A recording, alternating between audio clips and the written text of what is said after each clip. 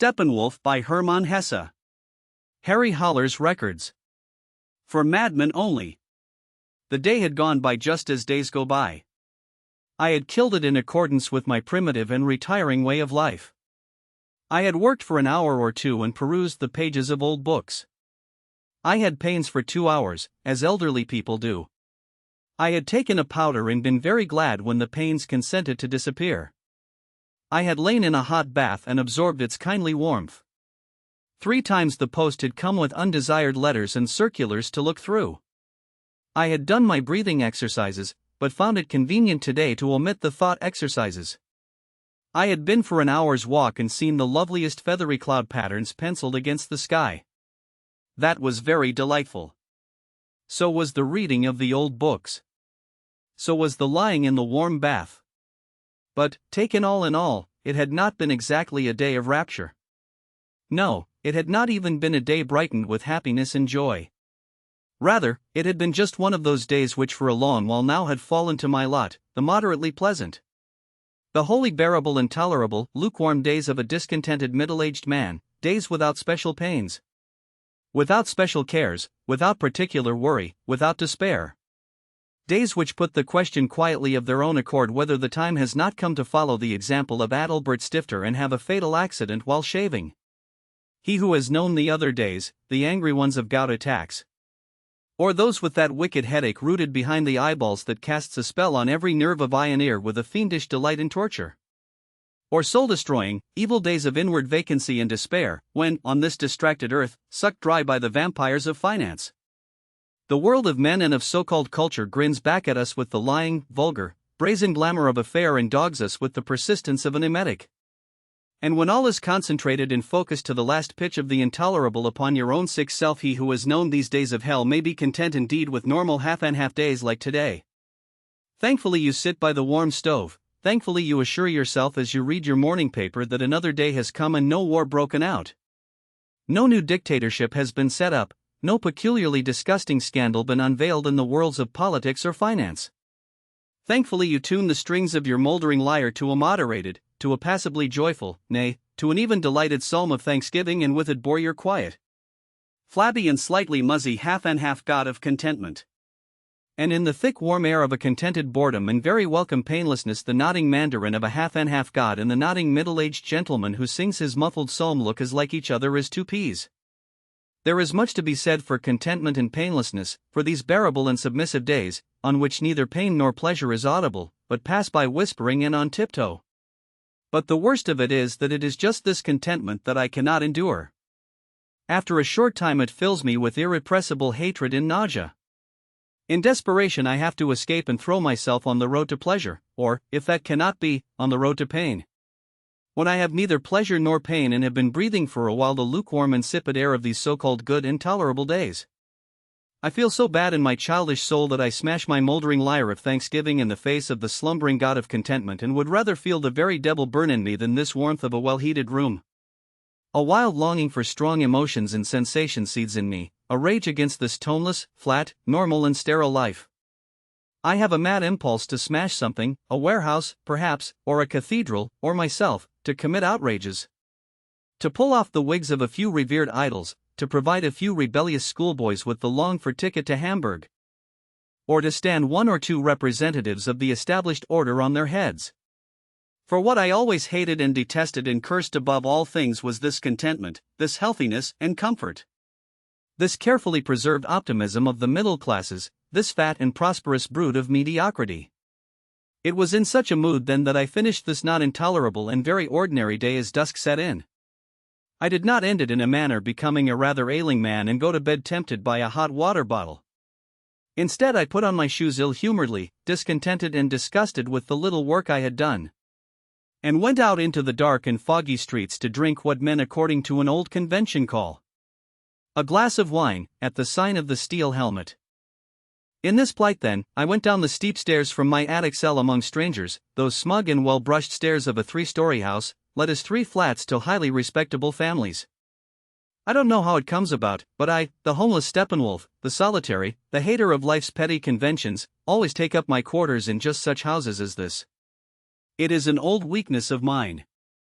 I live neither in palatial houses nor in those of the humble poor, but instead and deliberately in these respectable and wearisome and spotless middle-class homes, which smell of turpentine and soap, and where there is a panic if you bang the door or come in with dirty shoes.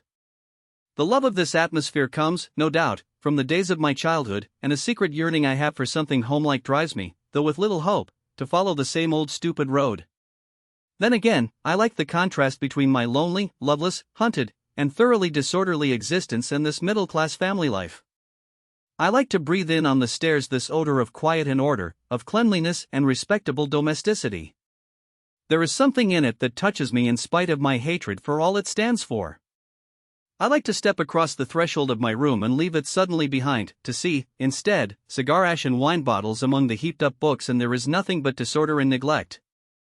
And where everything books, manuscript, thoughts is marked and saturated with the plight of lonely men, with the problem of existence, and with the yearning after a new orientation for an age that has lost its bearings. And now I came to the Araucaria. I must tell you that on the first floor of this house the stairs pass by a little vestibule at the entrance to a flat which, I am convinced, is even more spotlessly swept and garnished than the others, for this little vestibule shines with a superhuman housewifery. It is a little temple of order. On the parquet floor, where it seems desecration to tread, are two elegant stands, and on each a large pot. In the one grows an azalea. In the other a stately araucaria, a thriving, straight-grown baby tree, a perfect specimen, which to the last needle of the topmost twig reflects the pride of frequent ablutions. Sometimes, when I know that I am unobserved, I use this place as a temple. I take my seat on a step of the stairs above the araucaria and, resting a while with folded hands, I contemplate this little garden of order and let the touching air it has and its somewhat ridiculous loneliness move me to the depths of my soul.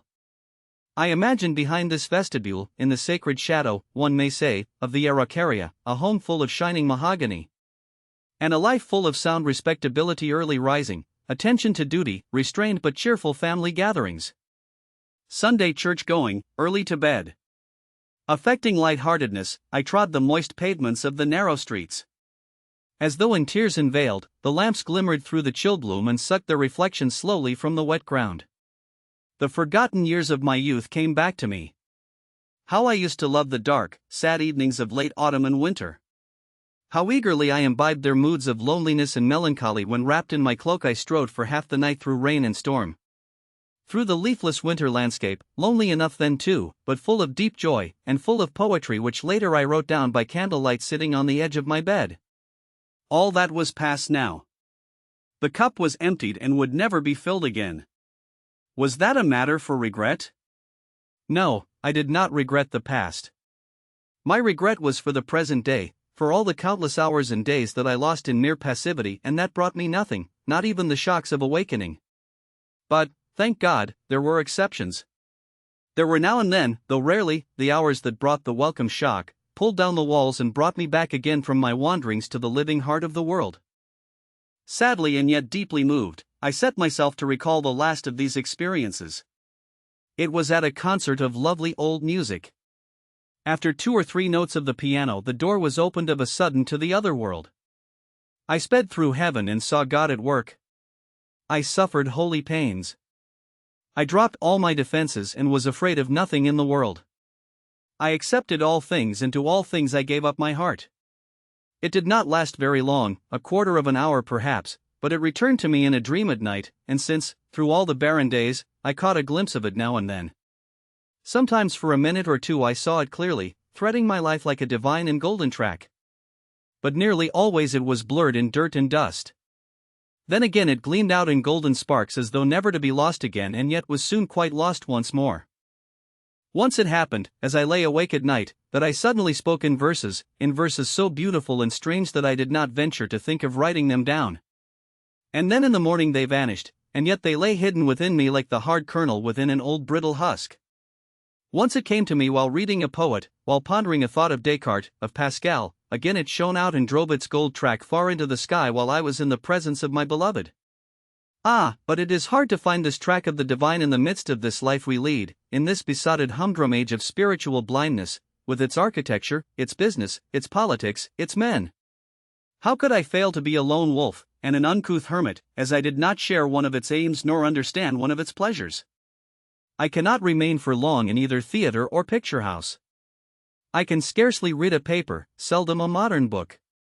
I cannot understand what pleasures and joys they are that drive people to the overcrowded railways and hotels, into the packed cafes with the suffocating and oppressive music, to the bars and variety entertainments, to world exhibitions, to the corsos. I cannot understand nor share these joys, though they are within my reach, for which thousands of others strive. On the other hand, what happens to me in my rare hours of joy, what for me is bliss in life and ecstasy and exaltation, the world in general seeks it most in imagination, in life it finds it absurd. And in fact, if the world is right, if this music of the cafes, these mass enjoyments, and these Americanized men who are pleased with so little are right, then I am wrong, I am crazy. I am in truth the Steppenwolf that I often call myself, that beast astray who finds neither home nor joy nor nourishment in a world that is strange and incomprehensible to him. With these familiar thoughts I went along the wet street through one of the quietest and oldest quarters of the town. On the opposite side there stood in the darkness an old stone wall which I always noticed with pleasure. Old and serene, it stood between a little church and an old hospital, and often during the day I let my eyes rest on its rough surface. There were few such quiet and peaceful spaces in the center of the town where from every square foot some lawyer, or quack, or doctor, or barber, or chiropodist shouted his name at you. This time, too, the wall was peaceful and serene, and yet something was altered in it. I was amazed to see a small and pretty doorway with a Gothic arch in the middle of the wall. For I could not make up my mind whether this doorway had always been there or whether it had just been made. It looked old without a doubt, very old. Apparently this closed portal with its door of blackened wood had opened hundreds of years ago onto a sleepy convent yard. And did so still, even though the convent was no longer there. Probably I had seen it 100 times and simply not noticed it. Perhaps it had been painted afresh and caught my eye for that reason. I paused to examine it from where I stood without crossing over, as the street between was so deep in mud and water. From the sidewalk where I stood and looked across, it seemed to me in the dim light that a garland, or something gaily colored, was festooned round the doorway, and now that I looked more closely I saw over the portal a bright shield, on which, it seemed to me, there was something written.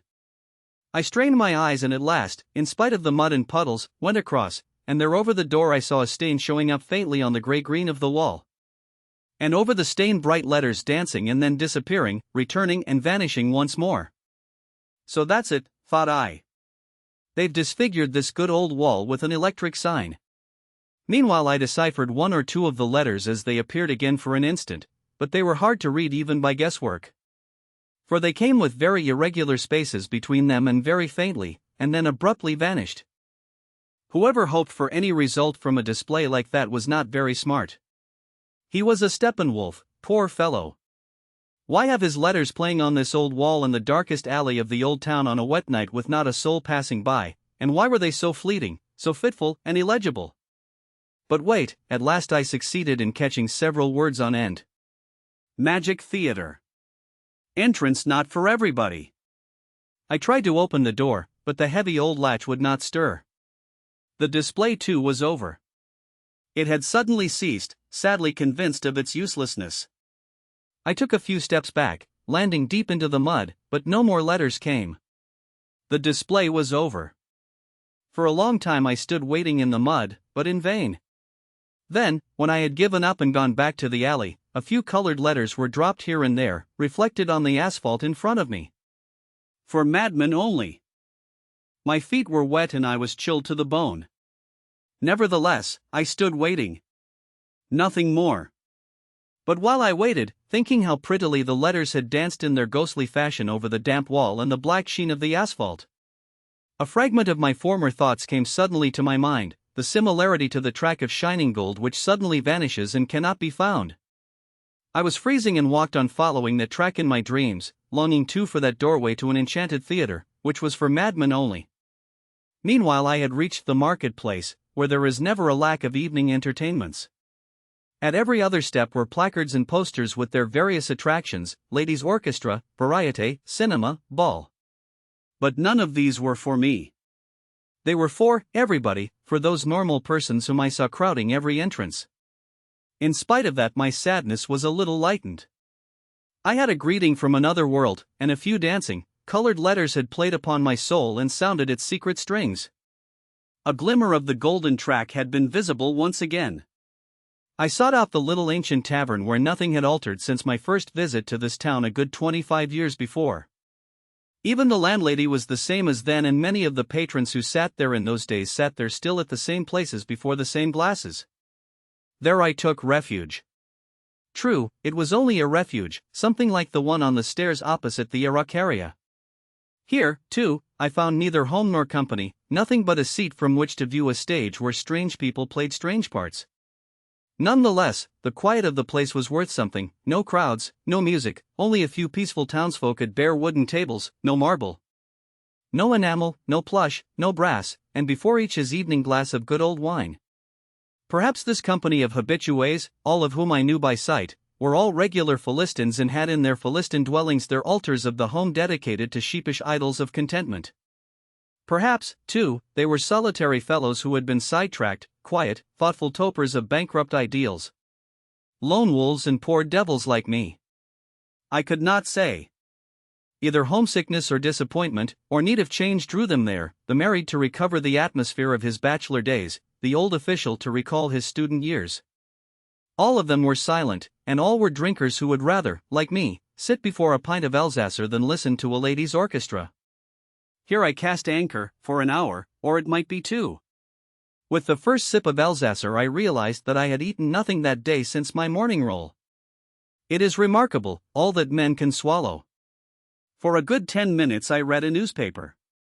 I allowed the spirit of an irresponsible man who chews and munches another's words in his mouth, and gives them out again undigested, to enter into me through my eyes.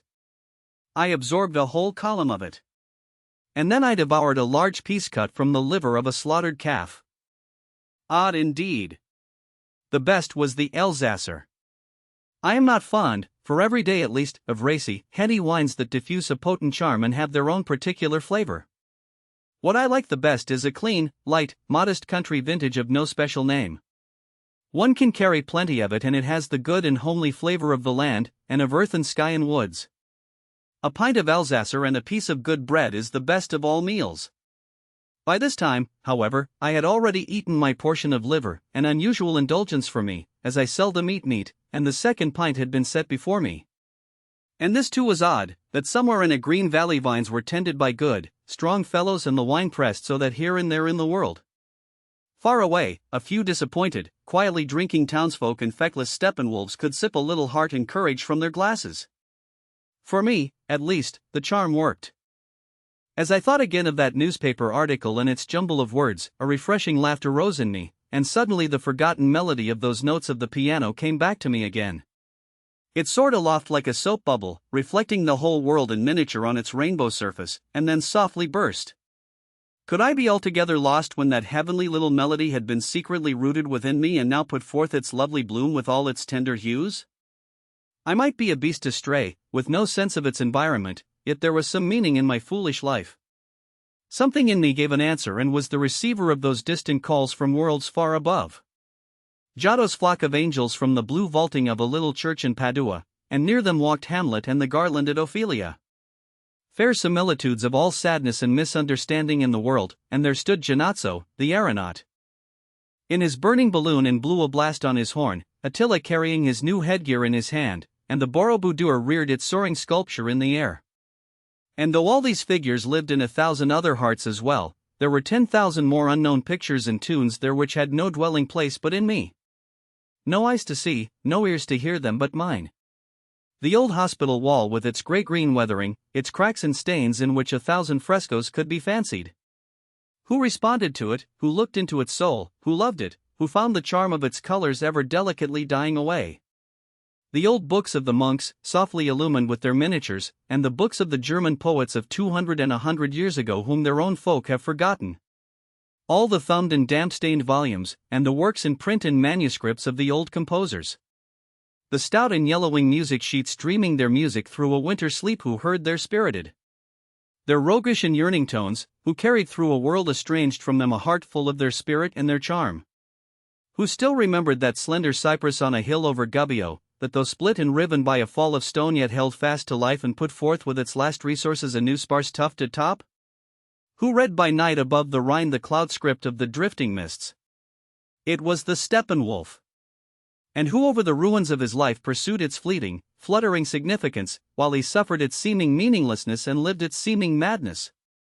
And who hoped in secret at the last turn of the labyrinth of chaos for revelation and God's presence? I held my hand over my glass when the landlady wanted to fill it once more, and got up. I needed no more wine. The golden trail was blazed and I was reminded of the eternal, and of Mozart, and the stars. For an hour I could breathe once more and live and face existence, without the need to suffer torment, fear or shame. A cold wind was sifting the fine rain as I went out into the deserted street. It drove the drops with a patter against the street lamps where they glimmered with a glassy sparkle. And now, whither? If I had a magic wand at this moment I should have conjured up a small and charming Louis C's music room where a few musicians would have played me 2 or 3 pieces of Handel and Mozart. I was in the very mood for it, and would have sipped the cool and noble music as gods sip nectar. Oh, if I had a friend at this moment, a friend in an attic room, dreaming by candlelight and with a violin lying ready at his hand. How I should have slipped up to him in his quiet hour, noiselessly climbing the winding stair to take him by surprise. And then with talk and music we should have held heavenly festival throughout the night. Once, in years gone by, I had often known such happiness, but this too time had taken away. Withered years lay between those days and now. I loitered as I wended my way homeward, turned up my collar and struck my stick on the wet pavement. However long I lingered outside I should find myself all too soon in my top-floor room, my makeshift home. Which I could neither love nor do without, for the time had gone by when I could spend a wet winter's night in the open. And now my prayer was not to let the good mood the evening had given me be spoilt, neither by the rain, nor by gout, nor by the araucaria, and though there was no chamber music to be had nor a lonely friend with his violin, still that lovely melody was in my head and I could play it through to myself after a fashion, humming the rhythm of it as I drew my breath. Reflecting thus, I walked on and on. Yes, even without the chamber music and the friend. How foolish to wear oneself out in vain longing for warmth. Solitude is independence. It had been my wish and with the years I had attained it. It was cold. Oh, cold enough. But it was also still, wonderfully still, and vast like the cold stillness of space in which the stars revolve. From a dance hall there met me as I passed by the strains of lively jazz music, hot and raw as the steam of raw flesh. I stopped a moment. This kind of music, much as I detested it, had always had a secret charm for me. It was repugnant to me, and yet 10 times preferable to all the academic music of the day. For me too, its raw and savage gaiety reached an underworld of instinct and breathed a simple honest sensuality. I stood for a moment on the scent, smelling this shrill and blood-raw music, sniffing the atmosphere of the hall angrily, and hankering after it a little too. One half of this music, the melody, was all pomade and sugar and sentimentality. The other half was savage, temperamental, and vigorous. Yet the two went artlessly well together and made a whole. It was the music of decline. There must have been such music in Rome under the later emperors. Compared with Bach and Mozart and real music it was, naturally, a miserable affair, but so was all our art, all our thought, all our makeshift culture in comparison with real culture. And this music had the merit of a great sincerity. Amiably and unblushingly negroid, it had the mood of childlike happiness.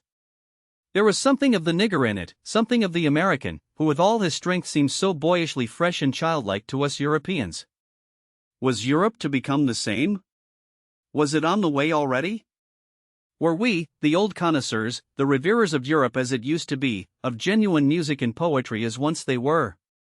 Nothing but a pig-headed minority suffering from a complex neurosis, whom tomorrow would forget or deride? Was all that we called culture, spirit, soul, all that we called beautiful and sacred, nothing but a ghost long dead, which only a few fools like us took for true and living? Had it perhaps indeed never been true and living? Had all that we poor fools bothered our heads about never been anything but a phantom? I was now in the old quarter of the town. The little church stood up dim and grey and unreal. At once the experience of the evening came back to me, the mysterious Gothic doorway, the mysterious tablet above it and the illuminated letters dancing in mockery. How did the writing run? Entrance not for everybody. And, for madmen only. I scrutinized the old wall opposite in the secret hope that the magic night might begin again, the writing invite me, the madman, the little doorway give me admittance. There perhaps lay my desire, and there perhaps would my music be played. The dark stone wall looked back at me with composure, shut off in a deep twilight, sunk in a dream of its own.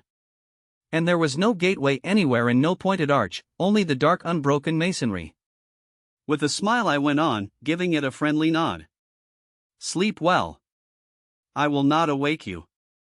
The time will come when you will be pulled down or plastered with covetous advertisements. But for the present, there you stand, beautiful and quiet as ever, and I love you for it. From the black mouth of an alley a man appeared with startling suddenness at my elbow, a lone man going his homeward way with weary step. He wore a cap and a blue blouse, and above his shoulders he carried a signboard fixed on a pole, and in front of him an open tray suspended by straps such as peddlers carry at fairs.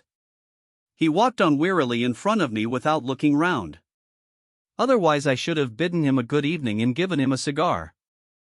I tried to read the device on his standard a red signboard on a pole in the light of the next lamp, but it swayed to and fro and I could decipher nothing.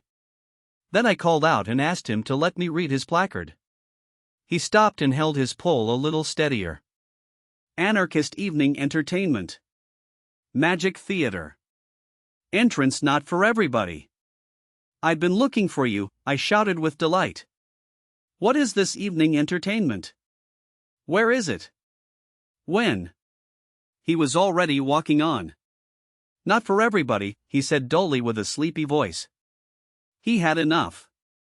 He was for home, and on he went.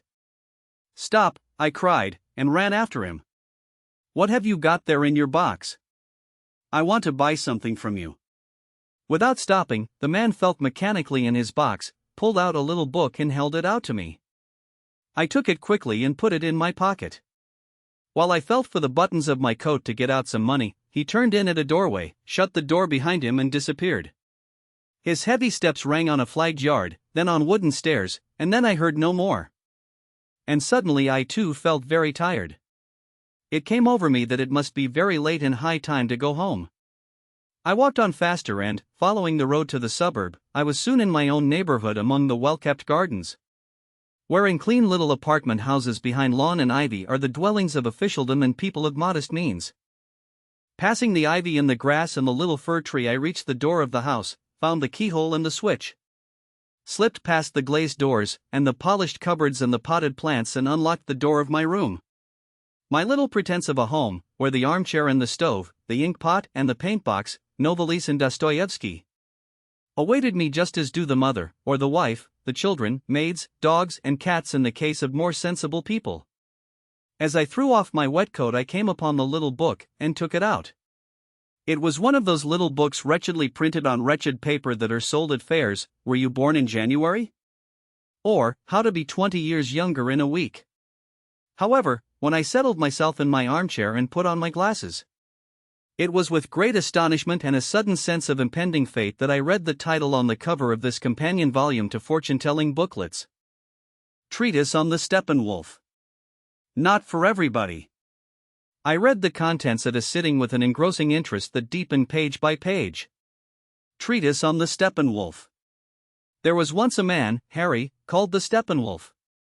He went on 2 legs, wore clothes and was a human being, but nevertheless he was in reality a wolf of the steppes. He had learnt a good deal of all that people of a good intelligence can, and was a fairly clever fellow. What he had not learnt, however, was this, to find contentment in himself and his own life. The cause of this apparently was that at the bottom of his heart he knew all the time, or thought he knew, that he was in reality not a man, but a wolf of the steppes.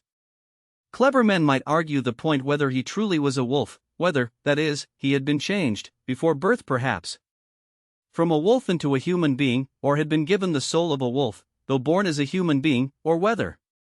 On the other hand, this belief that he was a wolf was no more than a fancy or a disease of his. It might, for example, be possible that in his childhood he was a little wild and disobedient and disorderly, and that those who brought him up had declared a war of extinction against the beast in him. And precisely this had given him the idea and the belief that he was in fact actually a beast with only a thin covering of the human. On this point one could speak at length and entertainingly, and indeed write a book about it. The Steppenwolf, however, would be none the better for it, since for him it was all one whether the wolf had been bewitched or beaten into him, or whether it was merely an idea of his own. What others chose to think about it or what he chose to think himself was no good to him at all. It left the wolf inside him just the same. And so the Steppenwolf had two natures, a human and a wolfish one. This was his fate, and it may well be that it was not a very exceptional one. There must have been many men who have had a good deal of the dog or the fox, of the fish or the serpent in them without experiencing any extraordinary difficulties on that account. In such cases, the man and the fish lived on together and neither did the other any harm. The one even helped the other. Many a man indeed has carried this condition to such enviable lengths that he has owed his happiness more to the fox or the ape in him than to the man. So much for common knowledge. In the case of Harry, however, it was just the opposite. In him the man and the wolf did not go the same way together, but were in continual and deadly enmity. The one existed simply and solely to harm the other, and when there are two in one blood and in one soul who are at deadly enmity, then life fares ill. Well, to each his lot, and none is light. Now with our Steppenwolf it was so that in his conscious life he lived now as a wolf, now as a man, as indeed the case is with all mixed beings. But, when he was a wolf, the man in him lay in ambush, ever on the watch to interfere and condemn, while at those times that he was man the wolf did just the same. For example, if Harry, as man, had a beautiful thought, felt a fine and noble emotion, or performed a so-called good act, then the wolf bared his teeth at him and laughed and showed him with bitter scorn how laughable this whole pantomime was in the eyes of a beast. Of a wolf who knew well enough in his heart what suited him, namely, to trot alone over the steppes and now and then to gorge himself with blood or to pursue a female wolf. Then, wolfishly seen, all human activities became horribly absurd and misplaced, stupid and vain. But it was exactly the same when Harry felt and behaved as a wolf and showed others his teeth and felt hatred and enmity against all human beings and their lying and degenerate manners and custom, as for then the human part of him lay in ambush and watched the wolf. Called him brute and beast, and spoiled and embittered for him all pleasure in his simple and healthy and wild wolf's being. Thus it was then with the Steppenwolf, and one may well imagine that Harry did not have an exactly pleasant and happy life of it.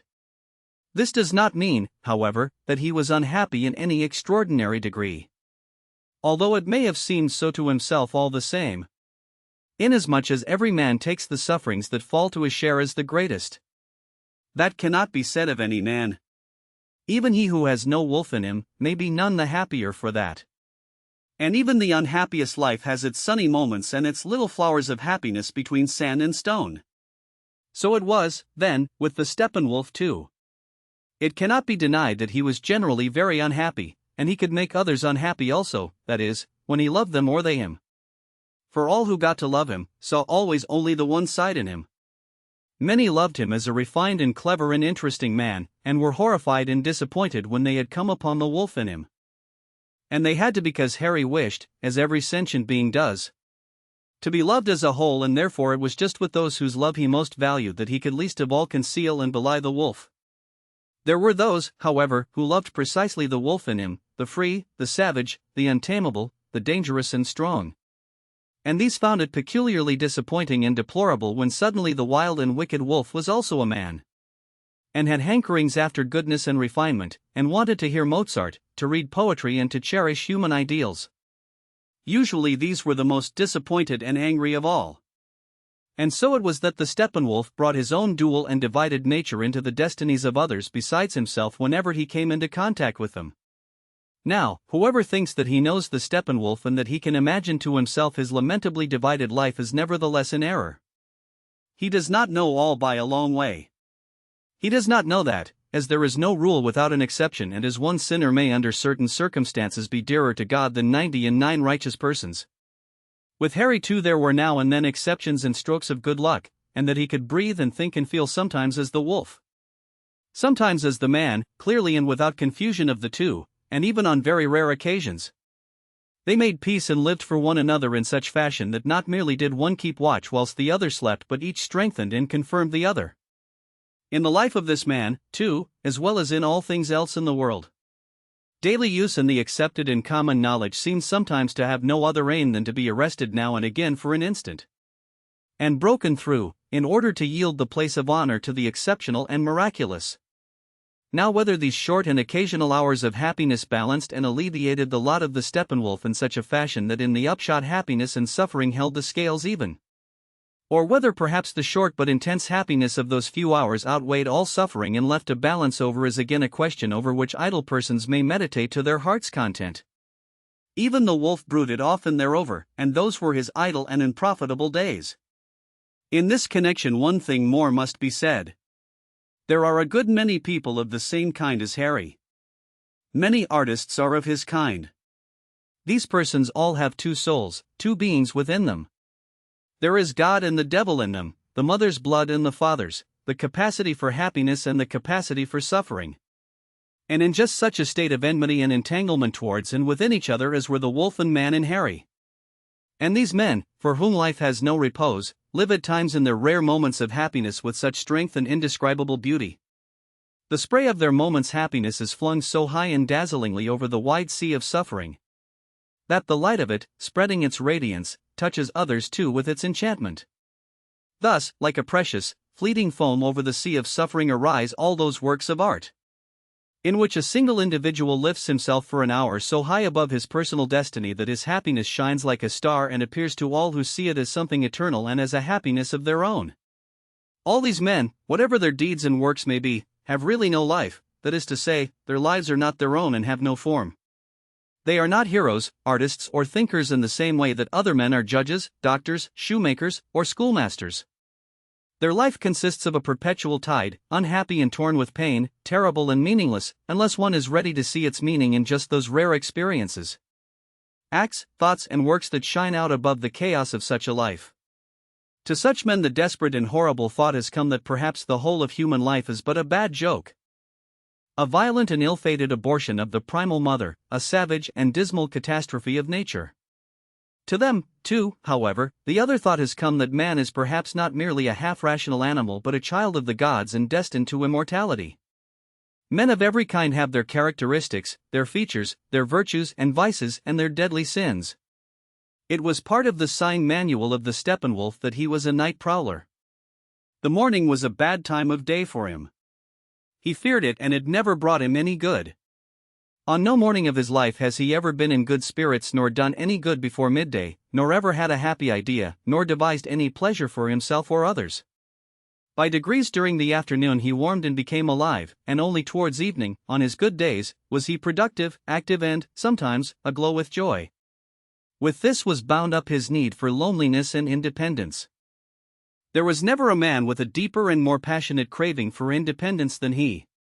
In his youth, when he was poor and had difficulty in earning his bread, he preferred to go hungry and in torn clothes rather than endanger his narrow limit of independence. He never sold himself for money or an easy life or to women or to those in power, and had thrown away 100 times what in the world's eyes was his advantage and happiness in order to safeguard his liberty. No prospect was more hateful and distasteful to him than that he should have to go to an office and conform to daily and yearly routine and obey others. He hated all kinds of offices, governmental or commercial, as he hated death, and his worst nightmare was confinement in barracks. He contrived, often at great sacrifice, to avoid all such predicaments. It was here that his strength and his virtue rested. On this point he could neither be bent nor bribed. Here his character was firm and indeflectible. Only, through this virtue, he was bound the closer to his destiny of suffering. It happened to him as it does to all. What he strove for with the deepest and stubbornest instinct of his being fell to his lot, but more than is good for men. In the beginning his dream and his happiness, in the end it was his bitter fate. The man of power is ruined by power, the man of money by money, the submissive man by subservience, the pleasure-seeker by pleasure. He achieved his aim. He was ever more independent. He took orders from no man and ordered his ways to suit no man. Independently and alone, he decided what to do and to leave undone. For every strong man attains to that which a genuine impulse bids him seek. But in the midst of the freedom he had attained, Harry suddenly became aware that his freedom was a death and that he stood alone. The world in an uncanny fashion left him in peace. Other men concerned him no longer. He was not even concerned about himself. He began to suffocate slowly in the more and more rarefied atmosphere of remoteness and solitude. For now it was his wish no longer, nor his aim, to be alone and independent, but rather his lot and his sentence. The magic wish had been fulfilled and could not be cancelled, and it was no good now to open his arms with longing and goodwill to welcome the bonds of society. People left him alone now. It was not, however, that he was an object of hatred and repugnance. On the contrary, he had many friends. A great many people liked him. But it was no more than sympathy and friendliness. He received invitations, presents, pleasant letters, but no more. No one came near to him. There was no link left, and no one could have had any part in his life even had anyone wished it. For the air of lonely men surrounded him now, a still atmosphere in which the world around him slipped away, leaving him incapable of relationship, an atmosphere again which neither will nor longing availed. This was one of the significant earmarks of his life. Another was that he was numbered among the suicides. And here it must be said that to call suicides only those who actually destroy themselves is false. Among these, indeed, there are many who in a sense are suicides only by accident and in whose being suicide has no necessary place. Among the common run of men there are many of little personality and stamped with no deep impressive fate, who find their end in suicide without belonging on that account to the type of the suicide by inclination. While on the other hand, of those who are to be counted as suicides by the very nature of their beings are many, perhaps a majority, who never in fact lay hands on themselves. The suicide, and Harry was one, need not necessarily live in a peculiarly close relationship to death. One may do this without being a suicide. What is peculiar to the suicide is that his ego, rightly or wrongly, is felt to be an extremely dangerous, dubious, and doomed germ of nature, that he is always in his own eyes exposed to an extraordinary risk. As though he stood with the slightest foothold on the peak of a crag whence a slight push from without or an instant's weakness from within suffices to precipitate him into the void. The line of fate in the case of these men is marked by the belief they have that suicide is their most probable manner of death. It might be presumed that such temperaments, which usually manifest themselves in early youth and persist through life, show a singular defect of vital force.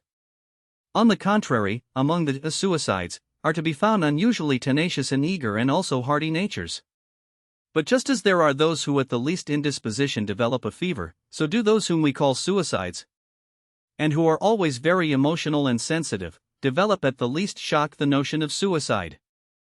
Had we a science with the courage and authority to concern itself with mankind, instead of with the mechanism merely of vital phenomena?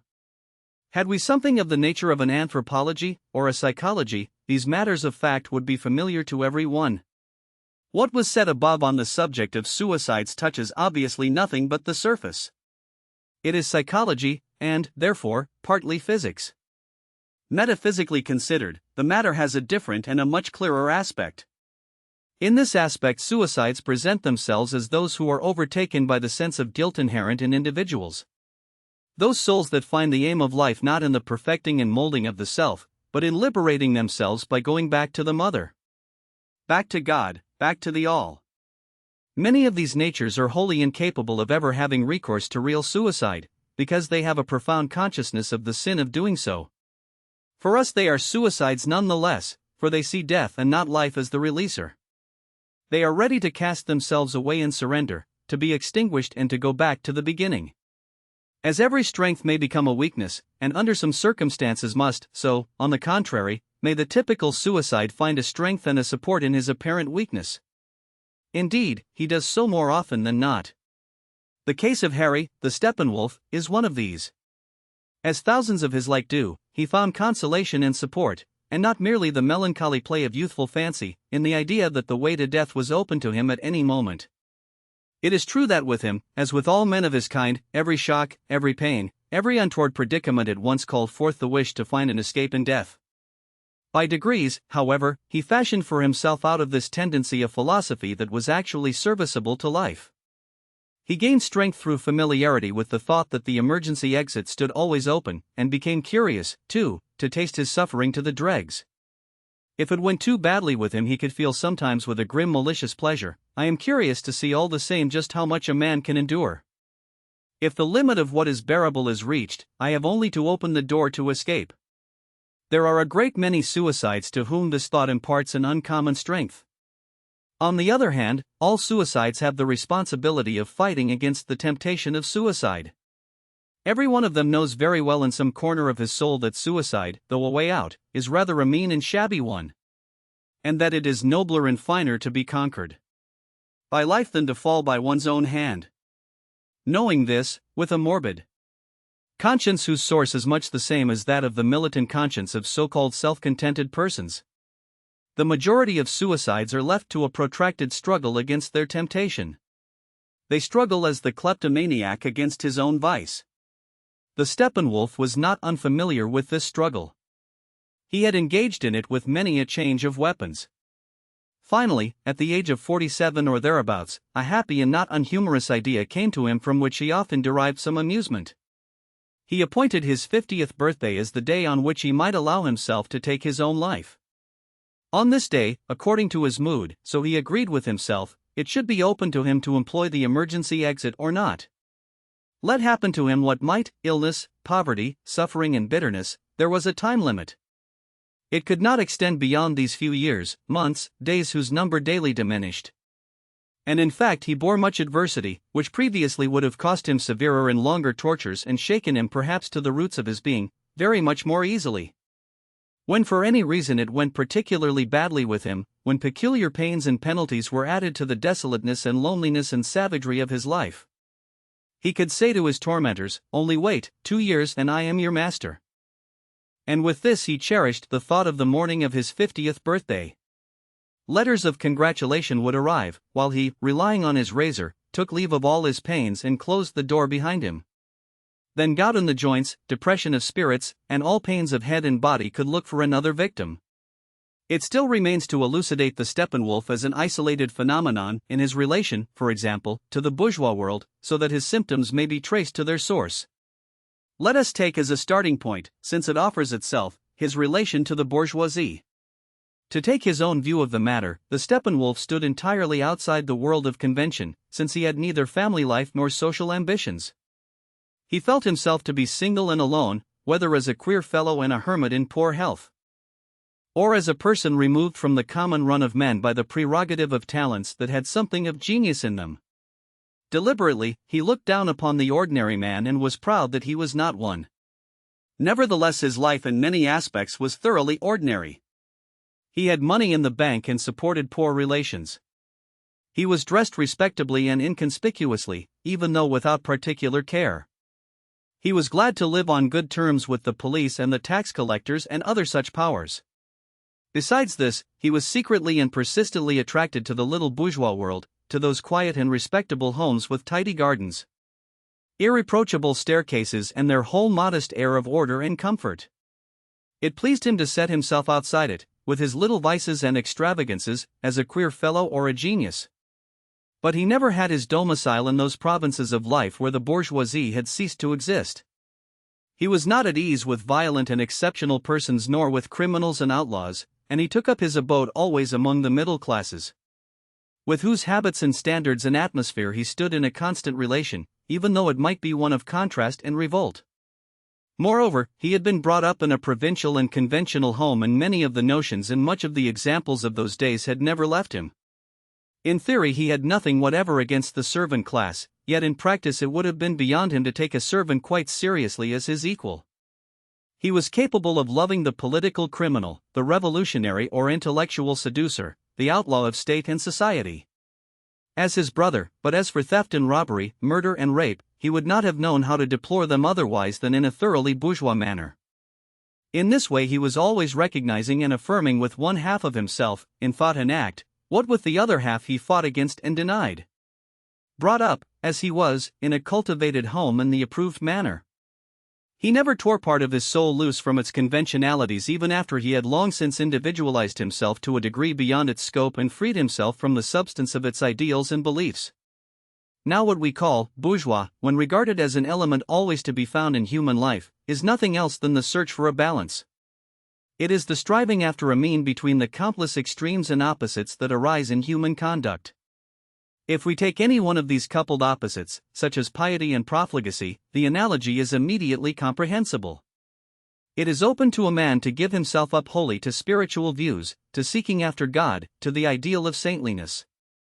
On the other hand, he can equally give himself up entirely to the life of instinct, to the lusts of the flesh, and so direct all his efforts to the attainment of momentary pleasures.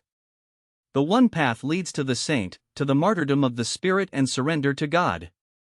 The other path leads to the profligate, to the martyrdom of the flesh, the surrender to corruption. Now it is between the two, in the middle of the road, that the bourgeois seeks to walk.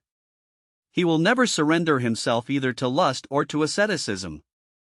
He will never be a martyr nor agree to his own destruction. On the contrary, his ideal is not to give up but to maintain his own identity. He strives neither for the saintly nor its opposite. The absolute is his abhorrence. He may be ready to serve God, but not by giving up the fleshpots. He is ready to be virtuous, but likes to be easy and comfortable in this world as well. In short, his aim is to make a home for himself between two extremes in a temperate zone without violent storms and tempests. And in this he succeeds, though it be at the cost of that intensity of life and feeling which an extreme life affords. A man cannot live intensely except at the cost of the self.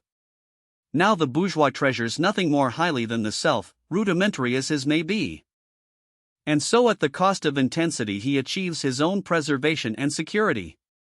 His harvest is a quiet mind which he prefers to being possessed by God, as he does comfort to pleasure, convenience to liberty, and a pleasant temperature to that deathly inner consuming fire. The bourgeois is consequently by nature a creature of weak impulses, anxious, fearful of giving himself away and easy to rule. Therefore, he has substituted majority for power, law for force, and the polling booth for responsibility. It is clear that this weak and anxious being, in whatever numbers he exists, cannot maintain himself. And that qualities such as his can play no other role in the world than that of a herd of sheep among free roving wolves. Yet we see that, though in times when commanding natures are uppermost, the bourgeois goes at once to the wall, he never goes under, indeed at times he even appears to rule the world. How is this possible? Neither the great numbers of the herd, nor virtue, nor common sense, nor organization could avail to save it from destruction. No medicine in the world can keep a pulse beating that from the outset was so weak. Nevertheless the bourgeoisie prospers. Why? The answer runs, because of the Steppenwolves. In fact, the vital force of the bourgeoisie resides by no means in the qualities of its normal members, but in those of its extremely numerous outsiders, who by virtue of the extensiveness and elasticity of its ideals it can embrace. There is always a large number of strong and wild natures who share the life of the fold. Our Steppenwolf, Harry, is a characteristic example. He who is developed far beyond the level possible to the bourgeois, he who knows the bliss of meditation no less than the gloomy joys of hatred and self-hatred. He who despises law, virtue and common sense, is nevertheless captive to the bourgeoisie and cannot escape it. And so all through the mass of the real bourgeoisie are interposed numerous layers of humanity, many thousands of lives and minds. Every one of whom, it is true, would have outgrown it and have obeyed the call to unconditioned life. Were they not fastened to it by sentiments of their childhood and infected for the most part with its less intense life? And so they are kept lingering, obedient and bound by obligation and service. For with the bourgeoisie the opposite of the formula for the great is true, he who is not against me is with me.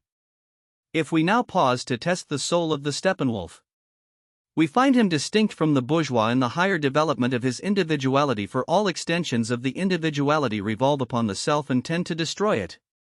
We see that he had in him a strong impulse both to the saint and the profligate, and yet he could not, owing to some weakness or inertia, make the plunge into the untrammeled realms of space. The parent constellation of the bourgeoisie binds him with its spell. This is his place in the universe and this his bondage. Most intellectuals and most artists belong to the same type. Only the strongest of them force their way through the atmosphere of the bourgeois earth and attain to the cosmic. The others all resign themselves, or make compromises. Despising the bourgeoisie, and yet belonging to it, they add to its strength and glory, for in the last resort they have to share their beliefs in order to live. The lives of these infinitely numerous persons make no claim to the tragic, but they live under an evil star and a quite considerable affliction, and in this hell their talents ripen and bear fruit. The few who break free seek their reward in the unconditioned and go down in splendor. They wear the thorn crown and their number is small. The others, however, who remain in the fold and from whose talents the bourgeoisie reaps much gain, have a third kingdom left open to them, an imaginary and yet a sovereign world, humor. The lone wolves who know no peace, these victims of unceasing pain to whom the urge for tragedy has been denied and who can never break through the starry space. Who feel themselves summoned thither and yet cannot survive, and its atmosphere for them is reserved. Provided suffering has made their spirits tough and elastic enough, a way of reconcilement and an escape into humor. Humor has always something bourgeois in it, although the true bourgeois is incapable of understanding it. In its imaginary realm, the intricate and many-faceted ideal of all Steppenwolfs finds its realization. Here it is possible not only to extol the saint and the profligate in one breath and to make the poles meet, but to include the bourgeois, too, in the same affirmation. Now it is possible to be possessed by God and to affirm the sinner, and vice versa. But it is not possible for either saint or sinner, nor for any other of the unconditioned, to affirm as well that lukewarm mean. The bourgeois. Humor alone, that magnificent discovery of those who are cut short in their calling to highest endeavor. Those who falling short of tragedy are yet as rich in gifts as in affliction. Humor alone, perhaps the most inborn and brilliant achievement of the spirit, attains to the impossible and brings every aspect of human existence within the rays of its prism. To live in the world as though it were not the world, to respect the law and yet to stand above it, to have possessions as though one possessed nothing, to renounce as though it were no renunciation, all these favorite and often formulated propositions of an exalted worldly wisdom. It is in the power of humor alone to make efficacious. And supposing the Steppenwolf were to succeed, and he has gifts and resources in plenty, in decocting this magic draught in the sultry mazes of his hell, his rescue would be assured. Yet there is much lacking. The possibility, the hope only are there. Whoever loves him and takes his part may wish him this rescue. It would, it is true, keep him forever tied to the bourgeois world, but his suffering would be bearable and productive. His relation to the bourgeois world would lose its sentimentality both in its love and its hatred, and his bondage to it would cease to cause him the continual torture of shame. To attain to this, or, perhaps it may be, to be able at last to dare the leap into the unknown, a Steppenwolf must once have a good look at himself. He must look deeply into the chaos of his own soul and plumb its depths. The riddle of his existence would then be revealed to him at once in all its changelessness. And it would be impossible for him ever after to escape first from the hell of the flesh to the comforts of a sentimental philosophy and then back to the blind orgy of his wolfishness. Man and wolf would then be compelled to recognize one another without the masks of false feeling and to look one another straight in the eye. Then they would either explode and separate forever, and there would be no more Steppenwolf, or else they would come to terms in the dawning light of humor. It is possible that Harry will one day be led to this latter alternative. It is possible that he will learn one day to know himself. He may get hold of one of our little mirrors. He may encounter the immortals. He may find in one of our magic theaters the very thing that is needed to free his neglected soul. 1,000 such possibilities await him. His fate brings them on, leaving him no choice, for those outside of the bourgeoisie live in the atmosphere of these magic possibilities. A mere nothing suffices and the lightning strikes. And all this is very well known to the Steppenwolf, even though his eye may never fall on this fragment of his inner biography. He has a suspicion of his allotted place in the world, a suspicion of the immortals, a suspicion that he may meet himself face to face. And he is aware of the existence of that mirror in which he has such bitter need to look and from which he shrinks in such deathly fear. For the close of our study there is left one last fiction, a fundamental delusion to make clear. All interpretation, all psychology, all attempts to make things comprehensible, require the medium of theories, mythologies and lies, and a self-respecting author should not omit, at the close of an exposition, to dissipate these lies so far as may be in his power. If I say, above, or, below, that is already a statement that requires explanation, since an above and a below exist only in thought, only as abstractions. The world itself knows nothing of above or below. So too, to come to the point, is the Steppenwolf of fiction. When Harry feels himself to be a werewolf, and chooses to consist of two hostile and opposed beings, he is merely availing himself of a mythological simplification.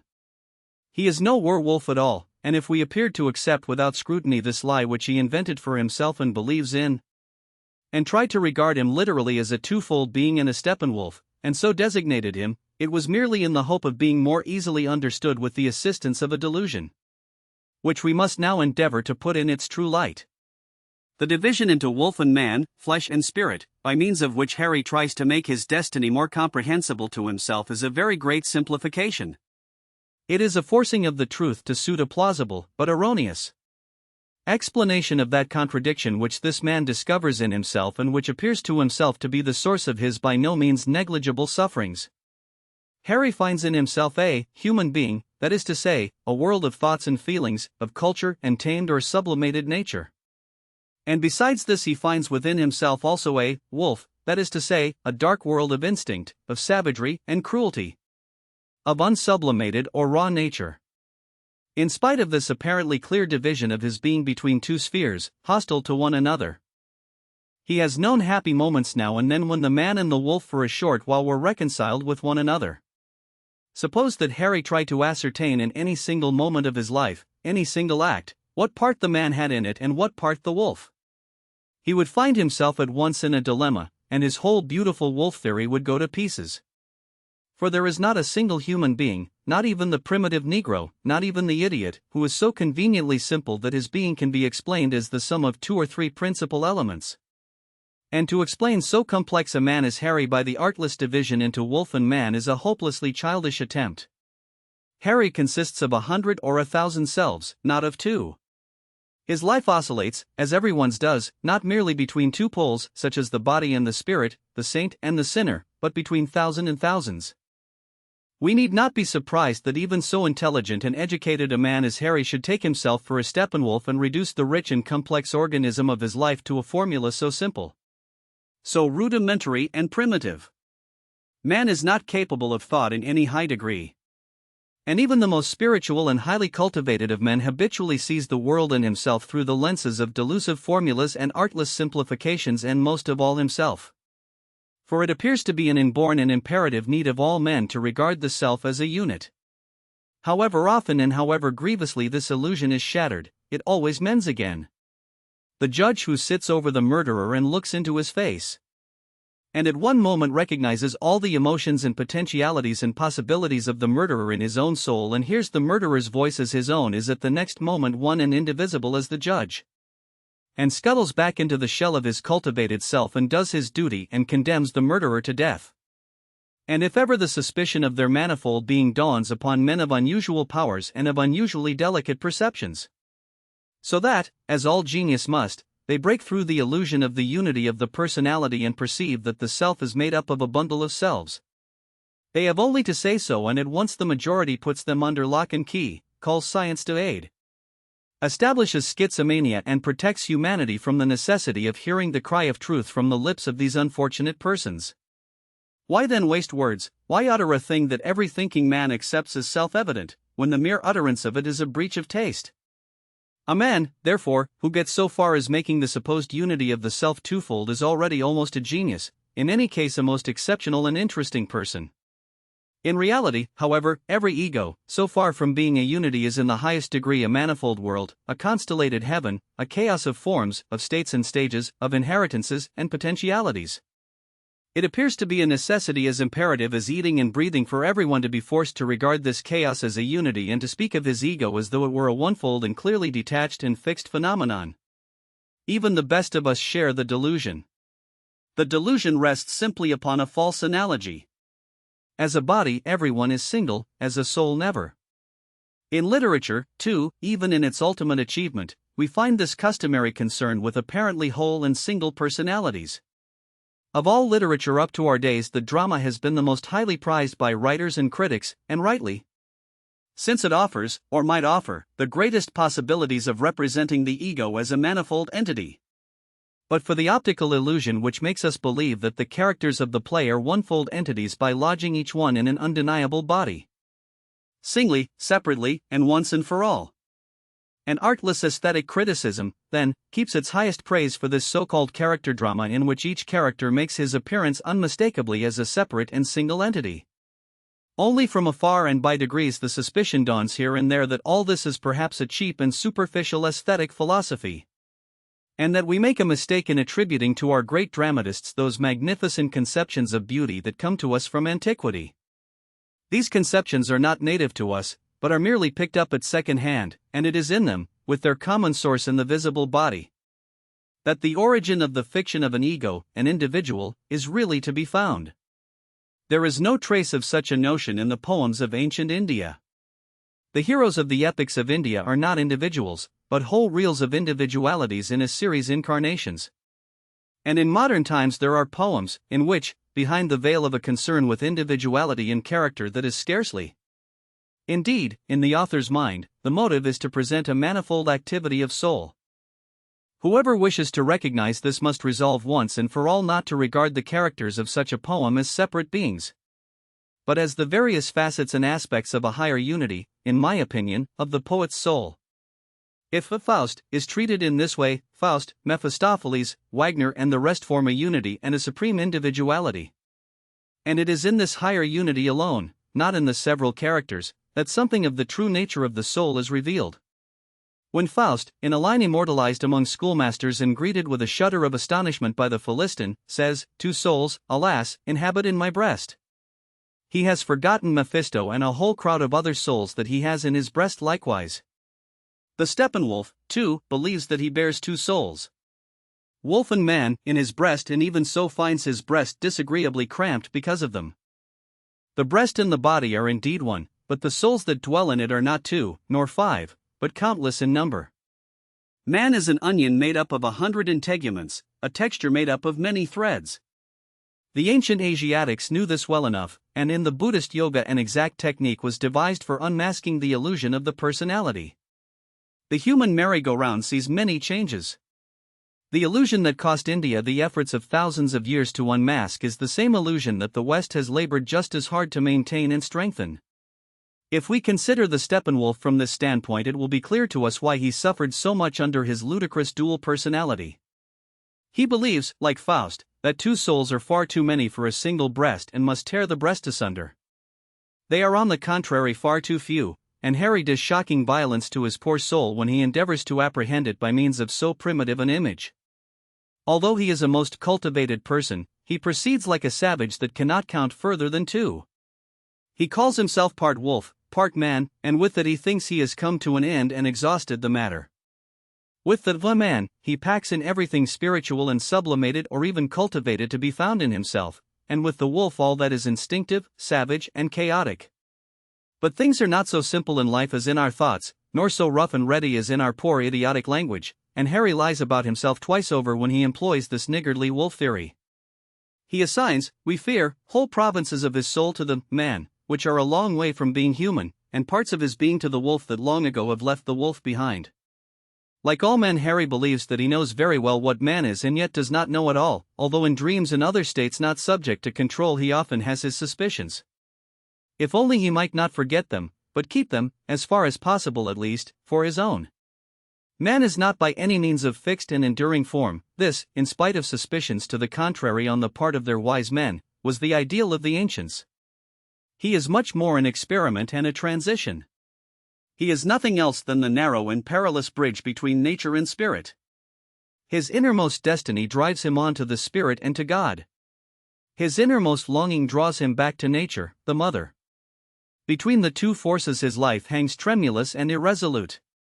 What is commonly meant, meanwhile, by the word man, is never anything more than a transient agreement, a bourgeois compromise. Certain of the more naked instincts are excluded and penalized by this concordat, a degree of human consciousness and culture are won from the beast. And a small modicum of spirit is not only permitted but even encouraged. The man of this concordat, like every other bourgeois ideal, is a compromise, a timid and artlessly sly experiment, with the aim of cheating both the angry primal mother nature and the troublesome primal father spirit of their pressing claims, and of living in a temperate zone between the two of them. For this reason the bourgeois today burns as heretics and hangs as criminals those to whom he erects monuments tomorrow. That man is not yet a finished creation but rather a challenge of the spirit, a distant possibility dreaded as much as it is desired. That the way towards it has only been covered for a very short distance and with terrible agonies and ecstasies even by those few for whom it is the scaffold today and the monument tomorrow. All this the Steppenwolf 2. Suspected. What, however, he calls the man in himself, as opposed to the wolf, is to a great extent nothing else than this very same average man of the bourgeois convention. As for the way to true manhood, the way to the immortals, he has, it is true, an inkling of it and starts upon it now and then for a few hesitating steps and pays for them with much suffering and many pangs of loneliness. But as for striving with assurance, in response to that supreme demand, towards the genuine manhood of the spirit, and going the one narrow way to immortality, he is deeply afraid of it. He knows too well that it leads to still greater sufferings, to proscription, to the last renunciation, perhaps to the scaffold, and even though the enticement of immortality lies at the journey's end, he is still unwilling to suffer all these sufferings and to die all these deaths. Though the end of manhood is better known to him than to the bourgeois, still he shuts his eyes. He is resolved to forget that the desperate clinging to the self and the desperate clinging to life are the surest way to eternal death. While the power to die, to strip oneself naked, and the eternal surrender of the self bring immortality with them. When he worships his favorites among the immortals, Mozart, it may be, he regards him always in the long run with the bourgeois eye. His tendency is to explain Mozart's perfected being, just as a schoolmaster would, as a supreme and special gift rather than as the outcome of his immense powers of surrender and suffering, of his indifference to the ideals of the bourgeois, and of his patience under that last extremity of loneliness which rarefies the atmosphere of the bourgeois world to an ice-cold ether. Around those who suffer to become men, that loneliness of the Garden of Gethsemane. This Steppenwolf of ours has always been aware of at least the Faustian twofold nature within him. He has discovered that the onefold of the body is not inhabited by a onefold of the soul, and that at best he is only at the beginning of a long pilgrimage towards this ideal harmony. He would like either to overcome the wolf and become holy man or to renounce mankind and at last to live wholly a wolf's life. It may be presumed that he has never carefully watched a real wolf. Had he done so he would have seen, perhaps, that even animals are not undivided in spirit. With them, too, the well-knit beauty of the body hides a being of manifold states and strivings. The wolf, too, has his abysses. The wolf, too, suffers. No, back to nature is a false track that leads nowhere but to suffering and despair. Harry can never turn back again and become holy wolf, and could he do so he would find that even the wolf is not of primeval simplicity, but already a creature of manifold complexity. Even the wolf has two, and more than two, souls in his wolf's breast, and he who desires to be a wolf falls into the same forgetfulness as the man who sings, "If I could be a child once more." He who sentimentally sings of blessed childhood is thinking of the return to nature and innocence and the origin of things, and has quite forgotten that these blessed children are beset with conflict and complexities and capable of all suffering. There is, in fact, no way back either to the wolf or to the child. From the very start there is no innocence and no singleness. Every created thing, even the simplest, is already guilty, already multiple. It has been thrown into the muddy stream of being and may never more swim back again to its source. The way to innocence, to the uncreated and to God leads on, not back to the wolf or to the child, but ever further into sin, ever deeper into human life. Suicide, even, unhappy Steppenwolf, will not seriously serve your turn. You will find yourself embarked on the longer and wearier and harder road to human life. You will have to multiply many times your twofold being and complicate your complexities still further. Instead of narrowing your world and simplifying your soul, you will at last take the whole world into your soul, cost what it may, before you are through and come to rest. This is the road that Buddha and every great man has gone, whether consciously or not, in so far as fortune favored his quest. All births betoken the parting from the all, the confinement within limitation, the separation from God, the pangs of being born ever anew. The return into the all betokens the lifting of the personality through suffering till it reaches God, the expansion of the soul until it is able once more to embrace the all. We are not dealing here with man as he is known to economics and statistics, as he is seen thronging the streets by the million, and of whom no more account can be made than of the sand of the sea or the spray of its waves. We are not concerned with the few millions less or more. They are a stock in trade, nothing else. No, we are speaking of man in the highest sense, of the end of the long road to true manhood, of kingly men, of the immortals. Genius is not so rare as we sometimes think, nor, certainly, so frequent as may appear from history books or, indeed, from the newspapers. Harry has, we should say, genius enough to attempt the quest of true manhood instead of discoursing pitifully about his stupid Steppenwolf at every difficulty encountered. It is as much a matter for surprise and sorrow that men of such possibilities should fall back on Steppenwolves and, two souls, alas! As that they reveal so often that pitiful love for the bourgeoisie. A man who can understand Buddha and has an intuition of the heaven and hell of humanity ought not to live in a world ruled by common sense and democracy and bourgeois standards. It is only from cowardice that he lives in it, and if its dimensions are too cramping for him and the bourgeois parlor too confined, he lays it at the wolf's door, and refuses to see that the wolf is as often as not the best part of him. All that is wild in himself he calls wolf and considers it wicked and dangerous and the bugbear of all decent life. He cannot see, even though he thinks himself an artist and possessed of delicate perceptions, that a great deal else exists in him besides and behind the wolf. He cannot see that not all that bites is wolf and that fox, dragon, tiger, ape and bird of paradise are there also. Yet he allows this whole world, a Garden of Eden in which are manifestations of beauty and terror, of greatness and meanness, of strength and tenderness, to be huddled together and shut away by the wolf legend, just as is the real man in him by the shams and pretenses of a bourgeois existence. Man designs for himself a garden with 100 kinds of trees, 1,000 kinds of flowers, 100 kinds of fruit and vegetables.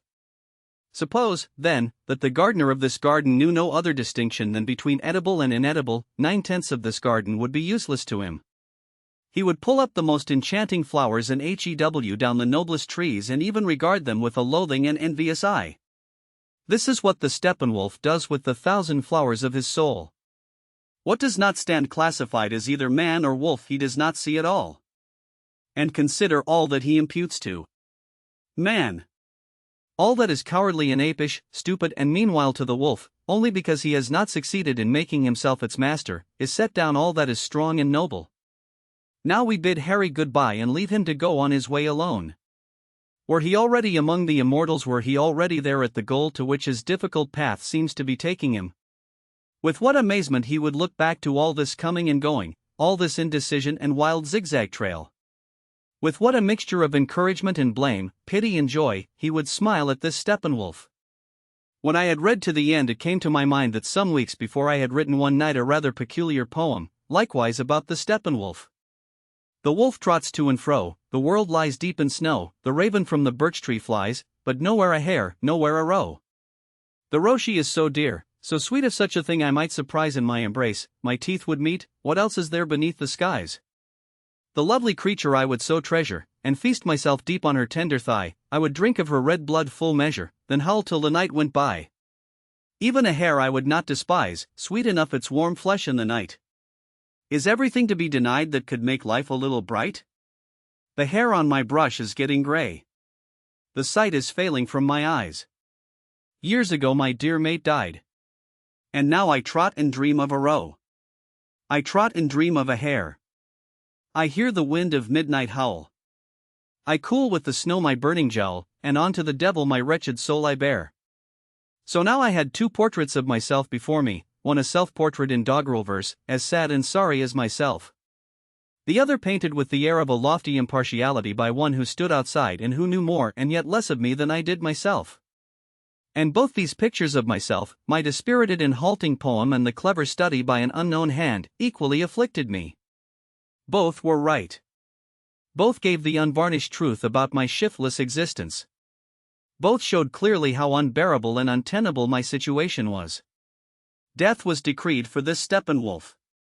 He must with his own hand make an end of his detested existence unless, molten in the fire of a renewed self-knowledge, he underwent a change and passed over to a self, new and undisguised. Alas! This transition was not unknown to me. I had often experienced it already, and always in times of the utmost despair. On each occasion of this terribly uprooting experience myself, as it then was shattered to fragments. Each time deep-seated powers had shaken and destroyed it, each time there had followed the loss of a cherished and particularly beloved part of my life that was true to me no more. Once, I had lost my profession and livelihood.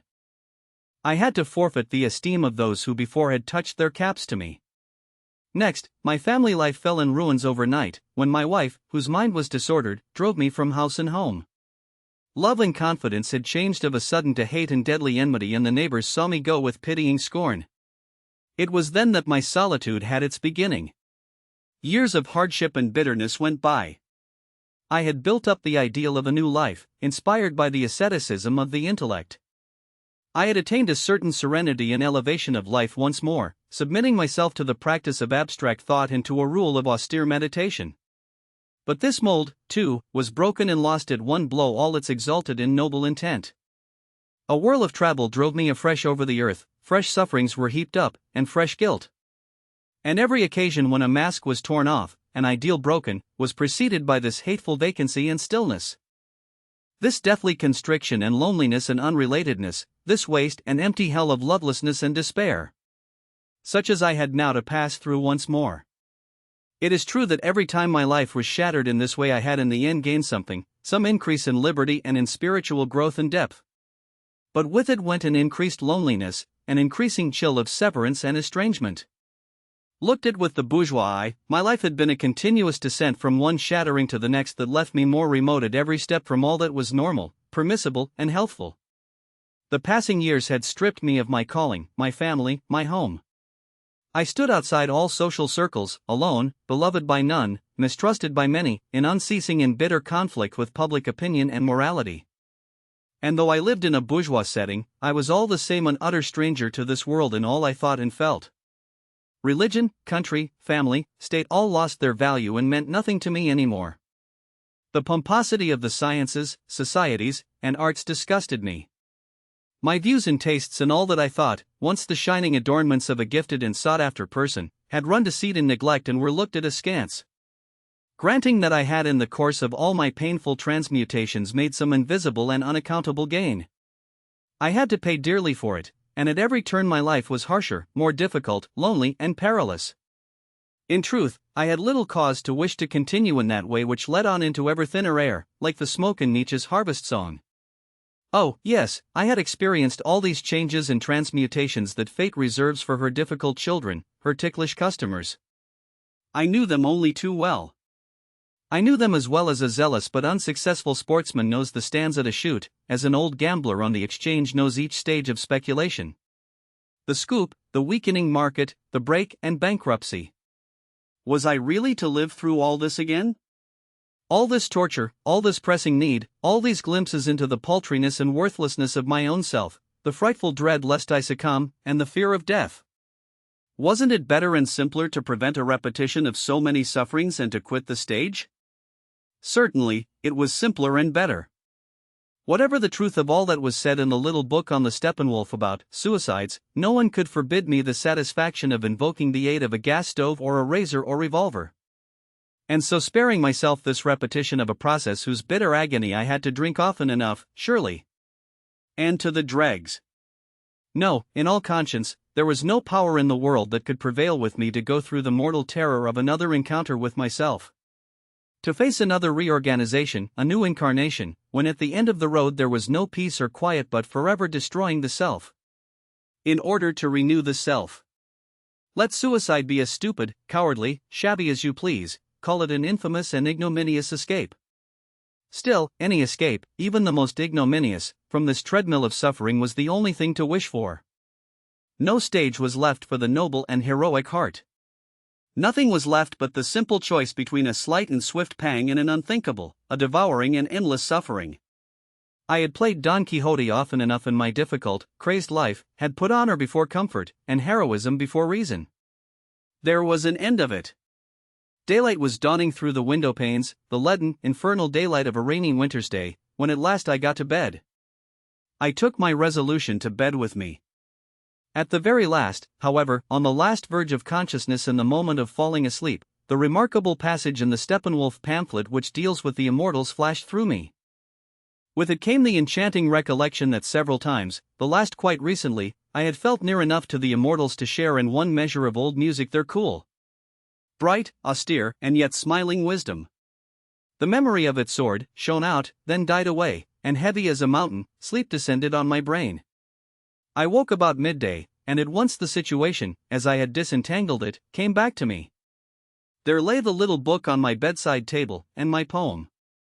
My resolution, too, was there. After the night's sleep it had taken shape and looked at me out of the confusion of my youth with a calm and friendly greeting. Haste makes no speed. My resolve to die was not the whim of an hour. It was the ripe, sound fruit that had grown slowly to full size, lightly rocked by the winds of fate whose next breath would bring it to the ground. I had in my medicine chest an excellent means of stilling pain, an unusually strong tincture of laudanum. I indulged very rarely in it and often refrained from using it for months at a time. I had recourse to the drug only when physical pain plagued me beyond endurance. Unfortunately, it was of no use in putting an end to myself. I had proved this some years before. Once when despair had again got the better of me, I had swallowed a big dose of it, enough to kill 6 men, and yet it had not killed me. I fell asleep, it is true, and lay for several hours completely stupefied, but then to my frightful disappointment I was half awakened by violent convulsions of the stomach and fell asleep once more. It was the middle of the next day when I woke up in earnest in a state of dismal sobriety. My empty brain was burning and I had almost lost my memory. Apart from a spell of insomnia and severe pains in the stomach, no trace of the poison was left. This expedient, then, was no good. But I put my resolution in this way. The next time I felt that I must have recourse to the opium, I might allow myself to use big means instead of small. That is, a death of absolute certainty with a bullet or a razor. Then I could be sure. As for waiting till my 50th birthday, as the little book wittily prescribed, this seemed to me much too long a delay. There were still 2 years till then. Whether it were a year hence or a month, or it even the following day, the door stood open. I cannot say that the resolution altered my life very profoundly. It made me a little more indifferent to my afflictions, a little freer in the use of opium and wine, a little more inquisitive to know the limits of endurance, but that was all. The other experiences of that evening had a stronger after effect.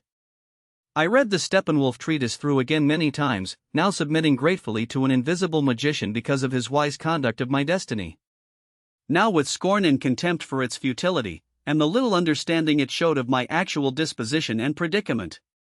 All that was written there of Steppenwolves and suicides was very good, no doubt, and very clever. It might do for the species, the type, but it was too wide a mesh to catch my own individual soul, my unique and unexampled destiny. What, however, occupied my thoughts more than all else was the hallucination, or vision, of the church wall. The announcement made by the dancing illuminated letters promised much that was hinted at in the treatise, and the voices of that strange world had powerfully aroused my curiosity. For hours I pondered deeply over them. On these occasions I was more and more impressed by the warning of that inscription, not for everybody, and for madmen only. Madman, then, I must certainly be, and far from the mold of everybody, if those voices reached me and that world spoke to me. In heaven's name, had I not long ago been remote from the life of everybody and from normal thinking and normal existence? Had I not long ago given ample margin to isolation and madness? All the same, I understood the summons well enough in my innermost heart. Yes, I understood the invitation to madness and the jettison of reason and the escape from the clogs of convention and surrender to the unbridled surge of spirit and fantasy. One day after I had made one more vain search through streets and squares for the man with the signboard and prowled several times past the wall of the invisible door with watchful eye, I met a funeral procession in St. Martin's. While I was contemplating the faces of the mourners who followed the hearse with halting step, I thought to myself, where in this town or in the whole world is the man whose death would be a loss to me? And where is the man to whom my death would mean anything? There was Erica, it is true, but for a long while we had lived apart. We rarely saw one another without quarreling, and at the moment I did not even know her address. She came to see me now and then, or I made the journey to her, and since both of us were lonely, difficult people related somehow to one another in soul and sickness of soul, there was a link between us that held in spite of all. But would she not perhaps breathe more freely if she heard of my death? I did not know. I did not know either how far my own feeling for her was to be relied upon. To know anything of such matters one needs to live in a world of practical possibilities. Meanwhile, obeying my fancy, I had fallen in at the rear of the funeral procession and jogged along behind the mourners to the cemetery. An up-to-date affair, all of concrete, and complete with crematorium. The deceased in question was not, however, to be cremated.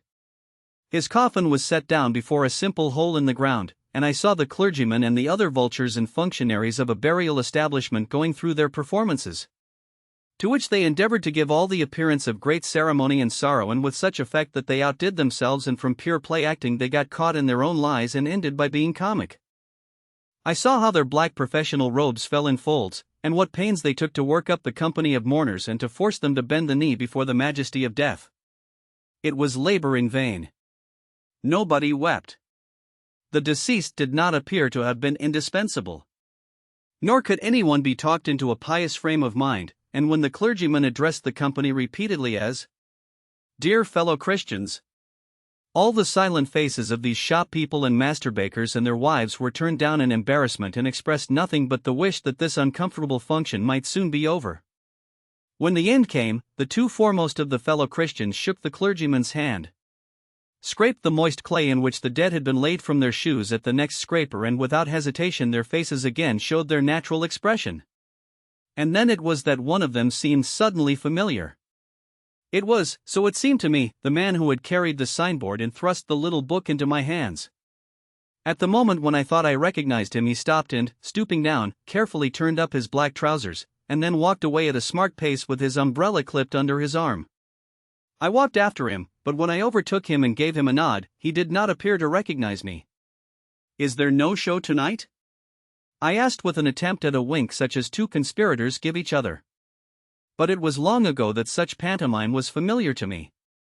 Indeed, living as I did, I had almost lost the habit of speech, and I felt myself that I only made a silly grimace. "Show tonight?" He growled, and looked at me as though he had never set eyes on me before. "Go to the Black Eagle, man, if that's what you want."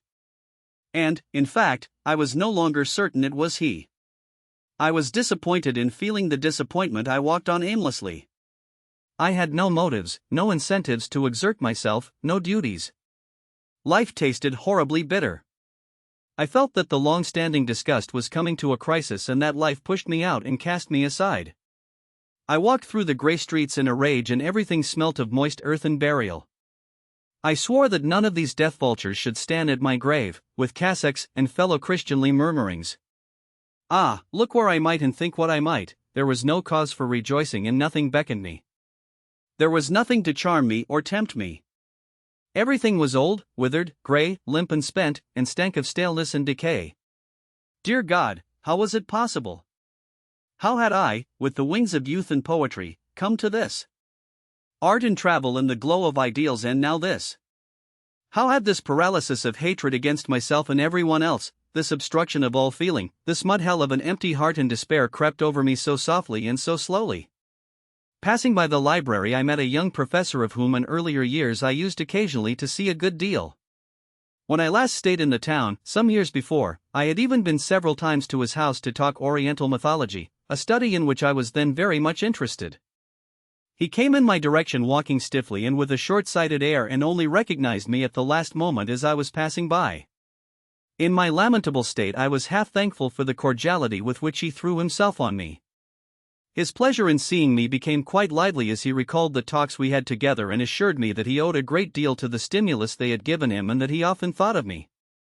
He had rarely had such stimulating and productive discussions with any colleague since. He asked how long I had been in the town. I lied and said, a few days, and why I had not looked him up. The learned man held me with his friendly eye, and, though I really found it all ridiculous, I could not help enjoying these crumbs of warmth and kindliness, and was lapping them up like a starved dog. Harry, the Steppenwolf, was moved to a grin. Saliva collected in his parched throat, and against his will he bowed down to sentiment.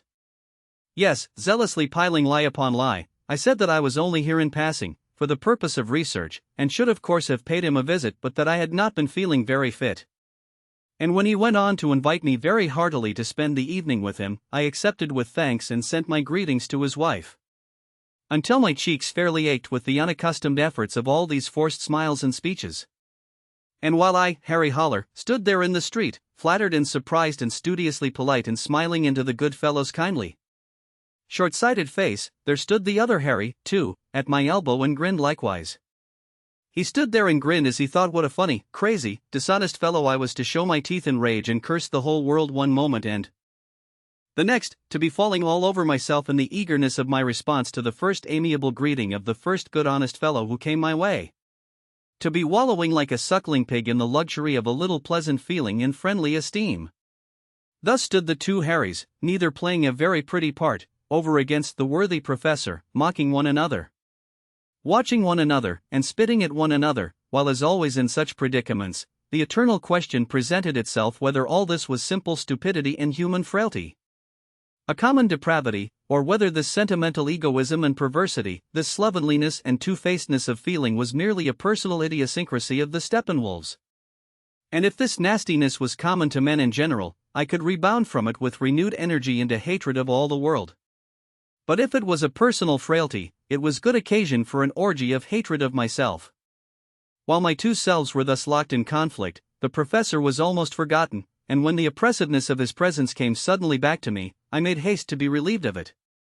I looked after him for a long while as he disappeared into the distance along the leafless avenue with the good-natured and slightly comic gait of an ingenuous idealist. Within me, the battle raged furiously. Mechanically I bent and unbent my stiffened fingers as though to fight the ravages of a secret poison, and at the same time had to realize that I had been nicely framed.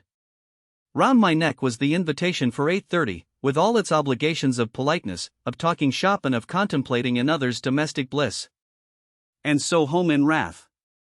Once there, I poured myself out some brandy and water, swallowed some of my gout pills with it, and, lying on the sofa, tried to read. No sooner had I succeeded in losing myself for a moment in Sophia's Journey from Memel to Saxony, a delightful old book of the 18th century. Then the invitation came over me of a sudden and reminded me that I was neither shaved nor dressed.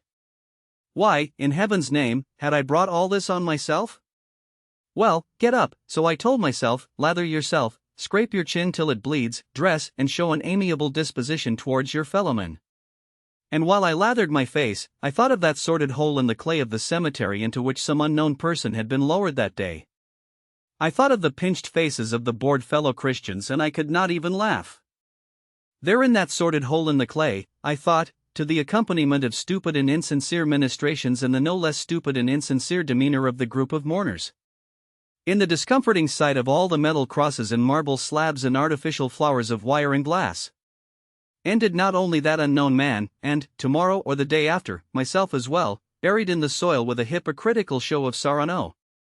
There and so ended everything, all our striving, all our culture, all our beliefs, all our joy and pleasure in life already sick and soon to be buried there too.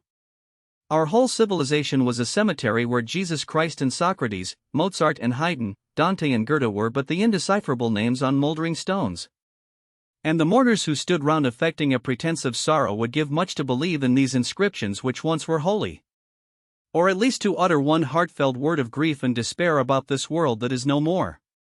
And nothing was left them but the embarrassed grimaces of a company round a grave. As I raged on like this I cut my chin in the usual place and had to apply a caustic to the wound, and even so there was my clean collar scarce put on, to change again, and all this for an invitation that did not give me the slightest pleasure. And yet a part of me began play-acting again, calling the professor a sympathetic fellow, yearning after a little talk and intercourse with my fellow men. Reminding me of the professor's pretty wife, prompting me to believe that an evening spent with my pleasant host and hostess would be in reality positively cheering. Helping me to clap some court plaster to my chin, to put on my clothes and tie my tie well, and gently putting me, in fact, far from my genuine desire of staying at home. Whereupon it occurred to me so it is with every one. Just as I dress and go out to visit the professor and exchange a few more or less insincere compliments with him, without really wanting to at all, so it is with the majority of men day by day and hour by hour in their daily lives and affairs. Without really wanting to at all, they pay calls and carry on conversations, sit out their hours at desks and on office chairs. And it is all compulsory, mechanical, and against the grain, and it could all be done or left undone just as well by machines. And indeed it is this never-ceasing machinery that prevents their being, like me, the critics of their own lives and recognizing the stupidity and shallowness, the hopeless tragedy and waste of the lives they lead, and the awful ambiguity grinning over it all. And they are right 1,000 times to live as they do, playing their games and pursuing their business. Instead of resisting the dreary machine and staring into the void as I do who have left the track. Let no one think that I blame other men, though now and then in these pages I scorn and even deride them, or that I accuse them of the responsibility of my personal misery. But now that I have come so far, and standing as I do on the extreme verge of life where the ground falls away before me into bottomless darkness, I should do wrong and I should lie if I pretended to myself or to others that machines still revolved for me and that I was still obedient to the eternal child's play of that charming world. On all this the evening before me afforded a remarkable commentary. I paused a moment in front of the house and looked up at the windows. There he lives, I thought, and carries on his labors year by year, reads and annotates texts, seeks for analogies between Western Asiatic and Indian mythologies. And it satisfies him, because he believes in the value of it all. He believes in the studies whose servant he is, he believes in the value of mere knowledge and its acquisition, because he believes in progress and evolution. He has not been through the war, nor is he acquainted with the shattering of the foundations of thought.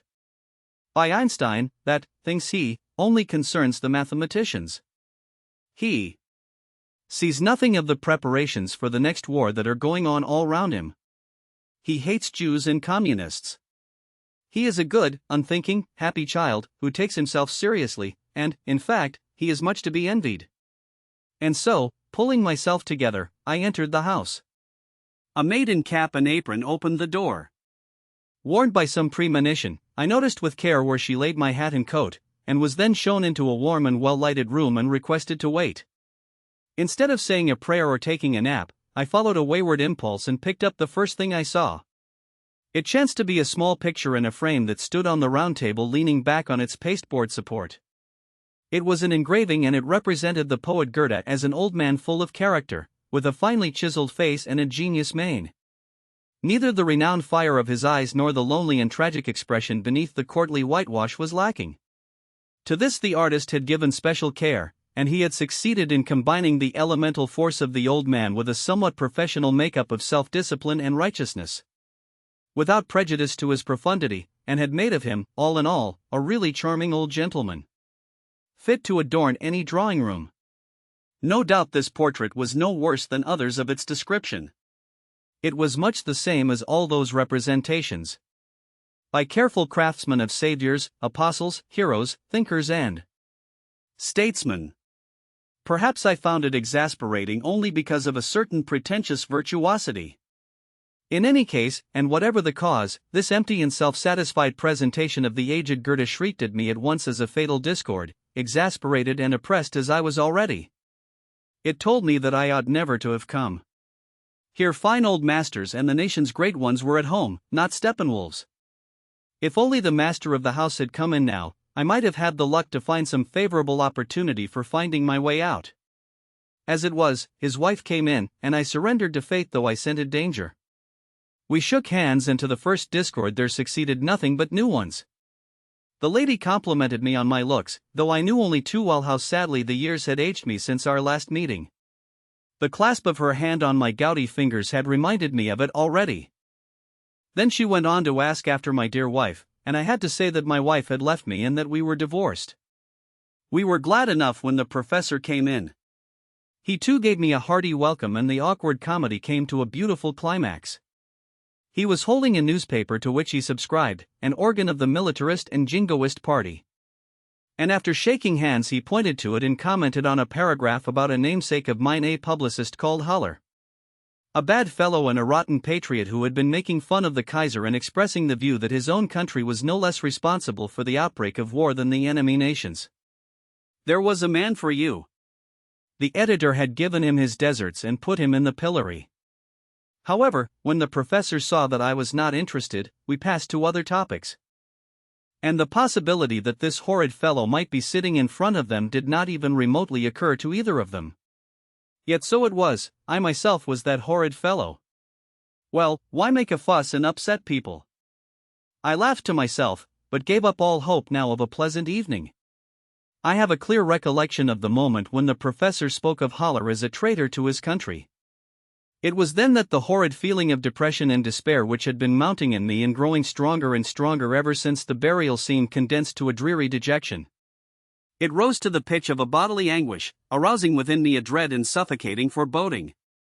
I had the feeling that something lay in wait for me, that a danger stalked me from behind. Fortunately, the announcement that dinner was on the table supervened.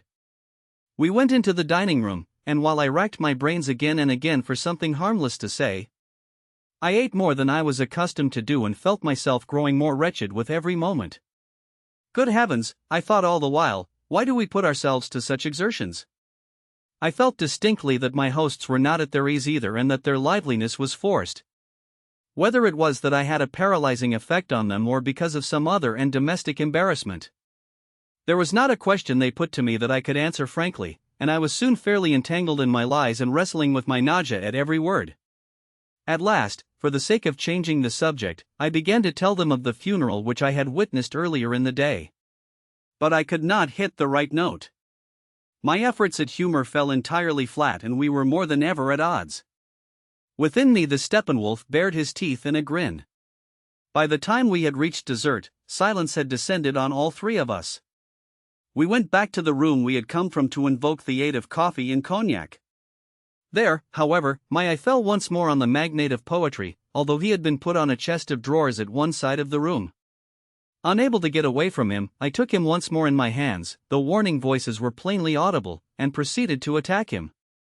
I was as though obsessed by the feeling that the situation was intolerable and that the time had come either to warm my hosts up, to carry them off their feet and put them in tune with myself, or else to bring about a final explosion. Let us hope, said I, that Goethe did not really look like this.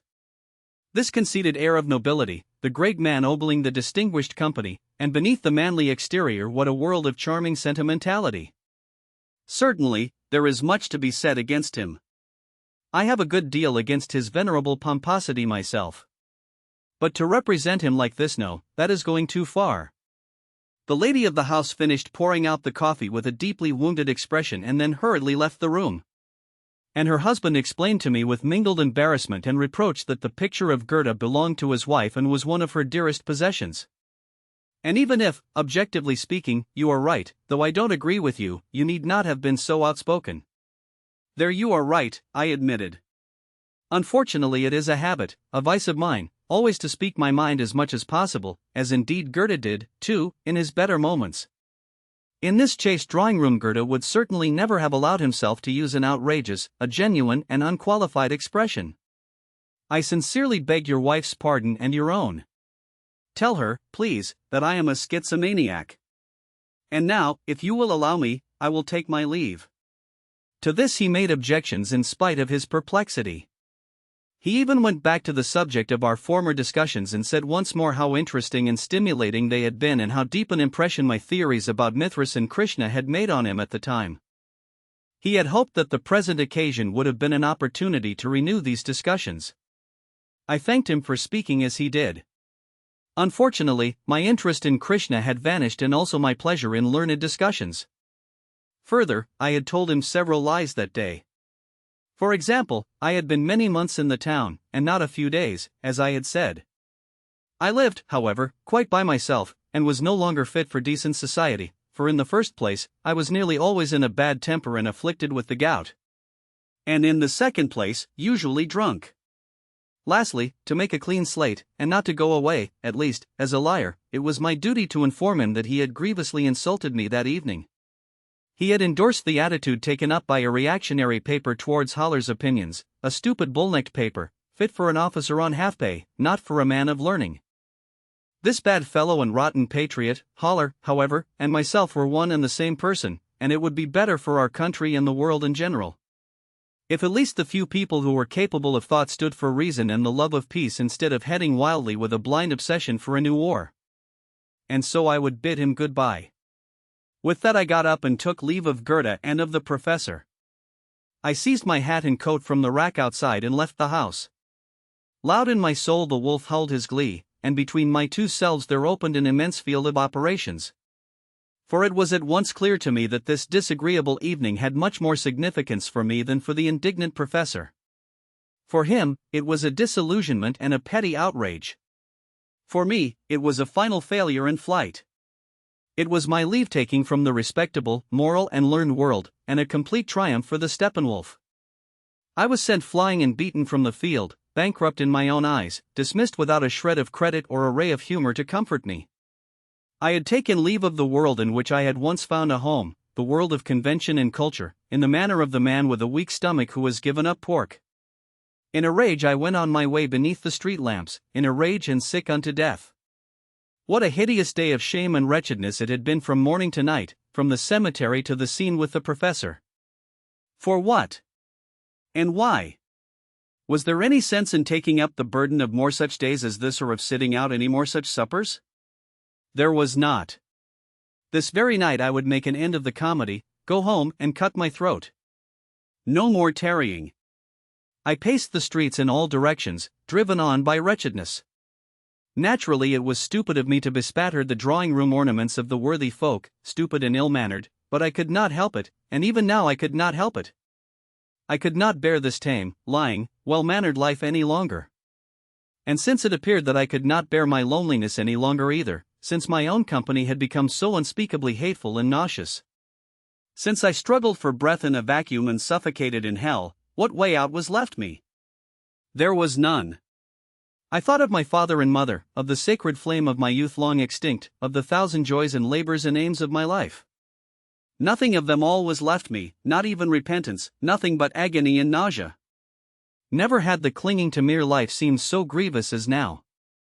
I rested a moment in a tavern in an outlying part of the town and drank some brandy and water, then to the streets once more.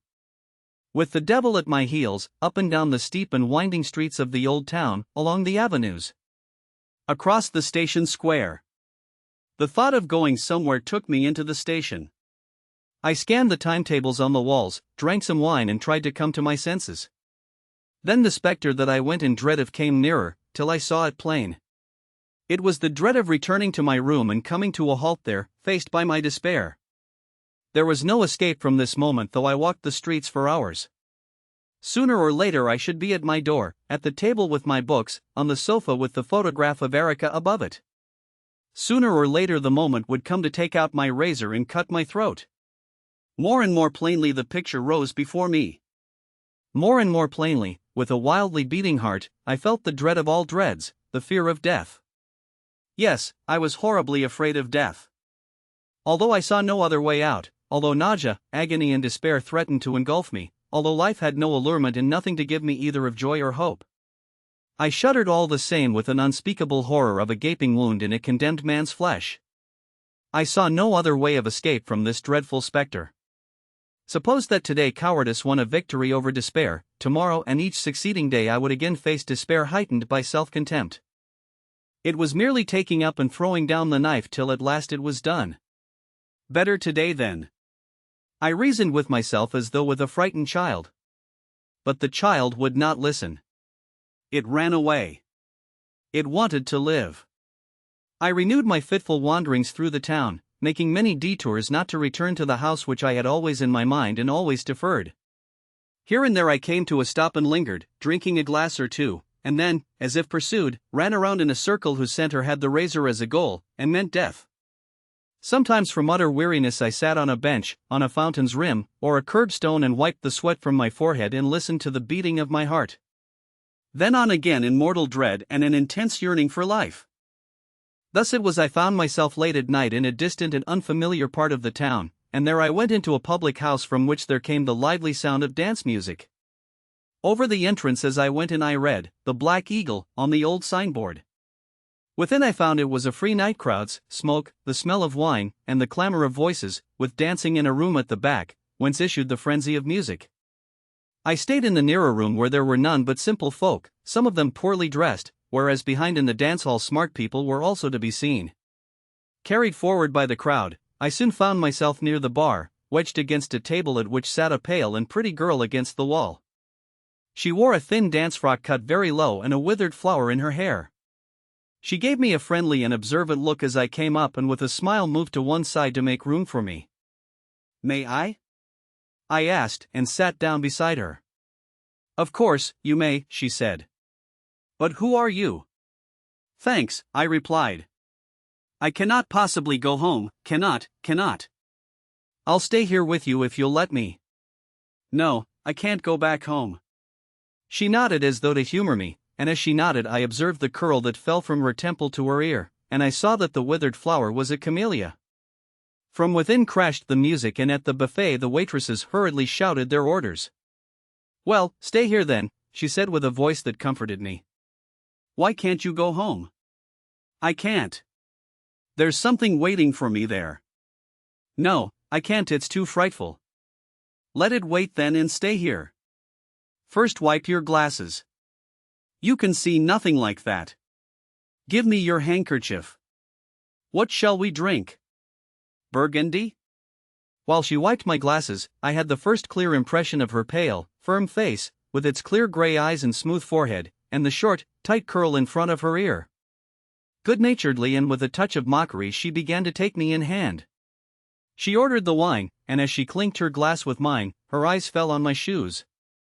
"Good Lord, wherever have you come from? You look as though you had come from Paris on foot. That's no state to come to a dance in." I answered, yes, and no, laughed now and then, and let her talk. I found her charming, very much to my surprise, for I had always avoided girls of her kind and regarded them with suspicion. And she treated me exactly in the way that was best for me at that moment, and so she has since without an exception. She took me under her wing just as I needed, and mocked me, too, just as I needed. She ordered me a sandwich and told me to eat it. She filled my glass and bade me sip it and not drink too fast. Then she commended my docility. "That's fine," she said to encourage me. "You're not difficult. I wouldn't mind betting it's a long while since you have had to obey anyone." "You'd win the bet." "How did you know it?" "Nothing in that. Obeying is like eating and drinking. There's nothing like it if you've been without it too long. Isn't it so? You're glad to do as I tell you?" "Very glad. You know everything. You make it easy to. Perhaps, my friend, I could tell you, too, what it is that's waiting for you at home and what you dread so much. But you know that for yourself. We needn't talk about it, eh? Silly business. Either a man goes and hangs himself, and then he hangs sure enough, and he'll have his reasons for it, or else he goes on living and then he is only living to bother himself with. Simple enough." "Oh," I cried, "if only it were so simple. I've bothered myself enough with life, God knows, and little use it has been to me. To hang oneself is hard, perhaps. I don't know. But to live is far, far harder. God, how hard it is. You'll see it's child's play. We've made a start already. You've polished your glasses, eaten something, and had a drink. Now we'll go and give your shoes and trousers a brush and then you'll dance a shimmy with me." Now that shows, I cried in a fluster, that I was right. Nothing could grieve me more than not to be able to carry out any command of yours, but I can dance no shimmy, nor waltz, nor polka, nor any of the rest of them. I've never danced in my life. Now you can see it isn't all as easy as you think. Her bright red lips smiled and she firmly shook her waved and shingled head, and as I looked at her, I thought I could see a resemblance to Rosa Chrysler, with whom I had been in love as a boy. But she had a dark complexion and dark hair. I could not tell of whom it was she reminded me. I knew only that it was of someone in my early youth and boyhood. "Wait a bit," she cried. "So you can't dance? Not at all? Not even a one-step? And yet you talk of the trouble you've taken to live? You told a fib there, my boy, and you shouldn't do that at your age. How can you say that you've taken any trouble to live when you won't even dance?" "But if I can't, I've never learnt." She laughed. "But you learnt reading and writing and arithmetic, I suppose, and French and Latin and a lot of other things? I don't mind betting you were 10 or 12 years at school and studied whatever else you could as well. Perhaps you've even got your doctor's degree and no Chinese or Spanish. Am I right? Very well then. But you couldn't find the time and money for a few dancing lessons." "No, indeed. It was my parents," I said to justify myself. "They let me learn Latin and Greek and all the rest of it. But they didn't let me learn to dance. It wasn't the thing with us. My parents had never danced themselves." She looked at me quite coldly, with real contempt, and again something in her face reminded me of my youth. So your parents must take the blame then. Did you ask them whether you might spend the evening at the Black Eagle? Did you? They're dead a long while ago, you say? So much for that. And now supposing you were too obedient to learn to dance when you were young, though I don't believe you were such a model child, what have you been doing with yourself all these years? Well, I confessed, I scarcely know myself studied, played music, read books, written books, traveled. Fine views of life, you have. You have always done the difficult and complicated things, and the simple ones you haven't even learnt. No time, of course. More amusing things to do.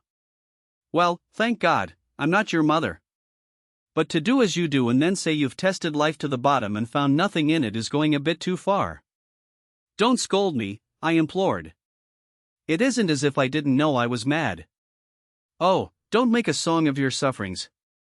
You are no madman, Professor. You're not half mad enough to please me. It seems to me you're much too clever in a silly way, just like a professor. Have another roll. You can tell me some more later. She got another roll for me, put a little salt and mustard on it, cut a piece for herself and told me to eat it. I did all she told me except dance. It did me a prodigious lot of good to do as I was told and to have someone sitting by me who asked me things and ordered me about and scolded me. If the professor or his wife had done so an hour or two earlier, it would have spared me a lot. But no, it was well as it was. I should have missed much. What's your name? She asked suddenly. Harry. Harry? A babyish sort of name. And a baby you are, Harry, in spite of your few gray hairs. You're a baby and you need someone to look after you. I'll say no more of dancing. But look at your hair. Have you no wife, no sweetheart? I haven't a wife any longer. We are divorced. A sweetheart, yes, but she doesn't live here. I don't see her very often. We don't get on very well. She whistled softly. You must be difficult if nobody sticks to you. But now tell me what was up in particular this evening? What sent you chasing round out of your wits? Down on your luck? Lost at cards? This was not easy to explain. Well, I began, you see, it was really a small matter. I had an invitation to dinner with a professor. I'm not one myself, by the way, and really I ought not to have gone. I've lost the habit of being in company and making conversation. I've forgotten how it's done. As soon as I entered the house I had the feeling something would go wrong, and when I hung my hat on the peg I thought to myself that perhaps I should want it sooner than I expected. Well, at the professor's there was a picture that stood on the table, a stupid picture. What sort of picture? Annoyed you I? She broke in. Well, it was a picture representing Goethe, the poet Goethe, you know. But it was not in the least as he really looked. That, of course, nobody can know exactly. He has been dead 100 years. However, some artist of today had painted his portrait as he imagined him to have been and prettified him, and this picture annoyed me. It made me perfectly sick. I don't know whether you can understand that. I understand all right. Don't you worry. Go on. Before this, in any case, I didn't see eye to eye with the professor. Like nearly all professors, he is a great patriot, and during the war did his bit in the way of deceiving the public, with the best intentions, of course. I, however, am opposed to war. But that's all one. Certainly not. But in the first place it made me sorry because of Goethe, whom I love very dearly, and then, besides, I thought, well, I had better say just how I thought, or felt. There I was, sitting with people as one of themselves and believing that they thought of Goethe as I did and had the same picture of him in their minds as I. And there stood that tasteless, false, and sickly affair, and they thought it lovely and had not the least idea that the spirit of that picture and the spirit of Goethe were exact opposites. They thought the picture splendid, and so they might for all I cared, but for me it ended, once and for all, any confidence, any friendship, any feeling of affinity I could have for these people. In any case, my friendship with them did not amount to very much. And so I got furious, and sad, too, when I saw that I was quite alone with no one to understand me. Do you see what I mean? It is very easy to see. And next? Did you throw the picture at them? No, but I was rather insulting and left the house. But you'd have found no mummy there to comfort the silly baby or scold it. I must say, Harry, you make me almost sorry for you. I never knew such a baby. So it seemed to me, I must own. She gave me a glass of wine to drink. In fact, she was like a mother to me. In a glimpse, though, now and then I saw how young and beautiful she was. And so, she began again, Goethe has been dead 100 years, and you're very fond of him, and you have a wonderful picture in your head of what he must have looked like. And you have the right to, I suppose. But the artist who adores Goethe too, and makes a picture of him, has no right to do it, nor the professor either, nor anybody else because you don't like it. You find it intolerable. You have to be insulting and leave the house. If you had sense, you would laugh at the artist and the professor laugh and be done with it. If you are out of your senses, you'd smash the picture in their faces. But as you're only a little baby, you run home and want to hang yourself. I've understood your story very well, Harry. It's a funny story. You make me laugh. But don't drink so fast. Burgundy should be sipped. Otherwise you'll get hot. But you have to be told everything like a little child. She admonished me with the look of a severe governess of 60. Oh, I know, I said contentedly. Only tell me everything. What shall I tell you? Whatever you feel like telling me. Good. Then I'll tell you something. For an hour I've been saying thou to you, and you have been saying you to me. Always Latin and Greek, always as complicated as possible. When a girl addresses you intimately and she isn't disagreeable to you, then you should address her in the same way. So now you've learned something. And secondly, for half an hour I've known that you're called Harry. I know it because I asked you. But you don't care to know my name. Oh, but indeed I'd like to know very much. You're too late. If we meet again, you can ask me again. Today I shan't tell you. And now I'm going to dance. At the first sign she made of getting up, my heart sank like lead. I dreaded her going and leaving me alone, for then it would all come back as it was before. In a moment, the old dread and wretchedness took hold of me like a toothache that is passed off and then comes back of a sudden and burns like fire. Oh, God, had I forgotten, then, what was waiting for me? Had anything altered? Stop, I implored, don't go. You can dance, of course, as much as you please, but don't stay away too long. Come back again, come back again. She laughed as she got up. I expected that she would have been taller. She was slender, but not tall. Again I was reminded of someone. Of whom? I could not make out. You're coming back? I'm coming back, but it may be half an hour or an hour, perhaps. I want to tell you something. Shut your eyes and sleep for a little. That's what you need. I made room for her to pass. Her skirt brushed my knees and she looked, as she went, in a little pocket mirror, lifted her eyebrows, and powdered her chin, then she disappeared into the dance hall. I looked round me, strange faces, smoking men, spilled beer on marble tops, clatter and clamor everywhere, the dance music in my ear. I was to sleep, she had said. Ah, my good child, you know a lot about my sleep that is shyer than a weasel. Sleep in this hurly-burly, sitting at a table, amidst the clatter of beer pots. I sipped the wine and, taking out a cigar, looked round for matches, but as I had after all no inclination to smoke, I put down the cigar on the table in front of me. Shut your eyes, she had said. God knows where the girl got her voice, it was so deep and good and maternal. It was good to obey such a voice, I had found that out already. Obediently I shut my eyes, leant my head against the wall and heard the roar of 100 mingled noises surge around me and smiled at the idea of sleep in such a place. I made up my mind to go to the door of the dance hall and from there catch a glimpse of my beautiful girl as she danced. I made a movement to go, then felt at last how unutterably tired out I was from my hours of wandering and remained seated, and, thereupon I fell asleep as I had been told. I slept greedily, thankfully, and dreamt more lightly and pleasantly than I had for a long while. I dreamt that I was waiting in an old-fashioned ante-room. At first I knew no more than that my audience was with some excellency or other.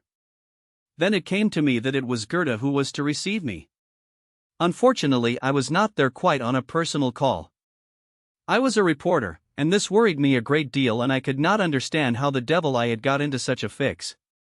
Besides this, I was upset by a scorpion that I had seen a moment before trying to climb up my leg. I had shaken myself free of the black crawling beast, but I did not know where it had got to next and did not dare make a grab after it. Also, I was not very sure whether I had been announced by a mistake to Matheson instead of to Goethe. And him again I mixed up in my dream with Berger, for I took him for the author of the poem to Molly. Moreover, I would have liked extremely to meet Molly. I imagined her wonderful, tender, musical. If only I were not here at the orders of that cursed newspaper office. My ill humor over this increased until, by degrees, it extended even to Goethe, whom I suddenly treated to all manner of reflections and reproaches. It was going to be a lively interview.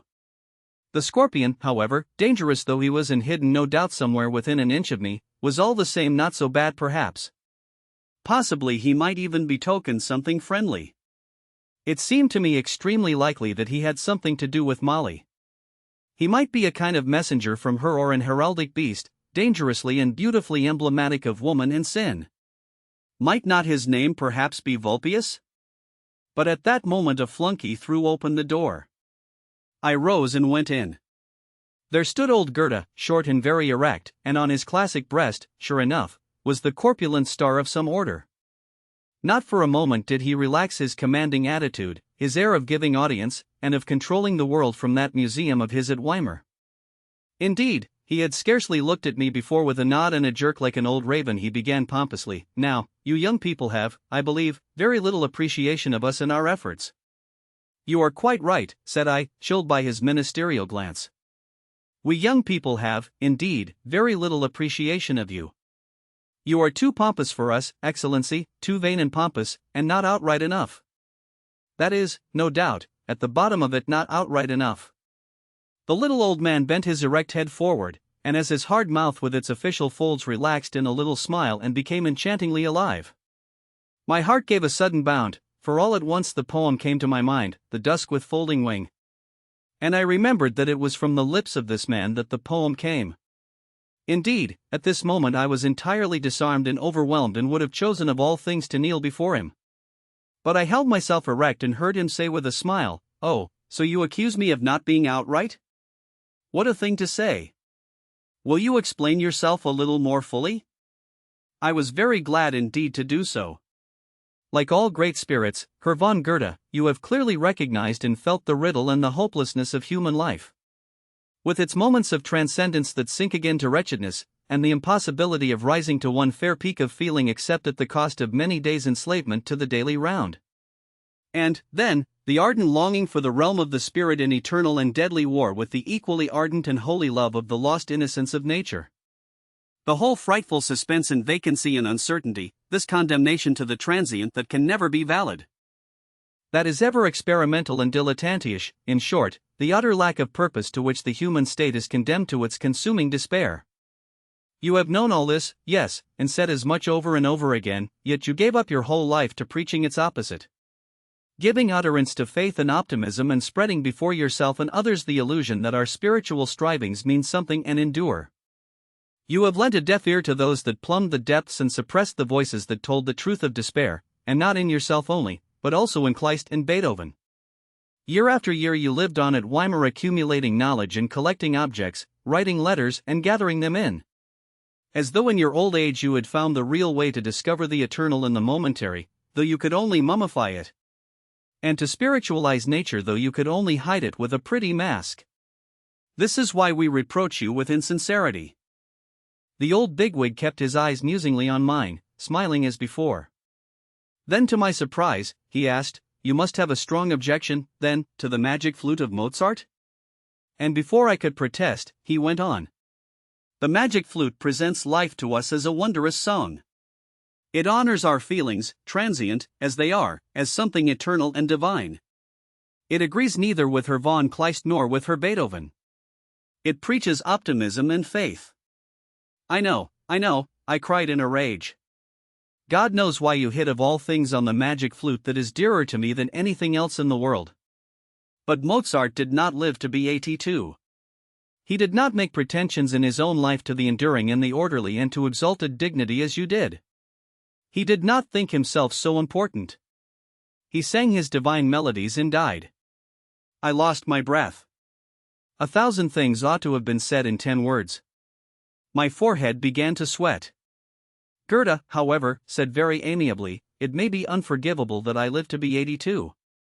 My satisfaction on that account was, however, less than you may think.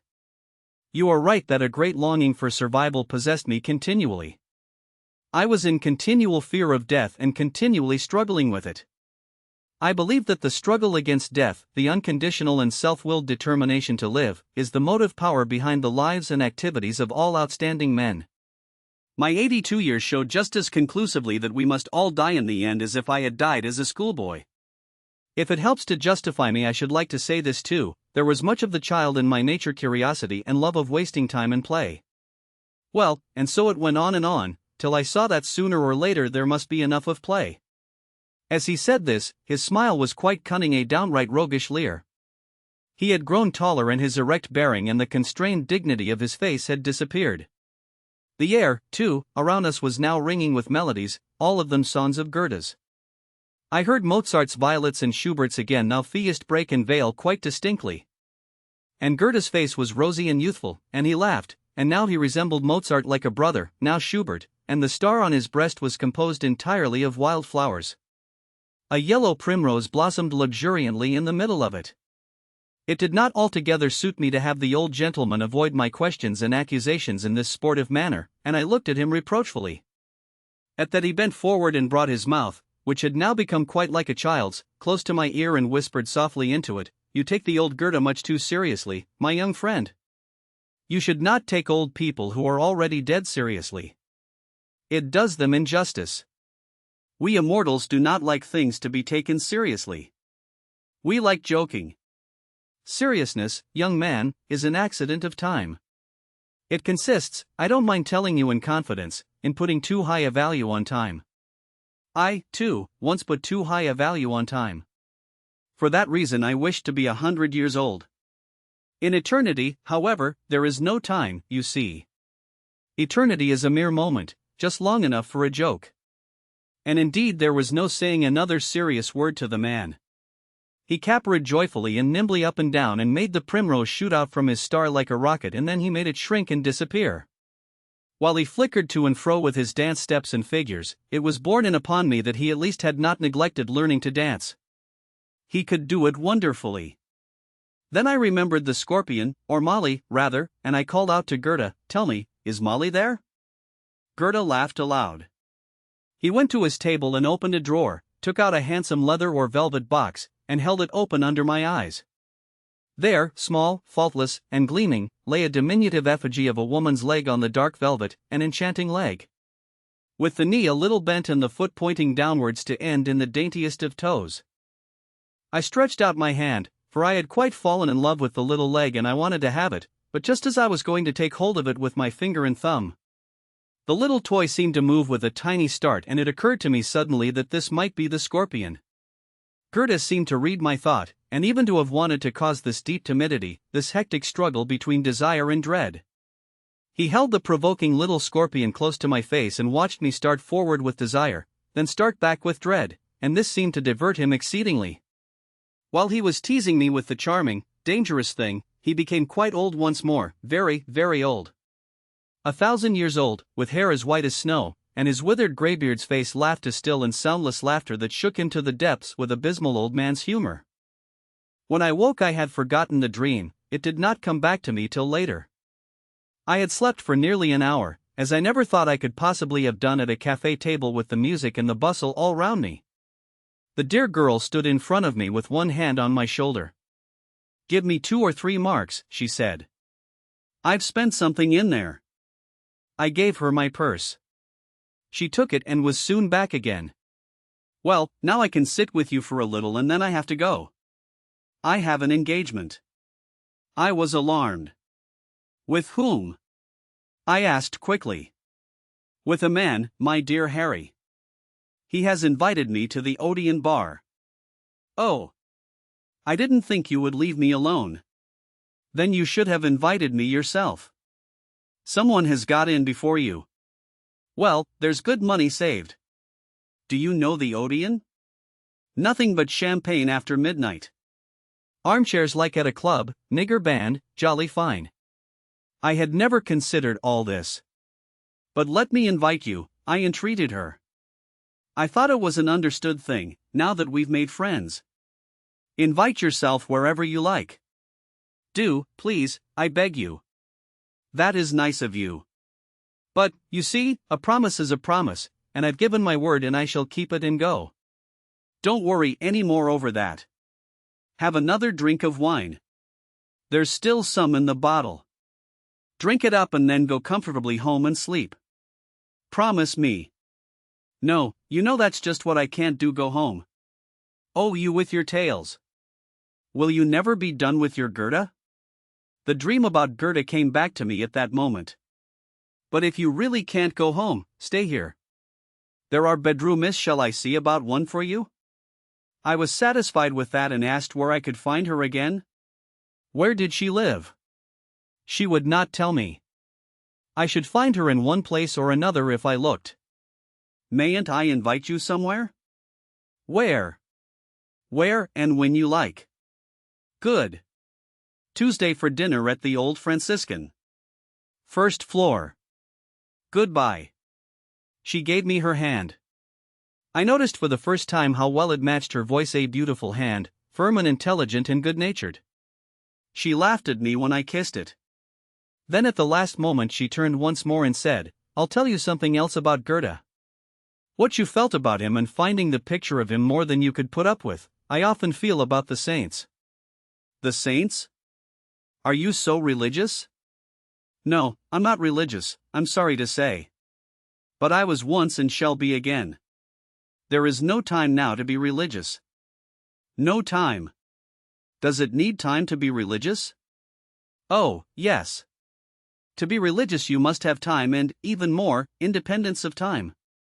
You can't be religious in earnest and at the same time live in actual things and still take them seriously, time and money and the Odeon bar and all that. Yes, I understand. But what was that you said about the saints? Well, there are many saints I'm particularly fond of, Stephen, say. Francis and others. I often see pictures of them and of the Savior and the Virgin, such utterly lying and false and silly pictures, and I can put up with them just as little as you could with that picture of Goethe. When I see one of those sweet and silly saviors or say Francis's and see how other people find them beautiful and edifying, I feel it is an insult to the real Savior, and it makes me think. Why did he live and suffer so terribly if people find a picture as silly as that satisfactory to them? But in spite of this I know that my own picture of the Savior or say Francis is only a human picture and falls short of the original, and that the Savior himself would find the picture I have of him within me just as stupid as I do those sickly reproductions. I don't say this to justify you in your ill temper and rage with the picture of Goethe. There's no justification. I say it simply to show you that I can understand you. You learned people and artists have, no doubt, all sorts of superior things in your heads, but you're human beings like the rest of us, and we, too, have our dreams and fancies. I noticed, for example, learn, sir, that you felt a slight embarrassment when it came to telling me your Goethe story. You had to make a great effort to make your ideas comprehensible to a simple girl like me. Well, and so I wanted to show you that you needn't have made such an effort. I understand you all right. And now I've finished and your place is in bed. She went away and an old house porter took me up 2 flights of stairs. But first he asked me where my luggage was, and when he heard that I hadn't any, I had to pay down what he called sleep money. Then he took me up an old dark staircase to a room upstairs and left me alone. There was a bleak wooden bedstead, and on the wall hung a saber and a colored print of Garibaldi, and also a withered wreath that had once figured in a club festival. I would have given much for pajamas. At any rate there was water and a small towel and I could wash. Then I lay down on the bed in my clothes, and, leaving the light on, gave myself up to my reflections. So I had settled accounts with Goethe. It was splendid that he had come to me in a dream. And this wonderful girl, if only I had known her name. All of a sudden there was a human being, a living human being, to shatter the death that had come down over me like a glass case, and to put out a hand to me, a good and beautiful and warm hand.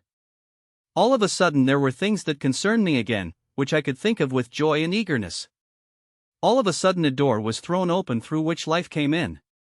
Perhaps I could live once more and once more be a human being.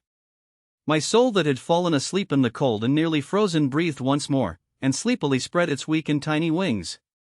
Goethe had been with me. A girl had bidden me eat and drink and sleep, and had shown me friendship and had laughed at me and had called me a silly little boy. And this wonderful friend had talked to me of the saints and shown me that even when I had outdone myself in absurdity I was not alone. I was not an incomprehensible and ailing exception. There were people akin to me. I was understood. Should I see her again? Yes, for certain. She could be relied upon. A promise is a promise. And before I knew, I was asleep once more and slept 4 or 5 hours. It had gone 10 when I woke. My clothes were all creases.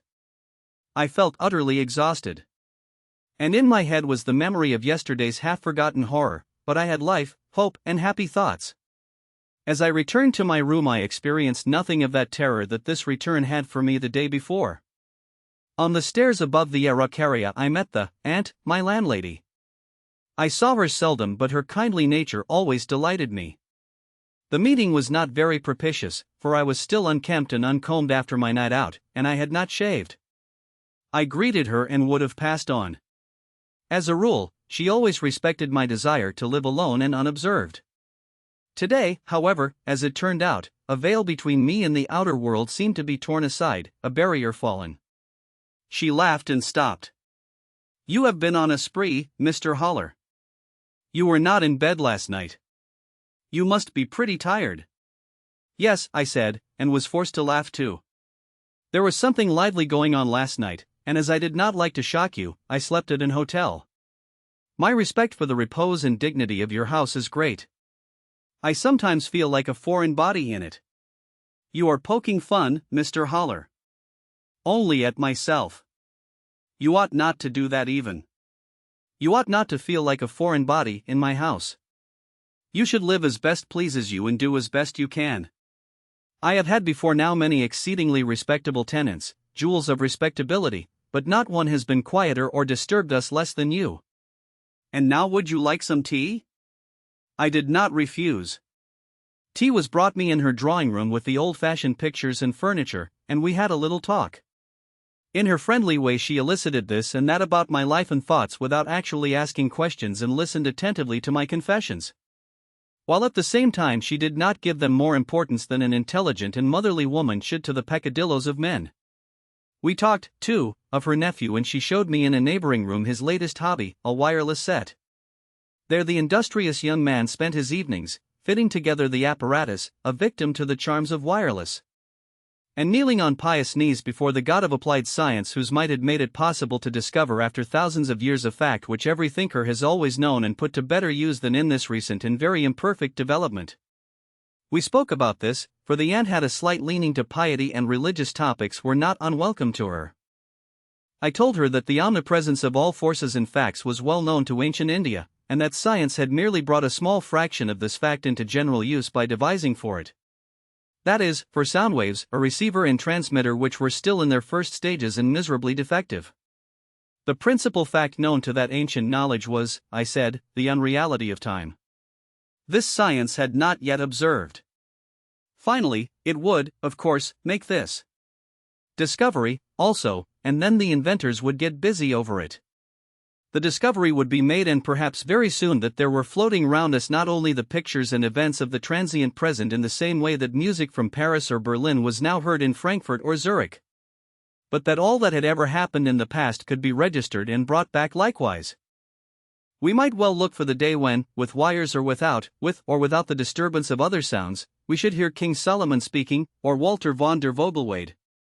And all this, I said, just as today was the case with the beginnings of wireless, would be of no more service to man than as an escape from himself and his true aims, and a means of surrounding himself with an ever closer mesh of distractions and useless activities. But instead of embarking on these familiar topics with my customary bitterness and scorn for the times and for science, I made a joke of them, and the aunt smiled, and we sat together for an hour or so and drank our tea with much content. It was for Tuesday evening that I had invited the charming and remarkable girl of the Black Eagle, and I was a good deal put to it to know how to pass the time till then. And when at last Tuesday came, the importance of my relation to this unknown girl had become alarmingly clear to me. I thought of nothing but her. I expected everything from her. I was ready to lay everything at her feet. I was not in the least in love with her. Yet I had only to imagine that she might fail to keep the appointment, or forget it, to see where I stood. Then the world would be a desert once more, one day as dreary and worthless as the last. And the deathly stillness and wretchedness would surround me once more on all sides, with no way out from this hell of silence except the razor. And these few days had not made me think any the more fondly of the razor. It had lost none of its terror. This was indeed the hateful truth. I dreaded to cut my throat with a dread that crushed my heart.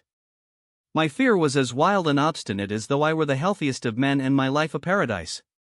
I realized my situation recklessly and without a single illusion. I realized that it was the unendurable tension between inability to live and inability to die that made the unknown girl, the pretty dancer of the Black Eagle, so important to me. She was the one window, the one tiny crack of light in my black hole of dread. She was my release and my way to freedom. She had to teach me to live or teach me to die. She had to touch my deadened heart with her firm and pretty hand, and at the touch of life it would either leap again to flame or subside in ashes. I could not imagine whence she derived these powers, what the source of her magic was, in what secret soil this deep meaning she had for me had grown up, nor did it matter. I did not care to know. There was no longer the least importance for me in any knowledge or perception I might have. Indeed, it was just in that line that I was overstocked, for the ignominy under which I suffered lay just in this, that I saw my own situation so clearly and was so very conscious, too, of hers. I saw this wretch, this brute beast of a Steppenwolf, as a fly in a web, and saw too the approaching decision of his fate. Entangled and defenseless he hung in the web. The spider was ready to devour him, and further off was the rescuing hand. I might have made the most intelligent and penetrating remarks about the ramifications and the causes of my sufferings, my sickness of soul, my general bedevilment of neurosis. The mechanism was transparent to me. But what I needed was not knowledge and understanding. What I longed for in my despair was life and resolution, action and reaction, impulse and impetus. Although during the few days of waiting I never despaired of my friend keeping her word, this did not prevent my being in a state of acute suspense when the day arrived. Never in my life have I waited more impatiently for a day to end. And while the suspense and impatience were almost intolerable, they were at the same time of wonderful benefit to me. It was unimaginably beautiful and new for me, who for a long while had been too listless to await anything or to find joy in anything. Yes, it was wonderful to be running here and there all day long in restless anxiety and intense expectation. To be anticipating the meeting and the talk and the outcome that the evening had in store, to be shaving and dressing with peculiar care, new linen, new tie, new laces in my shoes. Whoever this intelligent and mysterious girl might be and however she got into this relation to myself was all one. She was there. The miracle had happened. I had found a human being once more and a new interest in life. All that mattered was that the miracle should go on, that I should surrender myself to this magnetic power and follow this star. Unforgettable moment when I saw her once more. I sat in the old-fashioned and comfortable restaurant at a small table that I had quite unnecessarily engaged by telephone, and studied the menu. In a tumbler were 2 orchids I had bought for my new acquaintance. I had a good while to wait, but I was sure she would come and was no longer agitated. And then she came. She stopped for a moment at the cloakroom and greeted me only by an observant and rather quizzical glance from her clear gray eyes. Distrustful, I took care to see how the waiter behaved towards her. No, there was nothing confidential, no lack of distance. He was scrupulously respectful. And yet they knew each other. She called him Emile. She laughed with pleasure when I gave her the orchids. "That's sweet of you, Harry. You wanted to make me a present, didn't you, and weren't sure what to choose? You weren't quite sure you would be right in making me a present. I might be insulted, and so you chose orchids, and though they're only flowers, they're dear enough. So I thank you ever so much. And by the way, I'll tell you now that I won't take presents from you. I live on men, but I won't live on you. But how you have altered! No one would know you. The other day you looked as if you had been cut down from a gallows, and now you're very nearly a man again. And now have you carried out my orders? What orders? You've never forgotten? I mean, have you learnt the foxtrot? You said you wished nothing better than to obey my commands, that nothing was dearer to you than obeying me. Do you remember? Indeed I do, and so it shall be. I meant it. And yet you haven't learned to dance yet? Can that be done so quickly in a day or two? Of course. The foxtrot you can learn in an hour. The Boston in 2. The tango takes longer, but that you don't need. But now I really must know your name. She looked at me for a moment without speaking. Perhaps you can guess it. I should be so glad if you did. Pull yourself together and take a good look at me. Hasn't it ever occurred to you that sometimes my face is just like a boy's? Now, for example. Yes, now that I looked at her face carefully, I had to admit she was right. It was a boy's face. And after a moment I saw something in her face that reminded me of my own boyhood and of my friend of those days. His name was Hermann. For a moment it seemed that she had turned into this Hermann. If you were a boy, said I in amazement, I should say your name was Hermann. Who knows, perhaps I am one and am simply in woman's clothing, she said, joking. Is your name Hermine? She nodded, beaming, delighted at my guess. At that moment the waiter brought the food and we began to eat. She was as happy as a child. Of all the things that pleased and charmed me about her, the prettiest and most characteristic was her rapid changes from the deepest seriousness to the drollest merriment. And this without doing herself the least violence, with the facility of a gifted child. Now for a while she was merry and chaffed me about the foxtrot, trod on my feet under the table, enthusiastically praised the meal. Remarked on the care I had taken dressing, though she also had many criticisms to make on my appearance. Meanwhile I asked her, how did you manage to look like a boy and make me guess your name? Oh, you did all that yourself. Doesn't your learning reveal to you that the reason why I please you and mean so much to you is because I am a kind of looking glass for you? Because there's something in me that answers you and understands you. Really, we ought all to be such looking glasses to each other and answer and correspond to each other, but such owls as you are a bit peculiar. They give themselves on the slightest provocation over to the strangest notions that they can see nothing and read nothing any longer in the eyes of other men, and then nothing seems right to them. And then when an owl like that after all finds a face that looks back into his and gives him a glimpse of understanding, well, then he's pleased, naturally. There's nothing you don't know, Hermine, I cried in amazement. It's exactly as you say. And yet you're so entirely different from me. Why, you're my opposite. You have all that I lack. So you think, she said shortly, and it's well you should. And now a dark cloud of seriousness spread over her face. It was indeed like a magic mirror to me. Of a sudden her face bespoke seriousness and tragedy, and it looked as fathomless as the hollow eyes of a mask. Mind, don't forget what you said to me. You said that I was to command you and that it would be a joy to you to obey my commands. Don't forget that. You must know this, my little Harry, just as something in me corresponds to you and gives you confidence, so it is with me. The other day when I saw you come into the Black Eagle, exhausted and beside yourself and scarcely in this world any longer, it came to me at once, this man will obey me. All he wants is that I should command him. And that's what I'm going to do. That's why I spoke to you and why we made friends. She spoke so seriously from a deep impulse of her very soul that I scarcely liked to encourage her. I tried to calm her down. She shook her head with a frown and with a compelling look went on, I tell you, you must keep your word, my boy. If you don't, you'll regret it. You will have many commands from me and you will carry them out. Nice ones and agreeable ones that it will be a pleasure to you to obey. And at the last you will fulfill my last command as well, Harry. I will, I said, half giving in. What will your last command be? I guessed it already, God knows why. She shivered as though a passing chill went through her and seemed to be waking slowly from her trance. Her eyes did not release me. Suddenly she became still more sinister. If I were wise, I shouldn't tell you. But I won't be wise, Harry, not for this time. I'll be just the opposite. So now mind what I say. You will hear it and forget it again. You will laugh over it, and you will weep over it. So look out. I'm going to play with you for life and death, little brother, and before we begin the game I'm going to lay my cards on the table. How beautiful she looked, how unearthly, when she said that. Cool and clear, there swam in her eyes a conscious sadness.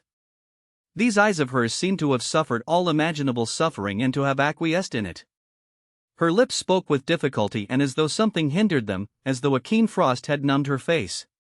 But between her lips at the corners of her mouth where the tip of her tongue showed at rare intervals, there was but sweet sensuality and inward delight that contradicted the expression of her face and the tone of her voice. A short lock hung down over the smooth expanse of her forehead, and from this corner of her forehead whence fell the lock of hair. Her boyishness welled up from time to time like a breath of life and cast the spell of an hermaphrodite. I listened with an eager anxiety and yet as though dazed and only half aware. You like me, she went on, for the reason I said before, because I have broken through your isolation. I have caught you from the very gates of hell and wakened you to new life. But I want more from you, much more. I want to make you in love with me. No, don't interrupt me. Let me speak. You like me very much. I can see that. And you're grateful to me. But you're not in love with me. I mean to make you fall in love with me, and it is part of my calling. It is my living to be able to make men fall in love with me. But mind this, I don't do it because I find you exactly captivating. I'm as little in love with you as you with me. But I need you as you do me. You need me now, for the moment, because you're desperate. You're dying just for the lack of a push to throw you into the water and bring you to life again. You need me to teach you to dance and to laugh and to live. But I need you, not today later, for something very important and beautiful too. When you are in love with me I will give you my last command and you will obey it, and it will be the better for both of us. She pulled one of the brown and purple green veined orchids up a little in the glass and bending over stared a moment at the bloom. You won't find it easy, but you will do it. You will carry out my command and kill me. There, ask no more. When she came to the end her eyes were still on the orchid, and her face relaxed, losing its strain like a flower bud unfolding its petals. In an instant there was an enchanting smile on her lips while her eyes for a moment were still fixed and spellbound. Then she gave a shake of her head with its little boyish lock, took a sip of water, and realizing of a sudden that we were at a meal fell to eating again with appetite and enjoyment. I had heard her uncanny communication clearly word for word. I had even guessed what her last command was before she said it and was horrified no longer. All that she said sounded as convincing to me as a decree of fate. I accepted it without protest. And yet in spite of the terrifying seriousness with which she had spoken I did not take it all as fully real and serious. While part of my soul drank in her words and believed in them, another part appeased me with a nod and took note that Hermine too, for all her wisdom and health and assurance, had her fantasies and twilight states. Scarcely was her last word spoken before a layer of unreality and ineffectuality settled over the whole scene. All the same I could not get back to realities and probabilities with the same lightness as Hermine. And so I shall kill you one day? I asked, still half in a dream while she laughed, and attacked her fowl with great relish. Of course, she nodded lightly. Enough of that. It is time to eat. Harry, be an angel and order me a little more salad. Haven't you any appetite? It seems to me you've still to learn all the things that come naturally to other people, even the pleasure of eating. So look, my boy, I must tell you that this is the celebration of the duck. And when you pick the tender flesh from the bone it's a festal occasion and you must be just as eager and glad at heart and delighted as a lover when he unhooks his ladylove for the first time. Don't you understand? Oh, you're a sheep. Are you ready? I'm going to give you a piece off the little bone. So open your mouth. Oh, what a fright you are. There he goes, squinting round the room in case anyone sees him taking a bite from my fork. Don't be afraid, you prodigal son, I won't make a scandal. But it's a poor fellow who can't take his pleasure without asking other people's permission. The scene that had gone before became more and more unreal. I was less and less able to believe that these were the same eyes that a moment before had been fixed in a dread obsession. But in this Hermine was like life itself, one moment succeeding to the next and not one to be foreseen. Now she was eating, and the duck and the salad, the sweet and the liqueur were the important thing, and each time the plates were changed a new chapter began. Yet though she played at being a child she had seen through me completely, and though she made me her pupil there and then in the game of living for each fleeting moment, she seemed to know more of life than is known to the wisest of the wise. It might be the highest wisdom or the merest artlessness. It is certain in any case that life is quite disarmed by the gift to live so entirely in the present. To treasure with such eager care every flower by the wayside and the light that plays on every passing moment. Was I to believe that this happy child with her hearty appetite and the air of a gourmet was at the same time a victim of hysterical visions who wished to die? Or a careful calculating woman who, unmoved herself, had the conscious intention of making me her lover and her slave? I could not believe it. No. Her surrender to the moment was so simple and complete that the fleeting shadows and agitation to the very depths of the soul came to her no less than every pleasurable impulse and were lived as fully. Though I saw Hermine only for the second time that day, she knew everything about me and it seemed to me quite impossible that I could ever have a secret from her. Perhaps she might not understand everything of my spiritual life, might not perhaps follow me in my relation to music, to Goethe, to Novalis or Baudelaire. This too, however, was open to question. Probably it would give her as little trouble as the rest. And anyway, what was there left of my spiritual life? Hadn't all that gone to atoms and lost its meaning?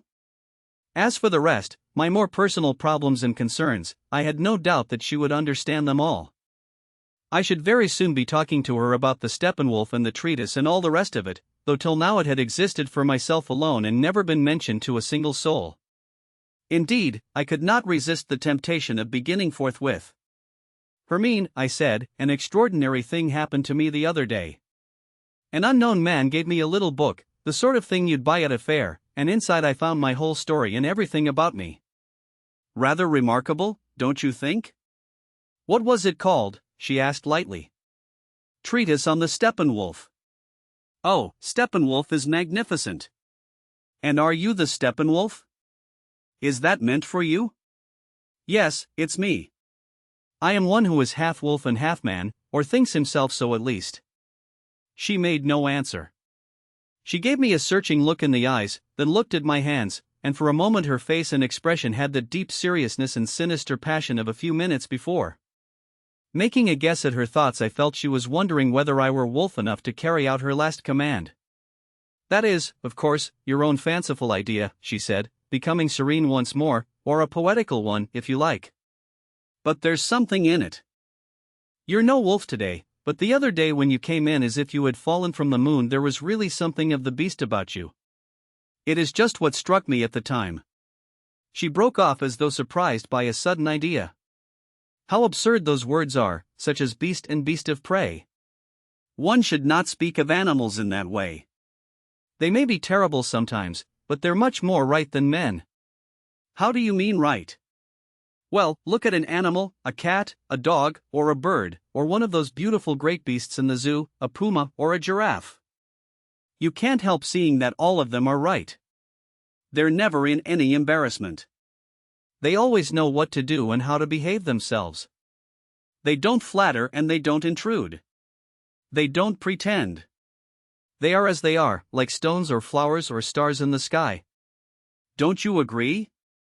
I did. Animals are sad as a rule, she went on. And when a man is sad I don't mean because he has the toothache or has lost some money, but because he sees.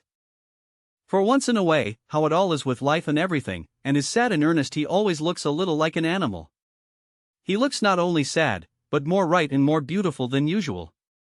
That's how it is, and that's how you looked, Steppenwolf, when I saw you for the first time. Well, Hermine, and what do you think about this book with a description of me in it? Oh, I can't always be thinking. We'll talk about it another time. You can give it me to read one day. Or, no, if I ever start reading again, give me one of the books you've written yourself. She asked for coffee and for a while seemed absent-minded and distraught. Then she suddenly beamed and seemed to have found the clue to her speculations. "Hello," she cried, delighted, "now I've got it." "What have you got?" "The foxtrot. I've been thinking about it all the evening. Now tell me, have you a room where we two could dance sometimes? It doesn't matter if it's small, but there mustn't be anybody underneath to come up and play hell if his ceiling rocks a bit." "Well, that's fine, you can learn to dance at home." "Yes," I said in alarm, "so much the better." "But I thought music was required." "Of course it's required. You've got to buy that. At the most it won't cost as much as a course of lessons. You save that because I'll give them myself. This way we have the music whenever we like and at the end we have the gramophone into the bargain." "The gramophone?" "Of course." "Splendid," I cried, "and if you bring it off and teach me to dance, the gramophone is yours as an honorarium." "Agreed?" I brought it out very pat, but scarcely from the heart. I could not picture the detested instrument in my study among my books, and I was by no means reconciled to the dancing either. It had been in my mind that I might try how it went for a while, though I was convinced that I was too old and stiff and would never learn now. And to go at it hammer and tongs as she proposed seemed to me altogether too sudden and uncompromising. As an old and fastidious connoisseur of music, I could feel my gorge rising against the gramophone in jazz and modern dance music. It was more than anyone could ask of me to have dance tunes that were the latest rage of America let loose upon the sanctum where I took refuge with Noblesse and Jean Paul and to be made to dance to them. But it was not anyone who asked it of me. It was Hermine, and it was for her to command, and for me to obey. Of course, I obeyed. We met at a cafe on the following afternoon. Hermine was there before me, drinking tea, and she pointed with a smile to my name which she had found in a newspaper. It was one of the reactionary jingo papers of my own district in which from time to time violently abusive references to me were circulated. During the war I had been opposed to it and, after, I had from time to time counseled quiet and patience and humanity and a criticism that began at home. And I had resisted the nationalist jingoism that became every day more pronounced, more insane and unrestrained. Here, then, was another attack of this kind, badly written, in part the work of the editor himself and in part stolen from articles of a similar kind in papers of similar tendencies to his own. It is common knowledge that no one writes worse than these defenders of decrepit ideas. No one plies his trade with less of decency and conscientious care. Hermine had read the article, and it had informed her that Harry Holler was a noxious insect and a man who disowned his native land. And that it stood to reason that no good could come to the country so long as such persons and such ideas were tolerated and the minds of the young turned to sentimental ideas of humanity instead of to revenge by arms upon the hereditary foe. "Is that you?" asked Hermine, pointing to my name. "Well, you've made yourself some enemies and no mistake. Does it annoy you?" I read a few lines. There was not a single line of stereotyped abuse that had not been drummed into me for years till I was sick and tired of it. "No," I said, "it doesn't annoy me.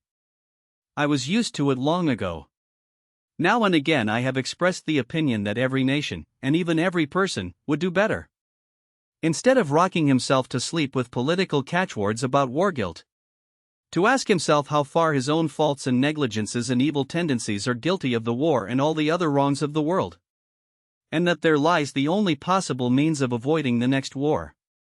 They don't forgive me that, for, of course, they are themselves all guiltless, the Kaiser, the generals, the trade magnates, the politicians, the papers. Not one of them has the least thing to blame himself for. Not one has any guilt. One might believe that everything was for the best, even though a few million men lie under the ground. And mind you, Hermine, even though such abusive articles cannot annoy me any longer, they often sadden me all the same. 2/3 of my countrymen read this kind of newspaper, read things written in this tone every morning and every night. Are every day worked up and admonished and incited, and robbed of their peace of mind and better feelings by them. And the end and aim of it all is to have the war over again, the next war that draws nearer and nearer. And it will be a good deal more horrible than the last. All that is perfectly clear and simple. Anyone could comprehend it and reach the same conclusion after a moment's reflection. But nobody wants to. Nobody wants to avoid the next war, nobody wants to spare himself and his children the next Holocaust if this be the cost. To reflect for one moment, to examine himself for a while and ask what share he has in the world's confusion and wickedness, nobody wants to do that. And so there's no stopping it, and the next war is being pushed on with enthusiasm by thousands upon thousands day by day. It has paralyzed me since I knew it, and brought me to despair. I have no country and no ideals left. All that comes to nothing but decorations for the gentleman by whom the next slaughter is ushered in. There is no sense in thinking or saying or writing anything of human import, to bother one's head with thoughts of goodness for 2 or 3 men who do that. There are thousands of papers, periodicals, speeches, meetings in public and in private, that make the opposite their daily endeavor and succeed in it too. Hermine had listened attentively. Yes, she said, now, there you're right enough. Of course, there will be another war. One doesn't need to read the papers to know that. And of course one can be sad about it, but it isn't any use. It is just the same as when a man is sad to think that one day, in spite of his utmost efforts to prevent it, he will inevitably die. The war against death, dear Harry, is always a beautiful, noble and wonderful and glorious thing, and so, it follows, is the war against war. But it is always hopeless and quixotic too. That is perhaps true, I cried heatedly, but truths like that we must all soon be dead and so it is all one and the same make the whole of life flat and stupid. Are we then to throw everything up and renounce the spirit altogether and all effort and all that is human and let ambition and money rule forever while we await the next mobilization over a glass of beer?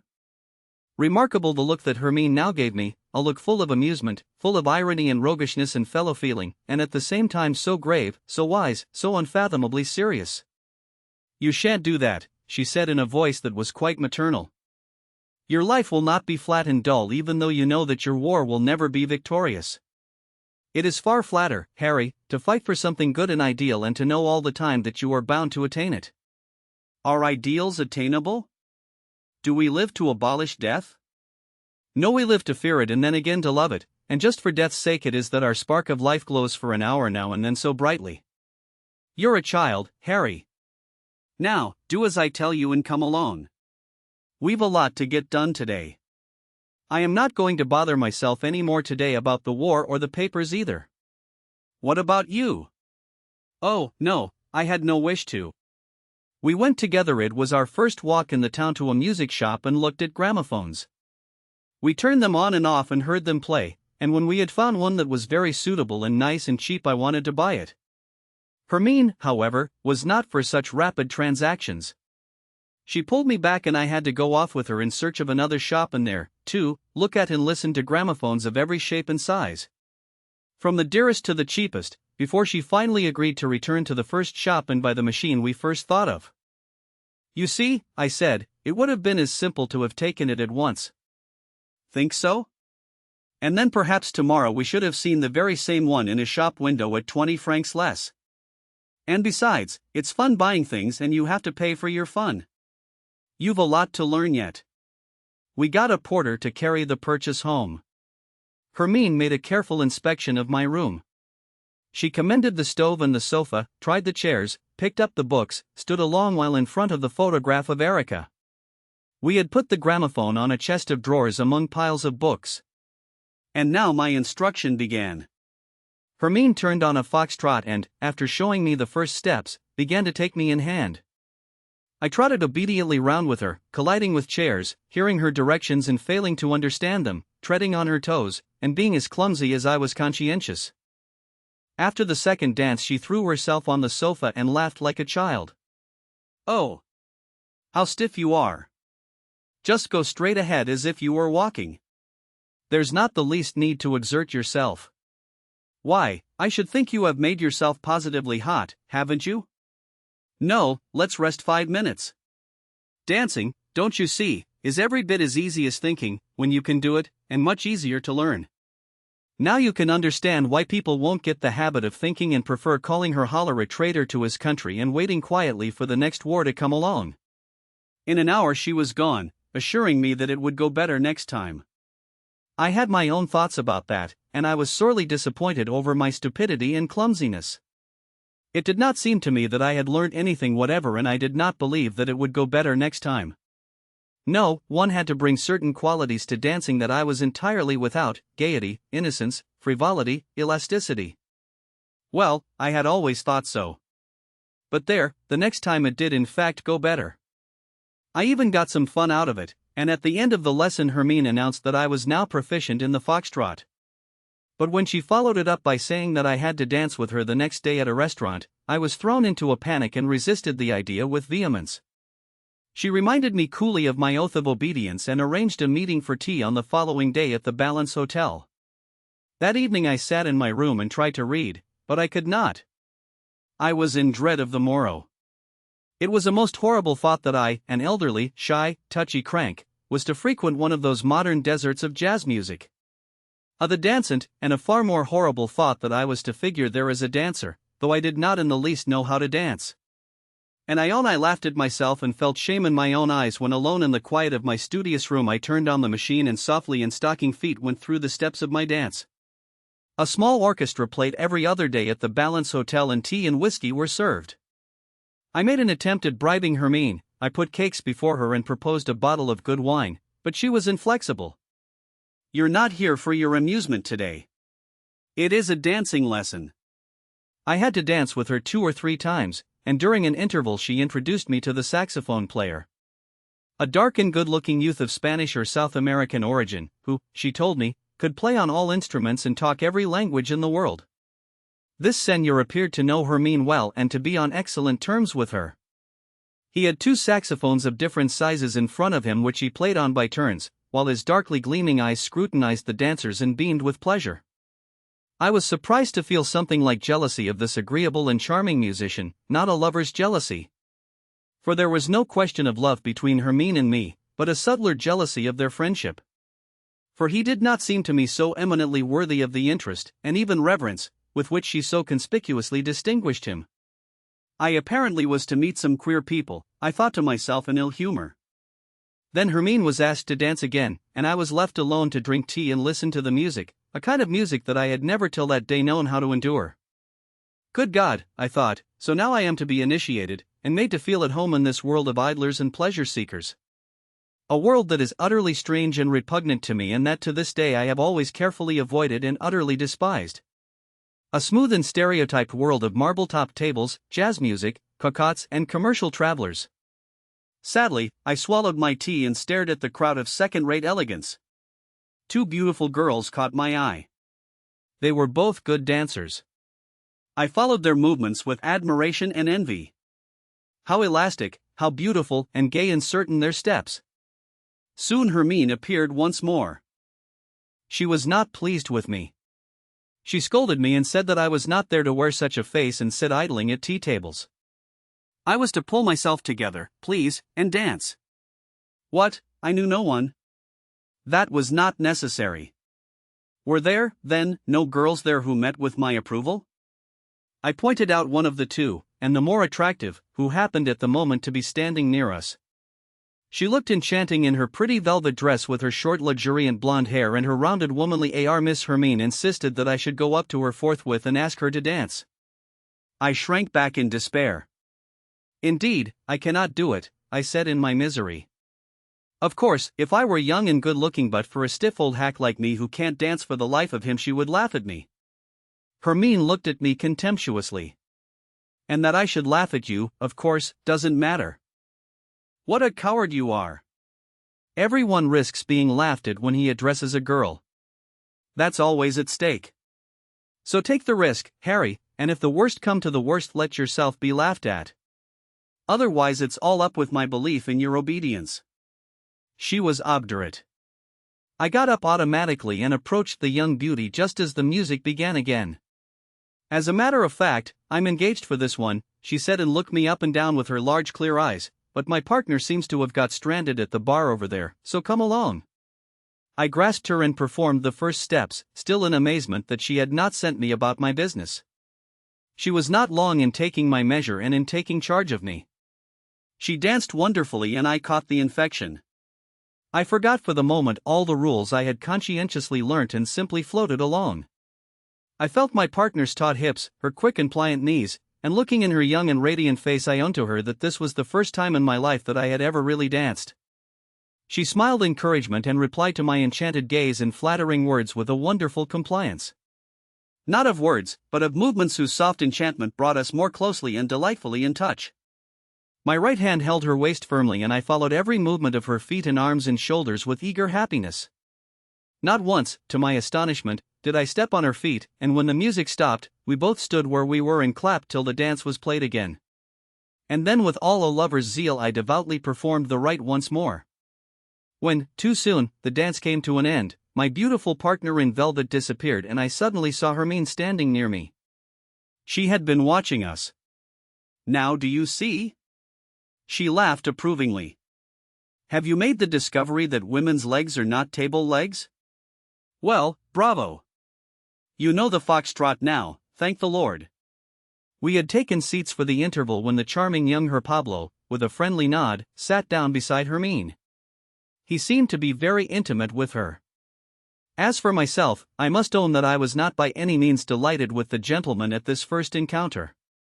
He was good-looking, I could not deny, both of face and figure, but I could not discover what further advantages he had. Even his linguistic accomplishments sat very lightly on him to such an extent, indeed, that he did not speak at all beyond uttering such words as please, thanks, you bet, rather and hello. These, certainly, he knew in several languages. No, he said nothing, this Señor Pablo, nor did he even appear to think much, this charming caballero. His business was with the saxophone and the jazz band, and to this calling he appeared to devote himself with love and passion. Often during the course of the music he would suddenly clap with his hands, or permit himself other expressions of enthusiasm, such as singing out, "Oh, ha, hello." Apart from this, however, he confined himself to being beautiful, to pleasing women, to wearing collars and ties of the latest fashion and a great number of rings on his fingers. His manner of entertaining us consisted in sitting beside us, in smiling upon us, in looking at his wrist watch and in rolling cigarettes at which he was an expert. His dark and beautiful Creole eyes and his black locks hid no romance, no problems, no thoughts. Closely looked at, this beautiful demigod of love was no more than a complacent and rather spoilt young man with pleasant manners. I talked to him about his instrument and about tone colors in jazz music, and he must have seen that he was confronted by one who had the enjoyment of a connoisseur for all that touched on music. But he made no response, and while I, in compliment to him, or rather, to Hermine, embarked upon a musicianly justification of jazz, he smiled amiably upon me and my efforts. Presumably, he had not the least idea that there was any music but jazz or that any music had ever existed before it. He was pleasant, certainly, pleasant and polite, and his large, vacant eyes smiled most charmingly. Between him and me, however, there appeared to be nothing whatever in common. Nothing of all that was, perhaps, important and sacred to him could be so for me as well. We came of contrasted races and spoke languages in which no two words were akin. Later, nevertheless, Hermine told me a remarkable thing. She told me that Pablo, after a conversation about me, had said that she must treat me very nicely, for I was so very unhappy. And when she asked what brought him to that conclusion, he said, poor fellow. Look at his eyes. Doesn't know how to laugh." When the dark-eyed young man had taken his leave of us and the music began again, Hermine stood up. "Now you might have another dance with me. Or don't you care to dance any more?" With her, too, I danced more easily now, in a freer and more sprightly fashion, even though not so buoyantly and more self-consciously than with the other. Hermine had me lead, adapting herself as softly and lightly as the leaf of a flower, and with her, too, I now experienced all these delights that now advanced and now took wing. She, too, now exhaled the perfume of woman and love, and her dancing, too, sang with intimate tenderness the lovely and enchanting song of sex. And yet I could not respond to all this with warmth and freedom. I could not entirely forget myself and abandon. Hermine stood in too close a relation to me.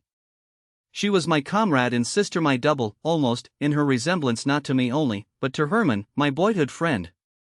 The enthusiast, the poet, who had shared with ardor all my intellectual pursuits and extravagances. "I know," she said when I spoke of it. "I know that well enough. All the same, I shall make you fall in love with me, but there's no use hurrying. First of all, we're comrades, two people who hope to be friends, because we have recognized each other. For the present we'll each learn from the other and amuse ourselves together. I show you my little stage, and teach you to dance and to have a little pleasure and be silly, and you show me your thoughts and something of all you know. There's little there to show you, Hermine, I'm afraid. You know far more than I do. You're a most remarkable person and a woman. But do I mean anything to you? Don't I bore you? She looked down darkly to the floor. That's how I don't like to hear you talk. Think of that evening when you came broken from your despair and loneliness, to cross my path and be my comrade. Why was it, do you think, I was able to recognize you and understand you? Why, Hermine? Tell me. Because it's the same for me as for you, because I am alone exactly as you are, because I'm as little fond of life and men and myself as you are and can put up with them as little. There are always a few such people who demand the utmost of life and yet cannot come to terms with its stupidity and crudeness. You. I cried in deep amazement. I understand you, my comrade. No one understands you better than I. And yet you're a riddle. You are such a past master at life. You have your wonderful reverence for its little details and enjoyments. You are such an artist in life. How can you suffer at life's hands? How can you despair? I don't despair. As to suffering, oh, yes, I know all about that.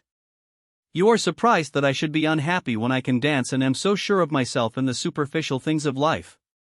And I, my friend, am surprised that you are so disillusioned with life when you are at home with the very things in it that are the deepest and most beautiful, spirit, art, and thought.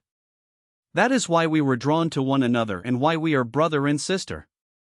I am going to teach you to dance and play and smile, and still not be happy. And you are going to teach me to think and to know and yet not be happy. Do you know that we are both children of the devil? Yes, that is what we are. The devil is the spirit, and we are his unhappy children. We have fallen out of nature and hang suspended in space. And that reminds me of something. In the Steppenwolf treatise that I told you about, there is something to the effect that it is only a fancy of his to believe that he has one soul. Or two, that he is made up of one or two personalities. Every human being, it says, consists of 10, or 100, or 1,000 souls. I like that very much, cried Hermine. In your case, for example, the spiritual part is very highly developed, and so you are very backward in all the little arts of living. Harry, the thinker, is 100 years old, but Harry, the dancer, is scarcely half a day old. It's he we want to bring on, and all his little brothers who are just as little and stupid and stunted as he is. She looked at me, smiling, and then asked softly in an altered voice. And how did you like Maria, then? Maria? Who is she? The girl you danced with. She is a lovely girl, a very lovely girl. You were a little smitten with her, as far as I could see. You know her then? Oh, yes, we know each other well. Were you very much taken with her?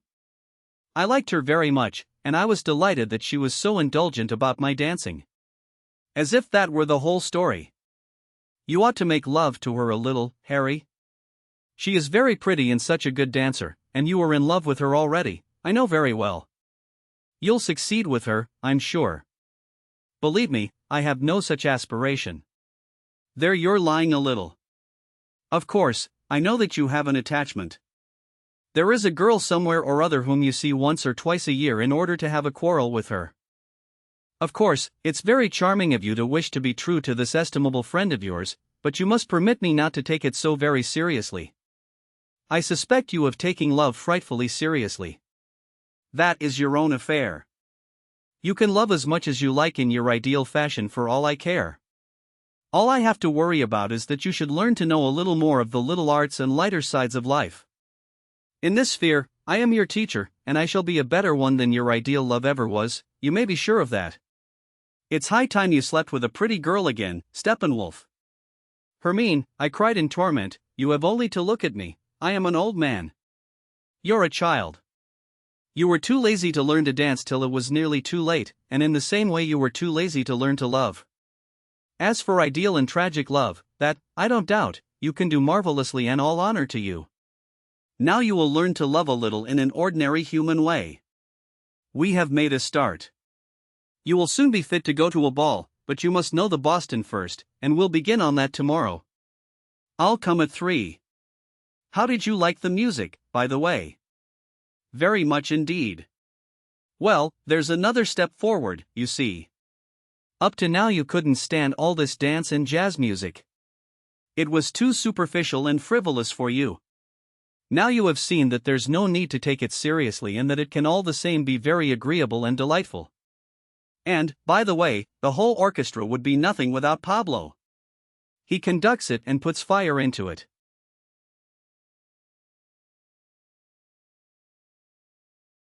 Just as the gramophone contaminated the aesthetic and intellectual atmosphere of my study, and just as the American dances broke in as strangers and disturbers.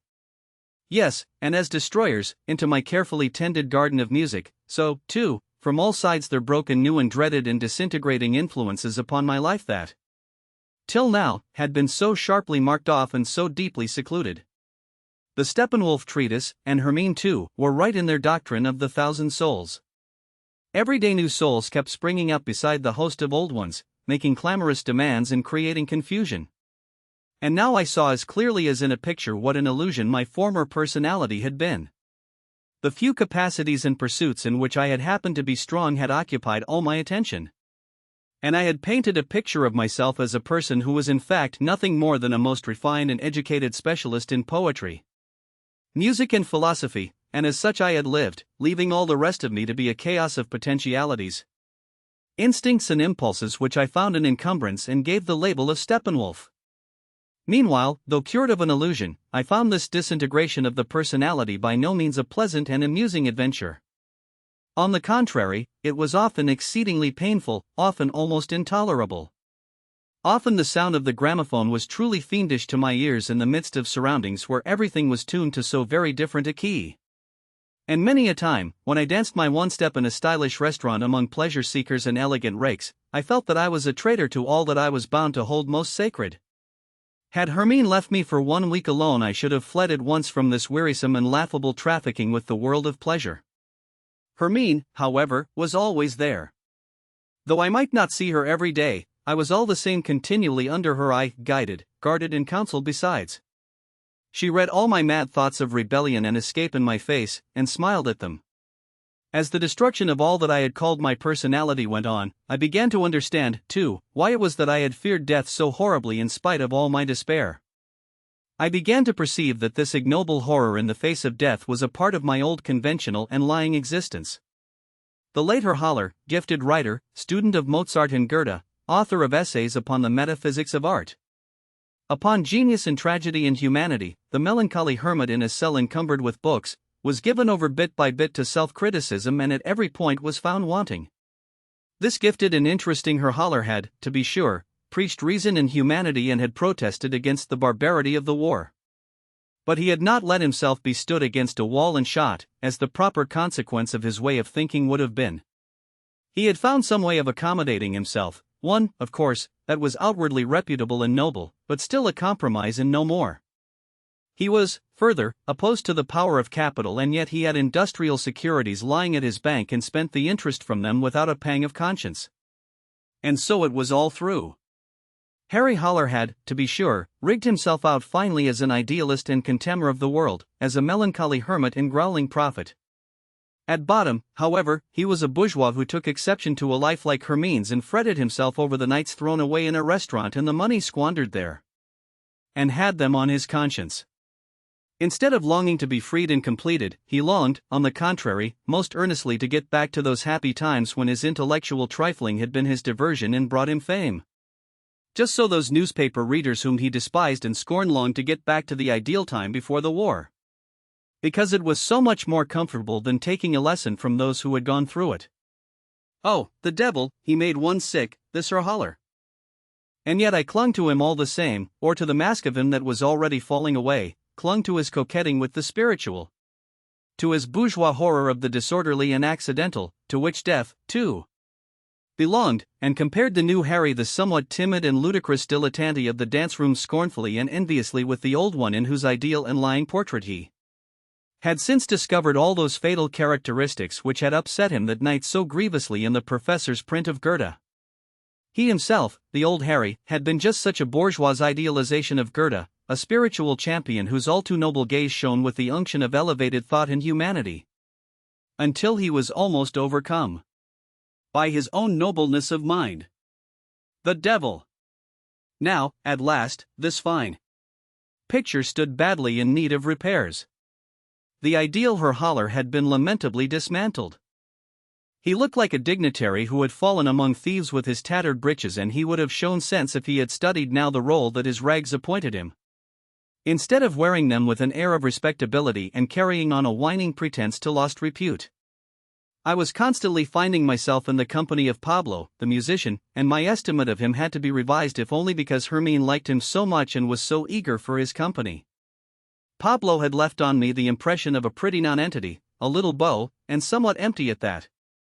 As happy as a child for whom there are no problems, whose joy it is to dribble into his toy trumpet and who is kept quiet with praises and chocolate. Pablo, however, was not interested in my opinions. They were as indifferent to him as my musical theories. He listened with friendly courtesy, smiling as he always did, but he refrained all the same from any actual reply.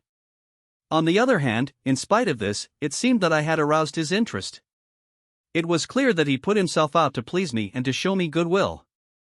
Once when I showed a certain irritation, and even ill humor, over one of these fruitless attempts at conversation, he looked in my face with a troubled and sorrowful air and, taking my left hand and stroking it, he offered me a pinch from his little gold snuff-box. It would do me good. I looked inquiringly at Hermine.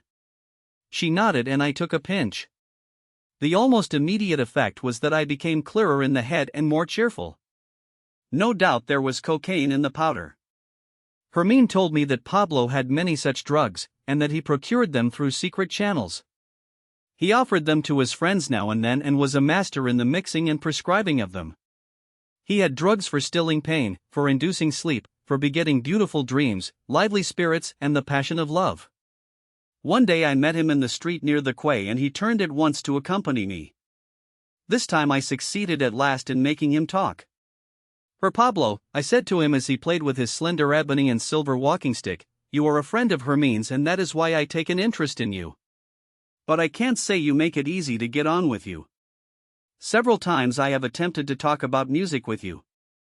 It would have interested me to know your thoughts and opinions, whether they contradicted mine or not, but you have disdained to make me even the barest reply."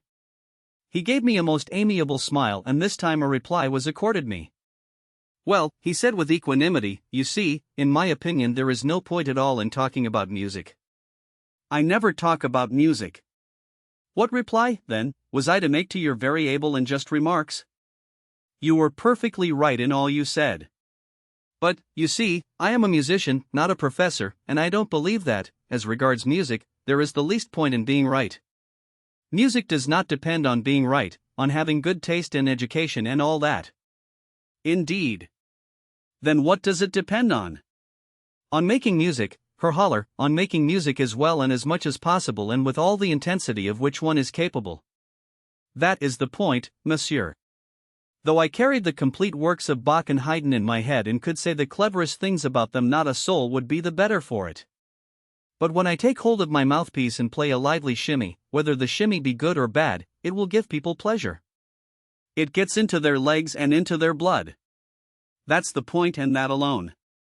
Look at the faces in a dance hall at the moment when the music strikes up after a longish pause, how eyes sparkle, legs twitch, and faces begin to laugh. That is why one makes music. Very good, Herr Pablo.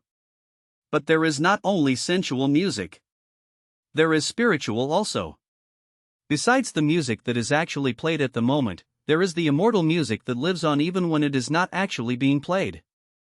It can happen to a man to lie alone in bed and to call to mind a melody from the magic flute or the Matthew Passion. And then there is music without anybody blowing into a flute or passing a bow across a fiddle. Certainly, Herr Holler. Yearning in Valencia are recalled every night by many a lonely dreamer. Even the poorest typist in her office has the latest one step in her head and taps her keys in time to it. You are right. I don't grudge all those lonely persons their mute music, whether it's yearning or the magic flute or Valencia. But where do they get their lonely and mute music from? They get it from us, the musicians. It must first have been played and heard, it must have got into the blood, before anyone at home in his room can think of it and dream of it. Granted, I said coolly, all the same it won't do to put Mozart and the latest foxtrot on the same level. And it is not one and the same thing whether you play people divine and eternal music or cheap stuff of the day that is forgotten tomorrow. When Pablo observed from my tone that I was getting heated, he at once put on his most amiable expression and touching my arm caressingly he gave an unbelievable softness to his voice. "Ah, my dear sir, you may be perfectly right with your levels. I have nothing to say to your putting Mozart and Haydn and Valencia on what levels you please. It is all one to me. It is not for me to decide about levels. I shall never be asked about them.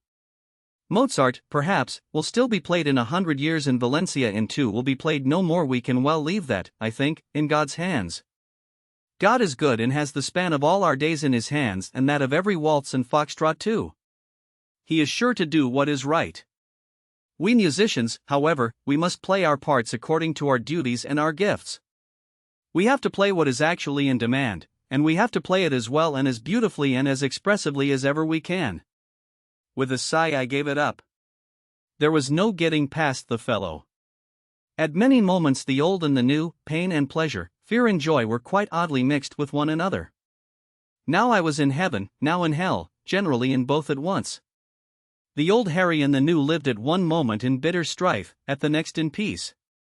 Many a time the old Harry appeared to be dead and done with, to have died and been buried, and then of a sudden there he was again, giving orders and tyrannizing and contradictory till the little new young Harry was silent for very shame and let himself be pushed to the wall. At other times the young Harry took the old by the throat and squeezed with all his might. There was many a groan, many a death struggle, many a thought of the razor blade. Often, however, suffering and happiness broke over me in one wave. One such moment was when a few days after my first public exhibition of dancing, I went into my bedroom at night and to my indescribable astonishment, dismay, horror and enchantment found the lovely Maria lying in my bed. Of all the surprises that Hermine had prepared for me this was the most violent. For I had not a moment's doubt that it was she who had sent me this bird of paradise. I had not, as usually, been with Hermine that evening. I had been to a recital of old church music in the cathedral, a beautiful, though melancholy, excursion into my past life, to the fields of my youth, the territory of my ideal self. Beneath the lofty Gothic of the church whose netted vaulting swayed with a ghostly life and the play of the sparse lights, I heard pieces by Buxtehude, Pachelbel, Bach and Haydn. I had gone the old beloved way once more. I had heard the magnificent voice of a Bach singer with whom in the old days when we were friends I had enjoyed many a memorable musical occasion. The notes of the old music with its eternal dignity and sanctity had called to life all the exalted enchantment and enthusiasm of youth. I had sat in the lofty choir, sad and abstracted, a guest for an hour of this noble and blessed world which once had been my home. During a Haydn duet the tears had come suddenly to my eyes. I had not waited for the end of the concert. Dropping the thought I had of seeing the singer again, what evenings I had once spent with the artistes after such concerts, and stealing away out of the cathedral. I had wearily paced the dark and narrow streets, where here and there behind the windows of the restaurants jazz orchestras were playing the tunes of the life I had now come to live.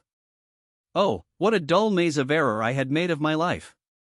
For long during this night's walk I had reflected upon the significance of my relation to music, and not for the first time recognized this appealing and fatal relation as the destiny of the entire German spirit. In the German spirit the matriarchal link with nature rules in the form of the hegemony of music to an extent unknown in any other people. We intellectuals, instead of opposing ourselves to this tendency like men, and rendering obedience to the spirit, the logos, the word, and gaining a hearing for it, are all dreaming of a speech without words that utters the inexpressible and gives form to the formless. Instead of playing his part as truly and honestly as he could, the German intellectual has constantly rebelled against the word and against reason and courted music. And so the German spirit, carousing in music, in wonderful creations of sound, and wonderful beauties of feeling and mood that were never pressed home to reality, has left the greater part of its practical gifts to decay. None of us intellectuals is at home in reality. We are strange to it and hostile. That is why the part played by intellect even in our own German reality, in our history and politics and public opinion, has been so lamentable a one. Well, I had often pondered all this, not without an intense longing sometimes to turn to and do something real for once. To be seriously and responsibly active instead of occupying myself forever with nothing but aesthetics and intellectual and artistic pursuits. It always ended, however, in resignation, in surrender to destiny. The generals and the captains of industry were quite right. There was nothing to be made of us intellectuals. We were a superfluous, irresponsible lot of talented chatterboxes for whom reality had no meaning. With a curse, I came back to the razor. So, full of thoughts and the echoes of the music, my heart weighed down with sadness and the longing of despair for life and reality and sense, and all that was irretrievably lost. I had got home at last, climbed my stairs, put on the light in my sitting room, tried in vain to read. Thought of the appointment which compelled me to drink whiskey and dance at the Cecil Bar on the following evening. Thought with malice and bitterness not only of myself, but of Hermine too. She might be good and have the best and kindest intentions, and she might be a wonderful person. But she would have done better all the same to let me go to perdition instead of sweeping me into this whirligig of frivolities where I should never be any other than an alien and where the best in me was demoralized and had been lowered. And so I had sadly put out the light and taken myself to my bedroom and sadly begun to undress, and then I was surprised by an unaccustomed smell. There was a faint aroma of scent, and looking round I saw the lovely Maria lying in my bed, smiling and a little startled, with large blue eyes. "Maria," I said. And my first thoughts were that my landlady would give me notice when she knew of it. "I've come," she said softly. "Are you angry with me?" "No, no. I see Hermine gave you the key. Isn't that it? Oh, it does make you angry. I'll go again." "No, lovely Maria, stay. Only, just tonight, I'm very sad. I can't be jolly tonight. Perhaps tomorrow I'll be better again." I was bending over her and she took my head in her large firm hands and drawing it down gave me a long kiss. Then I sat down on the bed beside her and took her hands and asked her to speak low in case we were heard. And looked at her beautiful full rounded face that lay so strangely and wonderfully on my pillow like a large flower. She drew my hand slowly to her lips and laid it beneath the clothes on her warm and evenly breathing breast. "You don't need to be jolly," she said. "Hermine told me that you had troubles. Anyone can understand that. Tell me, then, do I please you still? The other day, when we were dancing, you were very much in love with me." I kissed her eyes, her mouth, and neck and breasts. A moment ago I had thought of Hermine with bitterness and reproach. Now I held her gift in my hands and was thankful. Maria's caresses did not harm the wonderful music I had heard that evening. They were its worthy fulfillment. Slowly I drew the clothes from her lovely body till my kisses reached her feet. When I lay down beside her, her flower face smiled back at me omniscient and bountiful. During this night by Maria's side I did not sleep much, but my sleep was as deep and peaceful as a child's. And between sleeping I drank of her beautiful warm youth and heard, as we talked softly, a number of curious tales about her life and Hermine's. I had never known much of this side of life. Only in the theatrical world, occasionally, in earlier years had I come across similar existences, women as well as men who lived half for art and half for pleasure. Now, for the first time, I had a glimpse into this kind of life, remarkable alike for its singular innocence and singular corruption. These girls, mostly from poor homes, but too intelligent and too pretty to give their whole lives to some ill-paid and joyless way of gaining their living. All live sometimes on casual work, sometimes on their charm and easy virtue. Now and then, for a month or two, they sat at a typewriter, at times were the mistresses of well-to-do men of the world. Receiving pocket money and presents, lived at times in furs and motor cars, at other times in attics. And though a good offer might under some circumstances induce them to marry, they were not at all eager for it. Many of them had little inclination for love and gave themselves very unwillingly, and then only for money and at the highest price. Others, and Maria was one of them, were unusually gifted in love and unable to do without it. They lived solely for love, and besides their official and lucrative friends had other love affairs as well. Assiduous and busy, care-ridden and light-hearted, intelligent and yet thoughtless, these butterflies lived a life at once childlike and raffin. Independent, not to be bought by everyone, finding their account in good luck and fine weather, in love with life and yet clinging to it far less than the bourgeois. Always ready to follow a fairy prince to his castle, always certain, though scarcely conscious of it, that a difficult and sad end was in store for them. During that wonderful first night and the days that followed, Maria taught me much. She taught me the charming play and delights of the senses, but she gave me, also, new understanding, new insight, new love. The world of the dance and pleasure resorts, the cinemas, bars and hotel lounges that for me, the hermit and aesthete, had always about it something trivial, forbidden, and degrading, was for Maria and Hermine and their companions the world pure and simple. It was neither good nor bad, neither loved nor hated. In this world their brief and eager lives flowered and faded. They were at home in it and knew all its ways. They loved a champagne or a special dish at a restaurant as one of us might a composer or poet. And they lavished the same enthusiasm and rapture and emotion on the latest craze in dances or the sentimental cloying song of a jazz singer as one of us on Nietzsche or Hamsun. Maria talked to me about the handsome saxophone player, Pablo, and spoke of an American song that he had sung them sometimes. And she was so carried away with admiration and love as she spoke of it that I was far more moved and impressed than by the ecstasies of any highly cultured person over artistic pleasures of the rarest and most distinguished quality. I was ready to enthuse in sympathy, be the song what it might. Maria's glowing words and her eager effusive face made large rents in my aesthetics.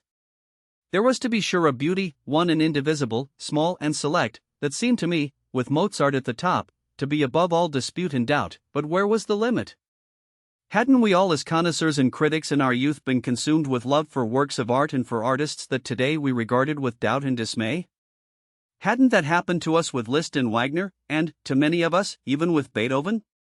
Wasn't the blossoming of Maria's childish emotion over the song from America just as pure and beautiful an artistic experience and exalted as far beyond doubt as the rapture of any academic bigwig over Tristan?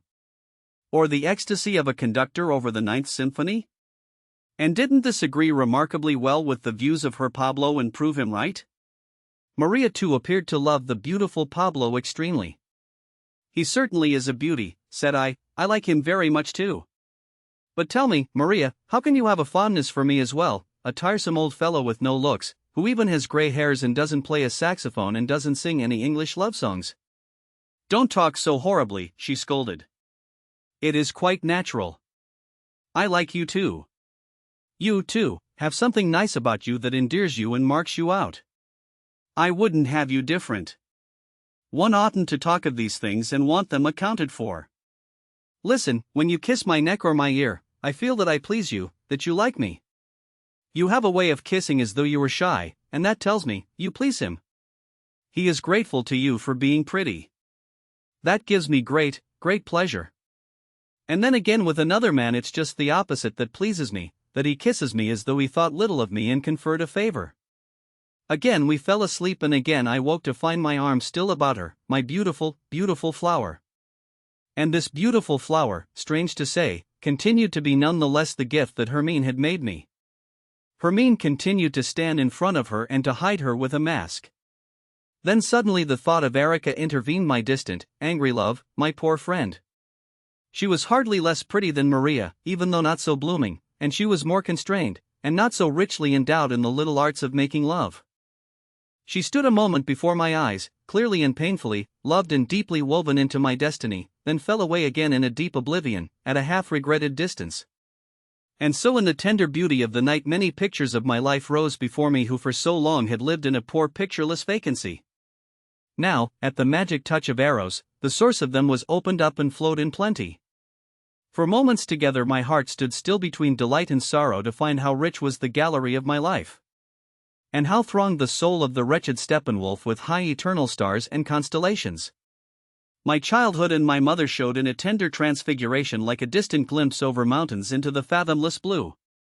The litany of my friendships, beginning with the legendary Hermann, sole brother of Hermine, rang out as clear as trumpets. The images of many women floated by me with an unearthly fragrance like moist sea flowers on the surface of the water. Women whom I had loved, desired, and sung, whose love I had seldom won and seldom striven to win. My wife, too, appeared. I had lived with her many years and she had taught me comradeship, strife, and resignation. In spite of all the shortcomings of our life, my confidence in her remained untouched up to the very day when she broke out against me and deserted me without warning, sick as I was in mind and body. And now, as I looked back, I saw how deep my love and trust must have been for her betrayal to have inflicted so deep and lifelong a wound. These pictures, there were hundreds of them, with names and without, all came back. They rose fresh and new out of this night of love, and I knew again, what in my wretchedness I had forgotten, that they were my life's possession and all its worth. Indestructible and abiding as the stars, these experiences, though forgotten, could never be erased. Their series was the story of my life, their starry light the undying value of my being. My life had become weariness. It had wandered in a maze of unhappiness that led to renunciation and nothingness. It was bitter with the salt of all human things, yet it had laid up riches, riches to be proud of. It had been for all its wretchedness a princely life. Let the little way to death be as it might, the kernel of this life of mine was noble. It had purpose and character and turned not on trifles, but on the stars. Time has passed and much has happened, much has changed, and I can only remember a little of all that passed that night. A little of all we said and did in the deep tenderness of love, a few moments of clear awakening from the deep sleep of love's weariness. That night, however, for the first time since my downfall, gave me back the unrelenting radiance of my own life and made me recognize chance as destiny once more and see the ruins of my being as fragments of the divine. My soul breathed once more. My eyes were opened. There were moments when I felt with a glow that I had only to snatch up my scattered images and raise my life as Harry Holler and as the Steppenwolf to the unity of one picture. In order to enter myself into the world of imagination and be immortal. Was not this, then, the goal set for the progress of every human life? In the morning, after we had shared breakfast, I had to smuggle Maria from the house.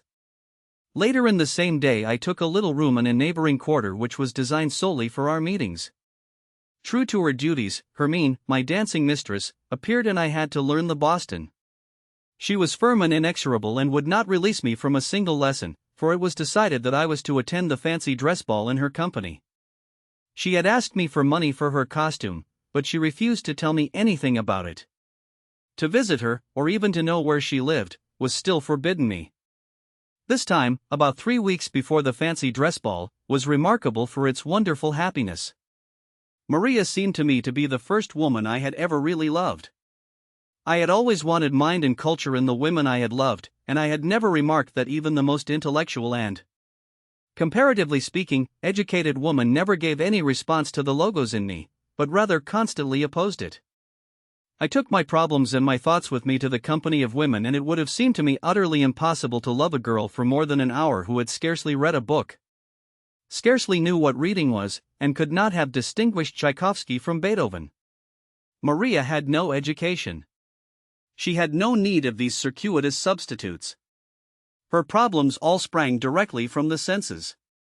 All her art and the whole task she set herself lay in extracting the utmost delight from the senses she had been endowed with.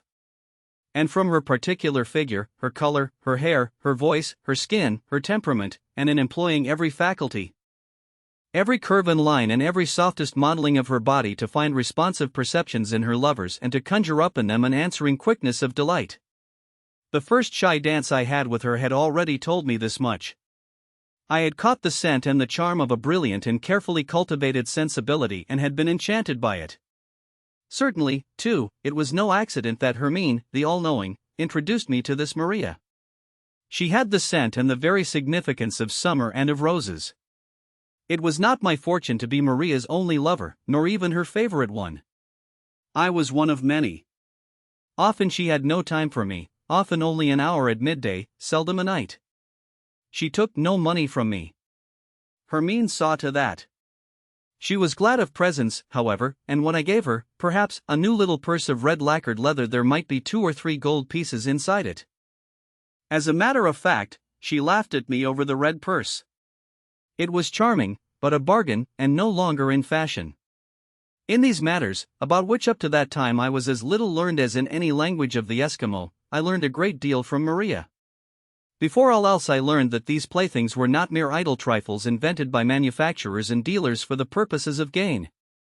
They were, on the contrary, a little, or rather, a big world, authoritative and beautiful, many-sided, containing a multiplicity of things, all of which had the one and only aim of serving love, refining the senses, giving life to the dead world around us, endowing it in a magical way with new instruments of love, from powder and sent to the dancing show. From ring to cigarette case, from waist buckle to handbag. This bag was no bag, this purse no purse, flowers no flowers, the fan no fan. All were the plastic material of love, of magic and delight. Each was a messenger, a smuggler, a weapon, a battle cry. I often wondered who it was whom Maria really loved. I think she loved the young Pablo of the saxophone, with his melancholy black eyes and his long, white, distinguished, melancholy hands. I should have thought Pablo a somewhat sleepy lover, spoilt and passive. But Maria assured me that though it took a long time to wake him up, he was then more strenuous and forward and virile than prizefighter or riding master. In this way I got to know many secrets about this person and that, jazz musicians, actors and many of the women and girls and men of our circle. I saw beneath the surface of the various alliances and enmities, and by degrees, though I had been such an entire stranger to this world, I was drawn in and treated with confidence. I learned a good deal about Hermine, too. It was of her Pablo, however, of whom Maria was fond, that I saw the most. At times she, too, availed herself of his secret drugs and was forever procuring these delights for me also, and Pablo was always most markedly on the alert to be of service to me. Once he said to me without more ado, "You are so very unhappy. That is bad. One shouldn't be like that. It makes me sorry. Try a mild pipe of opium." My opinion of this jolly, intelligent, childlike and, at the same time, unfathomable person gradually changed. We became friends, and I often took some of his specifics. He looked on at my affair with Maria with some amusement. Once he entertained us in his room on the top floor of an hotel in the suburbs. There was only one chair, so Maria and I had to sit on the bed. He gave us a drink from 3 little bottles, a mysterious and wonderful draught. And then when I had got into a very good humor, he proposed, with beaming eyes, to celebrate a love orgy for 3. I declined abruptly. Such a thing was inconceivable to me. Nevertheless I stole a glance at Maria to see how she took it, and though she at once backed up my refusal, I saw the gleam in her eyes and observed that the renunciation cost her some regret. Pablo was disappointed by my refusal but not hurt. "Pity," he said. "Harry is too morally minded. Nothing to be done. All the same it would have been so beautiful, so very beautiful. But I've got another idea." He gave us each a little opium to smoke, and sitting motionless with open eyes we all 3 lived through the scenes that he suggested to us while Maria trembled with delight. As I felt a little unwell after this, Pablo laid me on the bed and gave me some drops, and while I lay with closed eyes I felt the fleeting breath of a kiss on each eyelid. I took the kiss as though I believed it came from Maria, but I knew very well it came from him. And one evening he surprised me still more. Coming to me in my room he told me that he needed 20 francs and would I oblige him? In return he offered that I instead of him should have Maria for the night. "Pablo," I said, very much shocked, "you don't know what you say. Barter for a woman is counted among us as the last degradation." "I have not heard your proposal, Pablo." He looked at me with pity. "You don't want to, Harry. Very good. You're always making difficulties for yourself. Don't sleep tonight with Maria if you would rather not. But give me the money all the same. You shall have it back. I have urgent need of it." "What for?" "For Agostino, the little second violin, you know. He has been ill for a week and there's no one to look after him. He hasn't a son, nor have I at the moment." From curiosity and also partly to punish myself, I went with him to Agostino. He took milk and medicine to him in his attic, and a wretched one it was. He made his bed and aired the room and made a most professional compress for the fevered head, all quickly and gently and efficiently like a good sick nurse. The same evening I saw him playing till dawn in the city bar. I often talked at length and in detail about Maria with Hermine, about her hands and shoulders and hips and her way of laughing and kissing and dancing. "Has she shown you this?" asked Hermine on one occasion, describing to me a peculiar play of the tongue in kissing. I asked her to show it me herself, but she was most earnest in her refusal. "That is for later. I am not your love yet." I asked her how she was acquainted with Maria's ways of kissing and with many secrets as well that could be known only to her lovers. "Oh," she cried, "we're friends, after all. Do you think we'd have secrets from one another? I must say you've got hold of a beautiful girl. There's no one like her. All the same, Hermine, I'm sure you have some secrets from each other, or have you told her everything you know about me? No, that's another matter. Those are things she would not understand. Maria is wonderful. You are fortunate. But between you and me there are things she has not a notion of. Naturally, I told her a lot about you, much more than you would have liked at the time. I had to win her for you, you see. But neither Maria nor anyone else will ever understand you as I understand you. I've learned something about you from her besides, for she's told me all about you as far as she knows you at all. I know you nearly as well as if we had often slept together. It was curious and mysterious to know, when I was with Maria again, that she had Hermine in her arms just as she had me. New, indirect and complicated relations rose before me, new possibilities in love and life, and I thought of the thousand souls of the Steppenwolf Treatise. In the short interval between the time that I got to know Maria and the fancy dress ball I was really happy, and yet I never had the feeling that this was my release and the attainment of felicity. I had the distinct impression, rather, that all this was a prelude and a preparation, that everything was pushing eagerly forward, that the gist of the matter was to come. I was now so proficient in dancing that I felt quite equal to playing my part at the ball of which everybody was talking.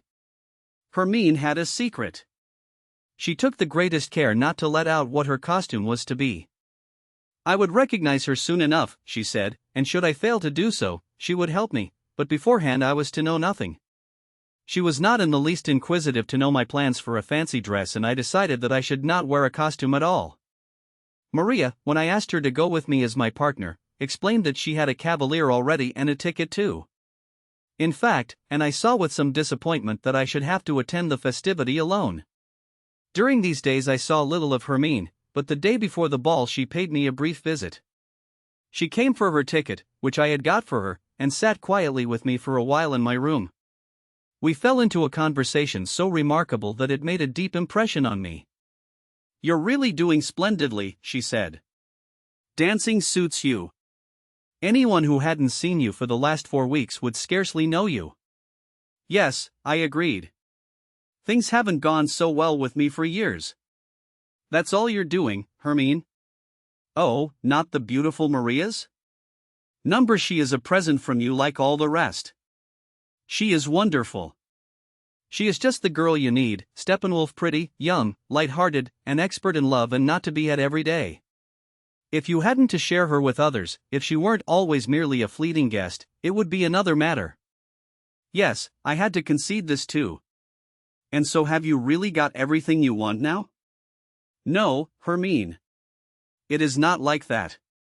What I have got is very beautiful and delightful, a great pleasure, a great consolation." "Well then, what more do you want?" "I do want more. I am not content with being happy. I was not made for it. It is not my destiny. My destiny is the opposite. To be unhappy, in fact? Well, you've had that and to spare, that time when you couldn't go home because of the razor." "No, Hermine, it is something else. That time, I grant you, I was very unhappy. But it was a stupid unhappiness that led to nothing." "Why?" "Because I should not have had that fear of death when I wished for it all the same. The unhappiness that I need and long for is different. It is of the kind that will let me suffer with eagerness and lust after death. That is the unhappiness, or happiness, that I am waiting for." "I understand that. There we are brother and sister. But what have you got against the happiness that you have found now with Maria? Why aren't you content?" "I have nothing against it. Oh, no, I love it. I'm grateful for it. It is as lovely as a sunny day in a wet summer. But I suspect that it can't last. This happiness leads to nothing either. It gives content, but content is no food for me. It lulls the Steppenwolf to sleep and satiates him. But it is not a happiness to die for." "So it's necessary to be dead, Steppenwolf?" "I think so, yes. My happiness fills me with content and I can bear it for a long while yet. But sometimes when happiness leaves a moment's leisure to look about me and long for things, the longing I have is not to keep this happiness forever. But to suffer once again, only more beautifully and less meanly than before. I long for the sufferings that make me ready and willing to die. Hermine looked tenderly in my eyes with that dark look that could so suddenly come into her face. Lovely, fearful eyes. I want to tell you something today, something that I have known for a long while, and you know it too, but perhaps you have never said it to yourself.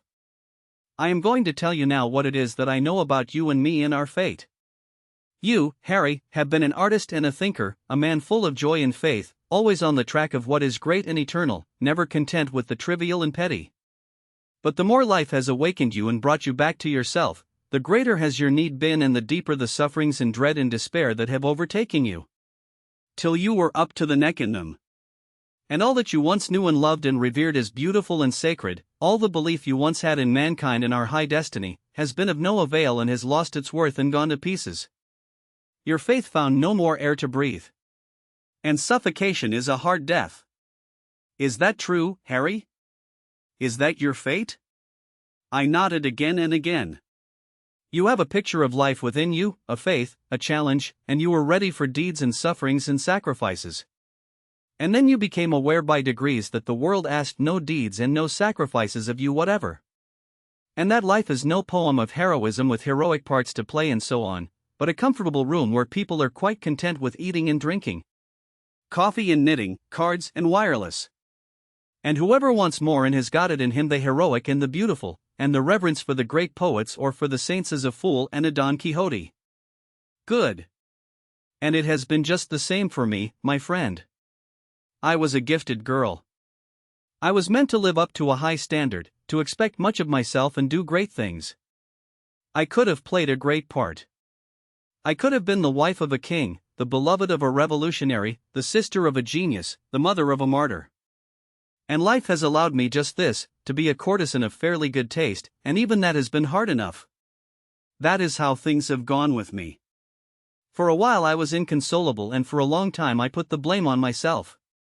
Life, thought I, must in the end be in the right, and if life scorned my beautiful dreams, so I argued, it was my dreams that were stupid and wrong-headed. But that did not help me at all. And as I had good eyes and ears and was a little inquisitive too, I took a good look at this so-called life and at my neighbors and acquaintances. 50 or so of them and their destinies, and then I saw you. And I knew that my dreams had been right 1,000 times over, just as yours had been. It was life and reality that were wrong. It was as little right that a woman like me should have no other choice than to grow old in poverty and in a senseless way at a typewriter in the pay of a moneymaker. Or to marry such a man for his money's sake, or to become some kind of drudge, as for a man like you to be forced in his loneliness and despair to have recourse to a razor. Perhaps the trouble with me was more material and moral and with you more spiritual, but it was the same road. Do you think I can't understand your horror of the foxtrot, your dislike of bars and dancing floors, your loathing of jazz music and the rest of it? I understand it only too well, and your dislike of politics as well, your despondence over the chatter and irresponsible antics of the parties and the press. Your despair over the war, the one that has been and the one that is to be, over all that people nowadays think, read and build, over the music they play, the celebrations they hold, the education they carry on. You are right, Steppenwolf, right 1,000 times over, and yet you must go to the wall. You are much too exacting and hungry for this simple, easy-going, and easily contented world of today. You have a dimension too many. Whoever wants to live and enjoy his life today must not be like you and me. She looked down and fell into meditation. Hermine, I cried tenderly, sister, how clearly you see. And yet you taught me the foxtrot. But how do you mean that people like us with a dimension too many cannot live here? What brings it about? Is it only so in our days, or was it so always? I don't know. For the honor of the world, I will suppose it to be in our time only a disease, a momentary misfortune. Our leaders strain every nerve, and with success, to get the next war going, while the rest of us, meanwhile, dance the foxtrot, earn money and eat pralines. In such a time the world must indeed cut a poor figure. Let us hope that other times were better, and will be better again, richer, broader and deeper. But that is no help to us now. Always as it is today? Always a world only for politicians, profiteers, waiters and pleasure seekers, and not a breath of air for men? Well, I don't know. Nobody knows. Anyway, it is all the same. But I am thinking now of your favorite, of whom you have talked to me sometimes, and read me, too, some of his letters, of Mozart. How was it with him in his day? Who controlled things in his times and ruled the roost and gave the tone and counted for something? Was it Mozart or the business people, Mozart or the average man? And in what fashion did he come to die and be buried? And perhaps, it has always been the same and always will be, and what is called history at school. And all we learn by heart there about heroes and geniuses and great deeds and fine emotions is all nothing but a swindle invented by the schoolmasters for educational reasons to keep children occupied for a given number of years. It has always been so and always will be. Time and the world, money and power belong to the small people and the shallow people. To the rest, to the real men belongs nothing. Nothing but death. Nothing else? Yes, eternity. You mean a name, and fame with posterity? No, Steppenwolf, not fame. Has that any value? And do you think that all true and real men have been famous and known to posterity? No, of course not. Then it isn't fame. Fame exists in that sense only for the schoolmasters. No, it isn't fame.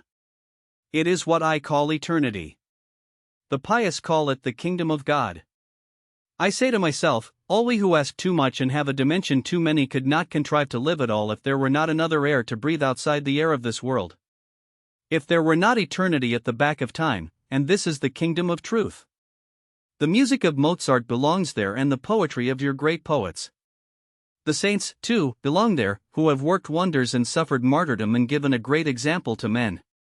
But the image of every true act, the strength of every true feeling, belongs to eternity just as much, even though no one knows of it or sees it or records it or hands it down to posterity.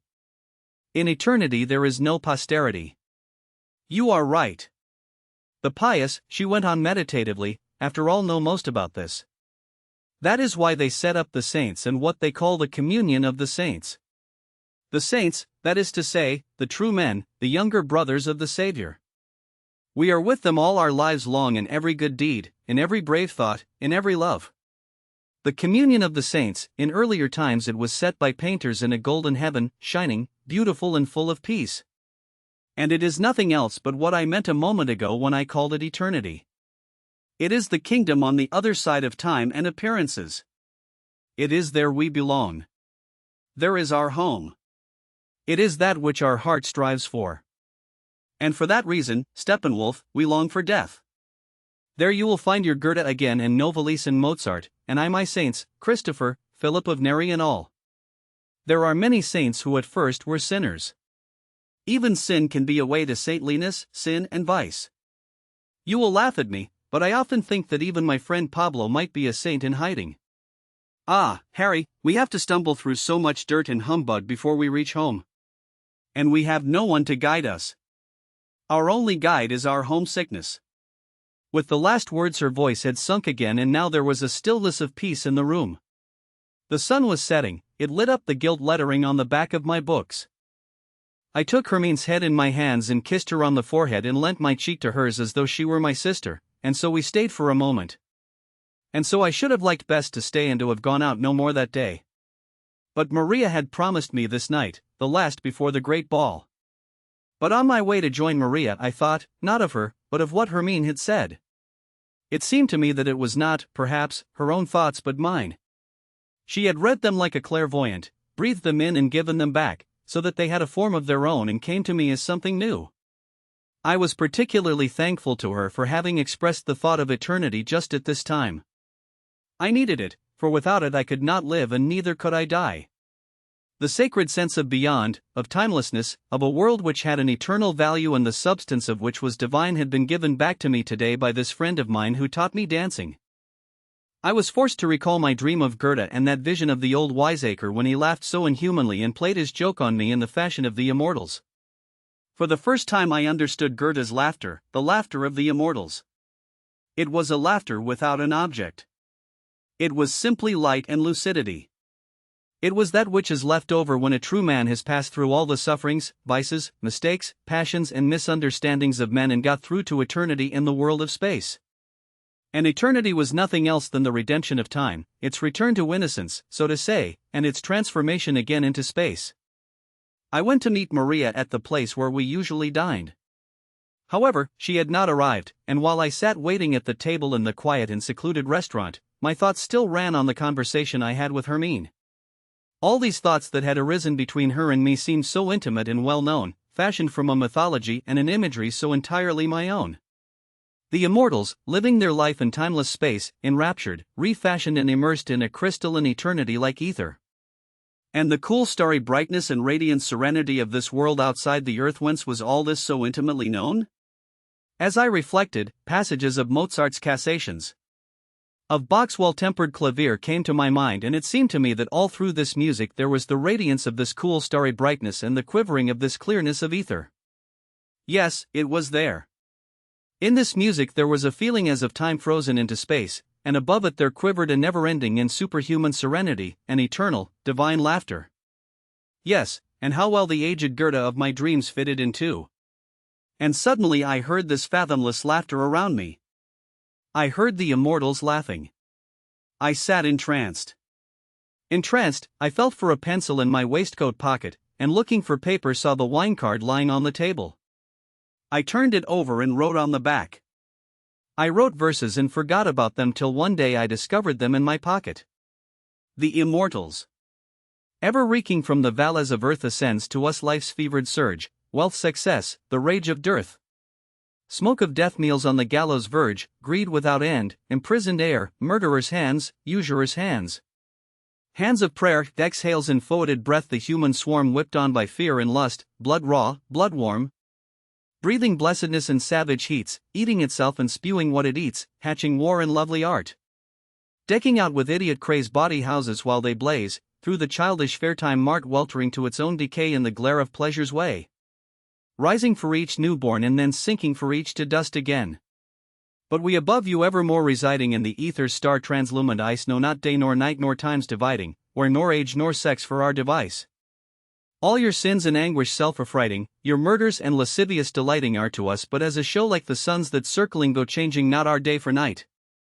On your frenzied life we spy, and refresh ourselves thereafter with the stars in order fleeing, our breath is winter. In our sight fawns the dragon of the sky, cool and unchanging is our eternal being, cool and star-bright is our eternal laughter. Then Maria came, and after a cheerful meal I accompanied her to our little room. She was lovelier that evening, warmer and more intimate than she had ever been. The love she gave me was so tender that I felt it as the most complete abandon. "Maria," said I, "you are as prodigal today as a goddess. Don't kill us both quite. Tomorrow after all is the ball. Whom have you got for a cavalier tomorrow? I'm very much afraid it is a fairy prince who will carry you off and I shall never see you any more. Your love tonight is almost like that of good lovers who bid each other farewell for the last time." She put her lips close to my ear and whispered, "Don't say that, Harry.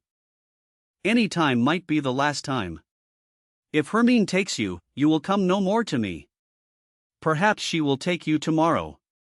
Never did I experience the feeling peculiar to those days, that strange, bittersweet alternation of mood, more powerfully than on that night before the ball.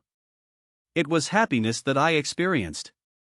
There was the loveliness of Maria and her surrender. There was the sweet and subtle sensuous joy of inhaling and tasting 100 pleasures of the senses that I had only begun to know as an elderly man. I was bathed in sweet joy like a rippling pool. And yet that was only the shell. Within all was significant and tense with fate, and while love lost and tender, I was busied with the little sweet appealing things of love and sank apparently without a care in the caress of happiness. I was conscious all the while in my heart how my fate raced on at breakneck speed, racing and chasing like a frightened horse. Straight for the precipitous abyss, spurred on by dread and longing to the consummation of death. Just as a short while before I had started aside in fear from the easy thoughtless pleasure of merely sensual love and felt a dread of Maria's beauty that laughingly offered itself. So now I felt a dread of death, a dread, however, that was already conscious of its approaching change into surrender and release. Even while we were lost in the silent and deep preoccupation of our love and belonged more closely than ever we had to one another, my soul bid adieu to Maria, and leave of all that she had meant to me. I had learned from her, once more before the end, to confide myself like a child to life's surface play. To pursue a fleeting joy, and to be both child and beast in the innocence of sex, a state that, in earlier life, I had only known rarely and as an exception. The life of the senses and of sex had nearly always had for me the bitter accompaniment of guilt, the sweet but dread taste of forbidden fruit that puts a spiritual man on his guard. Now, Hermine and Maria had shown me this garden in its innocence, and I had been a guest therein thankfully. But it would soon be time to go on further. It was too agreeable and too warm in this garden. It was my destiny to make another bid for the crown of life and the expiation of its endless guilt. An easy life, an easy love, an easy death, these were not for me. From what the girls told me, I gathered that for the ball next day, or in connection with it, quite unusual delights and extravagances were on foot. Perhaps it was the climax, and perhaps Maria's suspicion was correct. Perhaps this was our last night together, and perhaps the morning would bring a new unwinding of fate. I was aflame with longing and breathless with dread. I clung wildly to Maria, and there flared within me a last burst of wild desire. I made up by day for the sleep I had lost at night.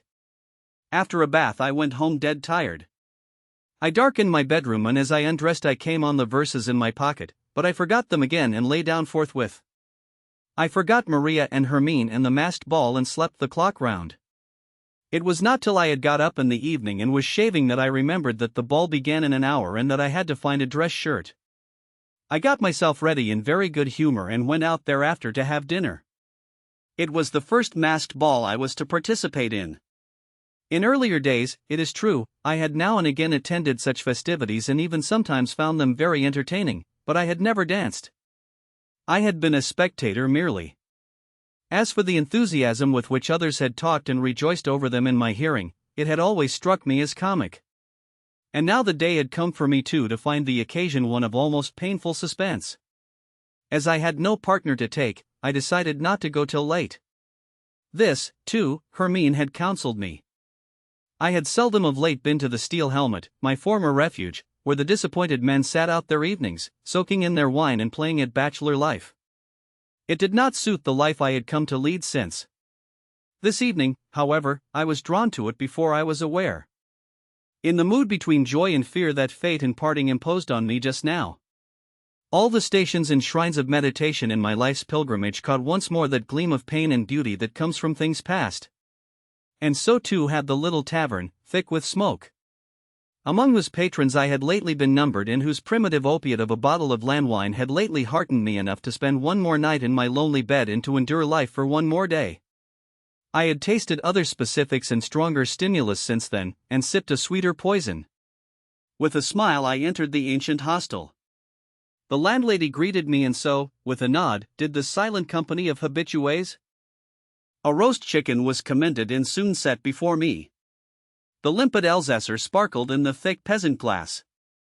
The clean white wooden tables and the old yellow wainscoting had a friendly look. And while I ate and drank there came over me that feeling of change and decay and of farewell celebrations. That sweet and inwardly painful feeling of being a living part of all the scenes and all the things of an earlier life that has never yet been parted from. And from which the time to part has come. The modern man calls this sentimentality. He has lost the love of inanimate objects. He does not even love his most sacred object, his motor car, but is ever hoping to exchange it as soon as he can for a later model. This modern man has energy and ability. He is healthy, cool and strenuous, a splendid type, and in the next war he will be a miracle of efficiency. But all that was no concern of mine. I was not a modern man, nor an old-fashioned one either. I had escaped time altogether, and went my way, with death at my elbow and death as my resolve. I had no objection to sentimentalities. I was glad and thankful to find a trace of anything like a feeling still remaining in my burnt-out heart. So I let my memories of the old tavern and my attachment to the solid wooden chairs and the smell of smoke and wine and the air of use and wont and warmth and homeliness that the place had carry me away. There is beauty in farewells and a gentleness in their very tone. The hard seat was dear to me, and so was the peasant glass and the cool racy taste of the Alsacer and my intimacy with all and everything in this room. And the faces of the bent and dreaming drinkers, those disillusioned ones, whose brother I had been for so long. All this was bourgeois sentimentality, lightly seasoned with a touch of the old-fashioned romance of inns. A romance coming from my boyhood when inns and wine and cigars were still forbidden things strange and wonderful. But no Steppenwolf rose before me baring his teeth to tear my sentiment to pieces. I sat there in peace in the glow of the past whose setting still shed a faint afterglow. A street seller came in and I bought a handful of roasted chestnuts.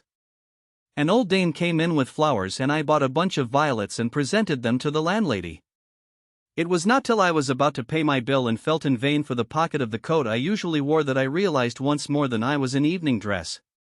The masked ball. And Hermine. It was still early enough, however. I could not convince myself to go to the globe rooms straight away. I felt too, as I had in the case of all the pleasures that had lately come my way, a whole array of checks and resistances. I had no inclination to enter the large and crowded and noisy room, as I had a schoolboy's shyness of the strange atmosphere in the world of pleasure and dancing. As I sauntered along I passed by a cinema with its dazzling lights and huge colored posters.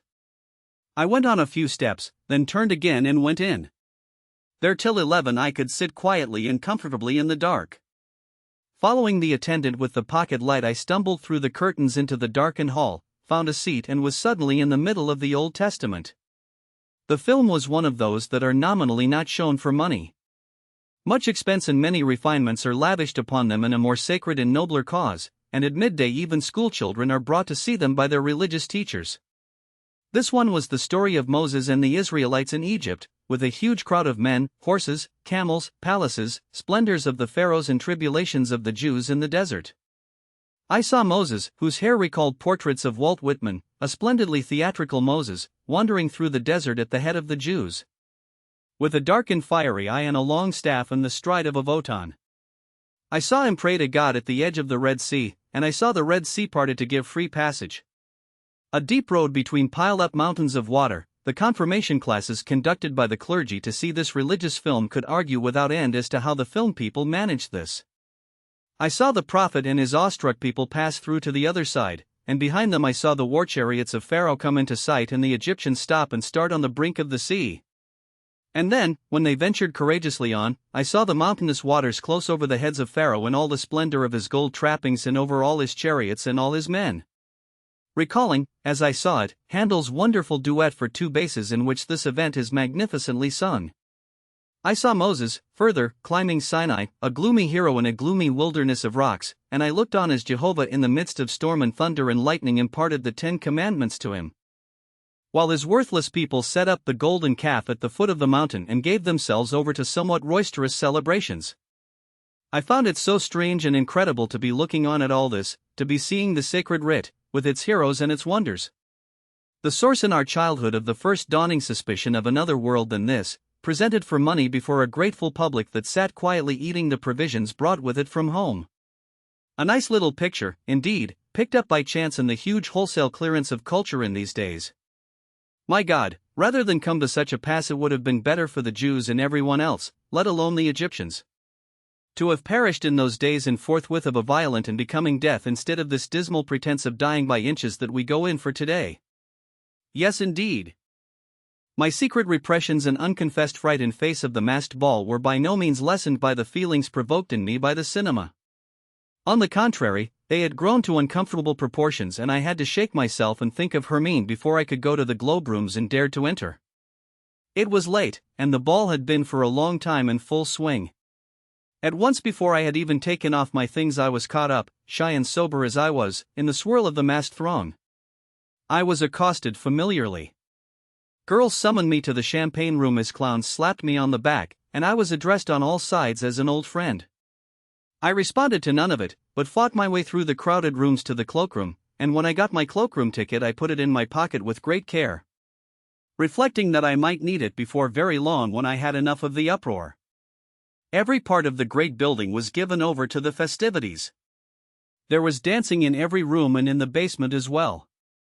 Corridors and stairs were filled to overflowing with masks and dancing and music and laughter and tumult. Oppressed in heart I stole through the throng, from the nigger orchestra to the peasant band, from the large and brilliantly lighted principal room into the passages and onto the stairs, to bars, buffets and champagne parlors. The walls were mostly hung with wild and cheerful paintings by the latest artists.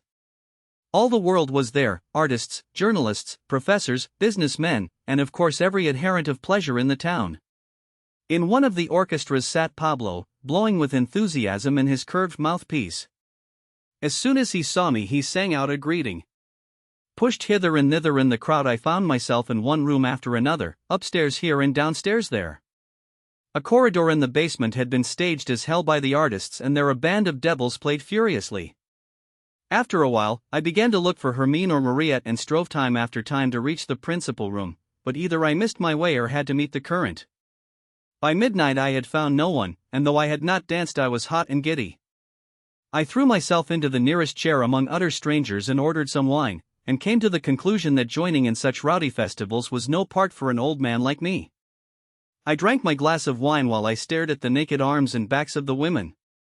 Watched the crowd of grotesquely masked figures drifting by and silently declined the advances of a few girls who wished to sit on my knee or get me to dance. Old Growler, one called after me, and she was right. I decided to raise my spirits with the wine, but even the wine went against me and I could scarcely swallow a second glass. And then the feeling crept over me that the Steppenwolf was standing behind me with his tongue out. Nothing pleased me. I was in the wrong place. To be sure, I had come with the best intentions, but this was no place for me to be merry in, and all this loud effervescence of pleasure. The laughter and the whole foolery of it on every side seemed to me forced and stupid. Thus it was that, at about 1 o'clock, in anger and disillusionment, I steered a course for the cloakroom, to put on my coat again and go. It was surrender and backsliding into my wolfishness, and Hermine would scarcely forgive it me. But I could not do otherwise. All the way as I squeezed through the throng to the cloakroom, I still kept a careful lookout in case I might yet see one of my friends, but in vain. Now I stood at the counter. Already the attendant was politely extending his hand for my number. I felt in my waistcoat pocket the number was no longer there. The devil was in it if even this failed me. Often enough during my forlorn wanderings through the rooms and while I sat over my tasteless wine I had felt in my pocket, fighting back the resolve to go away again, and I had always found the round flat check in its place. And now it was gone. Everything was against me. Lost your number? Came in a shrill voice from a small red and yellow devil at my elbow. Here, comrade, you can take mine, and he held it out to me without more ado. While I mechanically took it and turned it over in my fingers, the brisk little fellow rapidly disappeared. When, however, I examined the pasteboard counter for a number, no number was to be seen. Instead, there was a scribble in a tiny hand. I asked the attendant to wait and went to the nearest light to read it. T.O. night at the Magic Theatre. For madmen only. Price of admittance your mind. Not for everybody. Hermine is in hell. As a marionette whose thread the operator has let go for a moment wakes to new life after a brief paralysis of death and coma and once more plays its lively part, so did I at this jerk of the magic thread throw myself with the elasticity and eagerness of youth into the tumult from which I had just retreated in the listlessness and weariness of elderly years. Never did sinner show more haste to get to hell. A moment before my patent leather shoes had galled me, the heavily scented air disgusted me, and the heat undone me. Now on my winged feet I nimbly one-stepped through every room on the way to hell. The very air had a charm. The warmth embedded me and wafted me on, and so no less did the riotous music, the intoxication of colors. The perfume of women's shoulders, the clamor of the 100 tongues, the laughter, the rhythm of the dance. And the glances of all the kindled eyes. A Spanish dancing girl flung herself into my arms. Dance with me. Can't, said I, I'm bound for hell. But I'll gladly take a kiss with me. The red mouth beneath the mask met mine, and with the kiss I recognized Maria. I caught her tight in my arms, and like a June rose bloomed her full lips. By this time we were dancing, our lips still joined. Past Pablo we danced, who hung like a lover over his softly wailing instrument. Those lovely animal eyes embraced us with their half-abstracted radiance.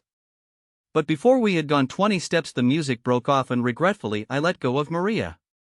I'd have loved to have danced with you again, I said, intoxicated with her warmth. Come with me a step or two, Maria. I'm in love with your beautiful arm. Let me have it a moment longer. But, you see, Hermine has summoned me. She is in hell. I thought so. Farewell, Harry. I won't forget you. She left me indeed. Yes, it was autumn, it was fate, that had given the summer rose so full and ripe a scent. On I went through the long corridors, luxuriously thronged, and down the stairs to hell. There, on pitch-black walls shone wicked garish lights, and the orchestra of devils was playing feverishly. On a high stool at the bar there was seated a pretty young fellow without a mask and in evening dress who scrutinized me with a cursory and mocking glance.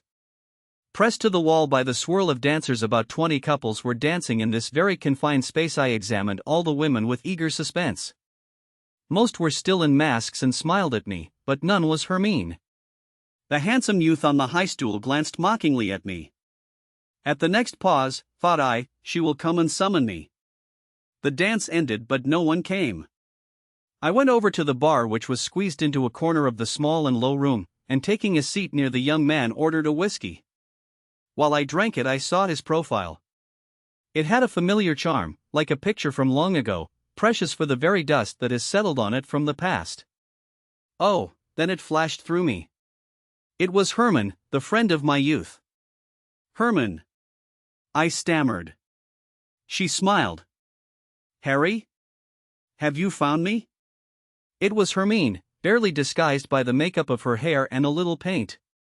The stylish collar gave an unfamiliar look to the pallor of her intelligent face, the wide black sleeves of her dress coat and the white cuffs made her hands look curiously small.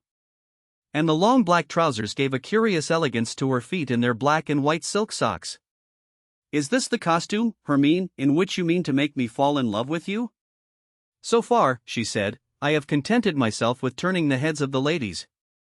But now your turn has come. First, let's have a glass of champagne. So we did, perched on our stools, while the dance went on around us to the lively and fevered strain of the strings. And without Hermine appearing to give herself the least trouble, I was very soon in love with her. As she was dressed as a boy, I could not dance with her nor allow myself any tender advances, and while she seemed distant and neutral in her male mask, her looks and words and gestures encircled me with all her feminine charm. Without so much as having touched her I surrendered to her spell, and this spell itself kept within the part she played. It was the spell of a hermaphrodite. For she talked to me about Hermann and about childhood, mine and her own, and about those years of childhood when the capacity for love, in its first youth, embraces not only both sexes, but all and everything, sensuous and spiritual, and endows all things with a spell of love and a fairy-like ease of transformation such as in later years comes again only to a chosen few and to poets. And to them rarely. Throughout she kept up the part of a young man, smoking cigarettes and talking with a spirited ease that often had a little mockery in it. And yet it was all iridescent with the rays of desire and transformed, as it reached my senses, into a charming seduction. How well and thoroughly I thought I knew Hermine, and yet what a completely new revelation of herself she opened up to me that night. How gently and inconspicuously she cast the net I longed for around me, and how playfully and how like a pixie she gave the sweet poison to drink. We sat and talked and drank champagne. We strolled through the rooms and looked about us. We went on voyages of exploration to discover couples whose lovemaking it amused us to spy upon. She pointed out women whom she recommended me to dance with, and gave me advice as to the methods of attack to be employed with each. We took the floor as rivals and paid court for a while to the same girl, danced with her by turns, and both tried to win her heart. And yet it was all only a carnival, only a game between the two of us that caught us more closely together in our own passion. It was all a fairy tale. Everything had a new dimension, a deeper meaning. Everything was fanciful and symbolic. There was one girl of great beauty but looking tragic and unhappy. Hermann danced with her and drew her out. They disappeared to drink champagne together, and she told me afterwards that she had made a conquest of her not as a man but as a woman, with the spell of Lesbos. For my part, the whole building, reverberating everywhere with the sound of dancing, and the whole intoxicated crowd of masks, became by degrees a wild dream of paradise. Flower upon flower wooed me with its scent. I toyed with fruit after fruit. Serpents looked at me from green and leafy shadows with mesmeric eyes. Lotus blossoms luxuriated over black bogs. Enchanted birds sang allurement from the trees. Yet always a progress to one longed-for goal, the summons of a new yearning for one and one only. Once I was dancing with a girl I did not know. I had swept her with the ardor of a lover into the giddy swirl of dancers, and while we hung in this unreal world, she suddenly remarked with a laugh, "One wouldn't know you. You were so dull and flat before." Then I recognized the girl who had called me "old growler" a few hours before. She thought she had got me now, but with the next dance it was another for whom my ardor glowed. I danced without ceasing for 2 hours or more every dance, and some, even, that I had never danced before. Every now and then Hermann was near me, and gave me a nod and a smile as he disappeared in the throng. An experience fell to my lot this night of the ball that I had never known in all my 50 years, though it is known to every flapper and student, the intoxication of a general festivity. The mysterious merging of the personality in the mass, the mystic union of joy. I had often heard it spoken of. It was known, I knew, to every servant girl. I had often observed the sparkle in the eye of those who told me of it, and I had always treated it with a half-superior, half-envious smile.